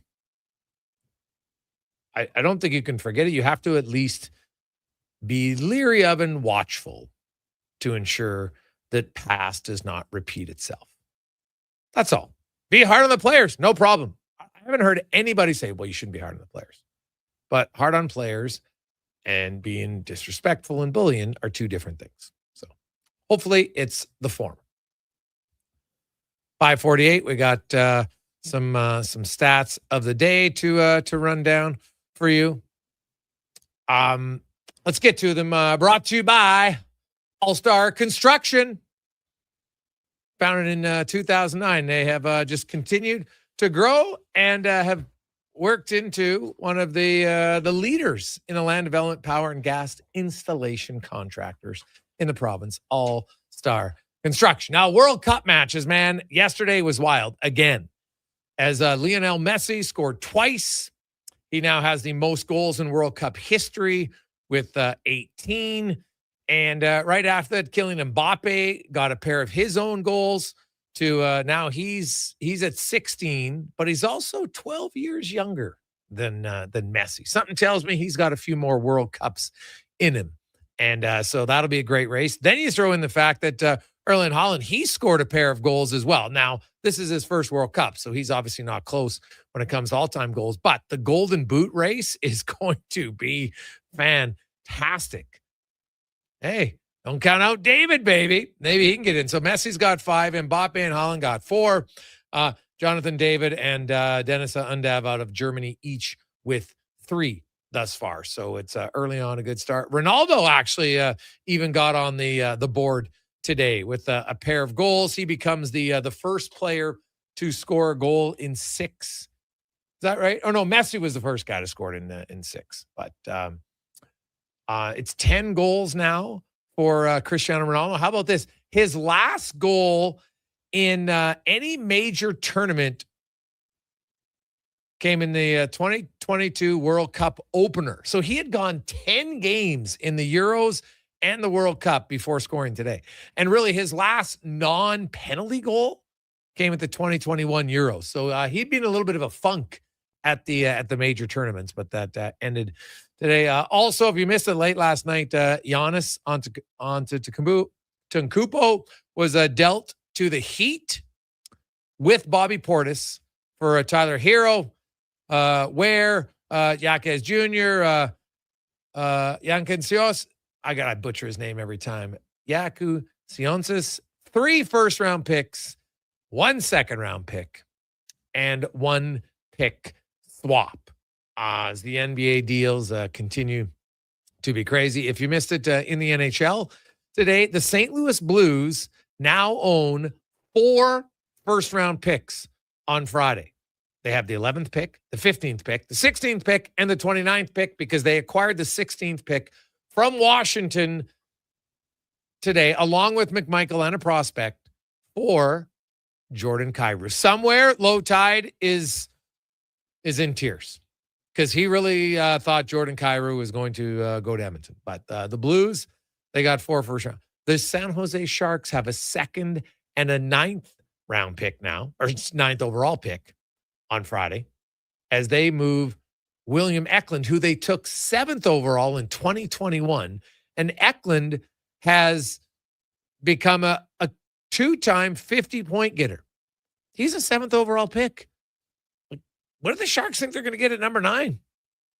I'm a little surprised with this, honestly. Little surprised. And you also had the Calgary Flames acquiring Simon Nemec from the New Jersey Devils, along with Siplikov. They give up 2 first-rounders. Neither one's their own. One's Vegas. One's Colorado's. They also give up a 2nd and a prospect. But, so, you look at today. 4 first-rounders have been traded just today in the National Hockey League as it was trading Tuesday, and we'll see what's in store tomorrow, Thursday, and Friday. There was supposed to be lots of talk around the draft, and so far, it has lived up to it, baby. Lots of young players being traded. Obviously, Brady Tkachuk got dealt on Sunday, so there is, we'll see what's coming tomorrow, man. I can't wait. Also, Canada tomorrow. Can't wait for that. And bad news for the Elks. Nick Anderson is out. He will not play. He's got a hamstring injury. He's gone. Luke Burton-Cron also out of the lineup as the Elks prepare to take on the Winnipeg Blue Bombers. Let's take final break, and we're going to get to the update in a second here. 833-401-1440, 833-401-1440. Hey, guys, think the Blues take the Ruck brothers at 15 and 16 from Randy? I do not, Randy. I think that would be a reach. I haven't seen both of them ranked in the top 20 anywhere, so I would be surprised by that. Hey, guys, our team's going for offer sheets with it. Well, no, you need your own draft pick, right? So, and like St. Louis has 4. That's not going to help them really for offer sheets. And an offer sheet, you can only use your first round pick, right? And same with the Sharks. I know a lot of people are like, hey, is this for Robertson? Well, if they offer sheeted Robertson, the offer sheet would come after this year's draft anyway. Can't offer sheet before him. So that'd all be for next year. So any draft picks for this year have no relevancy whatsoever for offer sheets because that's going to be for future draft picks in 2027. Let's get to the Conman Sports 1440 update brought to you by Go Auto. Looking for cars, looking for trucks. They got them all over 15,000. Check it out. GoAuto.ca. Good night. This is the Sports 1440 update. Busy day in the NHL. The Capitals acquiring Jordan Kyrou from the Blues for Connor McMichael, Milton Gastrian, and a 16th overall pick in Friday's draft. St. Louis now is the 11th, 15th, 16th, and 29th overall selections. The Ottawa Senators acquiring William Eklund, Casper Haltoon, and Brandon Svoda from the Sharks for the Panthers' 9th overall pick. San Jose now picks 2nd, 9th, and 27th. At the World Cup earlier today, Ghana and England scoreless draw. Portugal gets past Uzbekistan 5-0. At halftime, scoreless between Croatia and Panama. And tonight, 8 o'clock, Colombia and Congo DR from Guadalajara, Mexico. Major League Baseball. Jays fell to the Astros in extras 9-7. Few games going on right now. Royals up on the Rays 3-1. The Yankees trail the Tigers 2-1. Phillies behind the Nats 5-2, while the Cubbies lead the Mets 5-0. Dodgers, Twins, Diamondbacks, Cards, Reds, Brewers all scoreless. Later tonight, Rockies host the Red Sox, Orioles in Anaheim, Padres taking on the Braves, and the Giants get the Athletics. From the CFL, Elks linebacker Nick Anderson will miss Thursday's game with the lingering hamstring injury, while the Bombers acquired quarterback Drew Brown and a second-round pick from the Red Blacks for a first-round pick next year and a conditional second-rounder in 2028. In the NFL, Kyle Pitts and the Falcons agreeing to a contract extension, 3 years, $54 million. And tonight, you got the NBA draft, 6 o'clock. The Wizards on the clock. Jazz and Grizz round up the top 3. The Raptors will select 19th and 50th. That'll do it for us here on the Jason Gregor Show. You got Fox Sports Radio coming up next. Live local coverage resumes tomorrow morning, 7 a.m. with Kevin Carey. It's here on Sports 1440. Streaming on YouTube at Sports 1440 a.m. They'll be joined by Stanley Cup champion Jordan Martinook. I'm Connor Halley. This has been a Sports 1440 update. Sports 1440, a Stingray radio station broadcasting on Treaty 6 territory. Download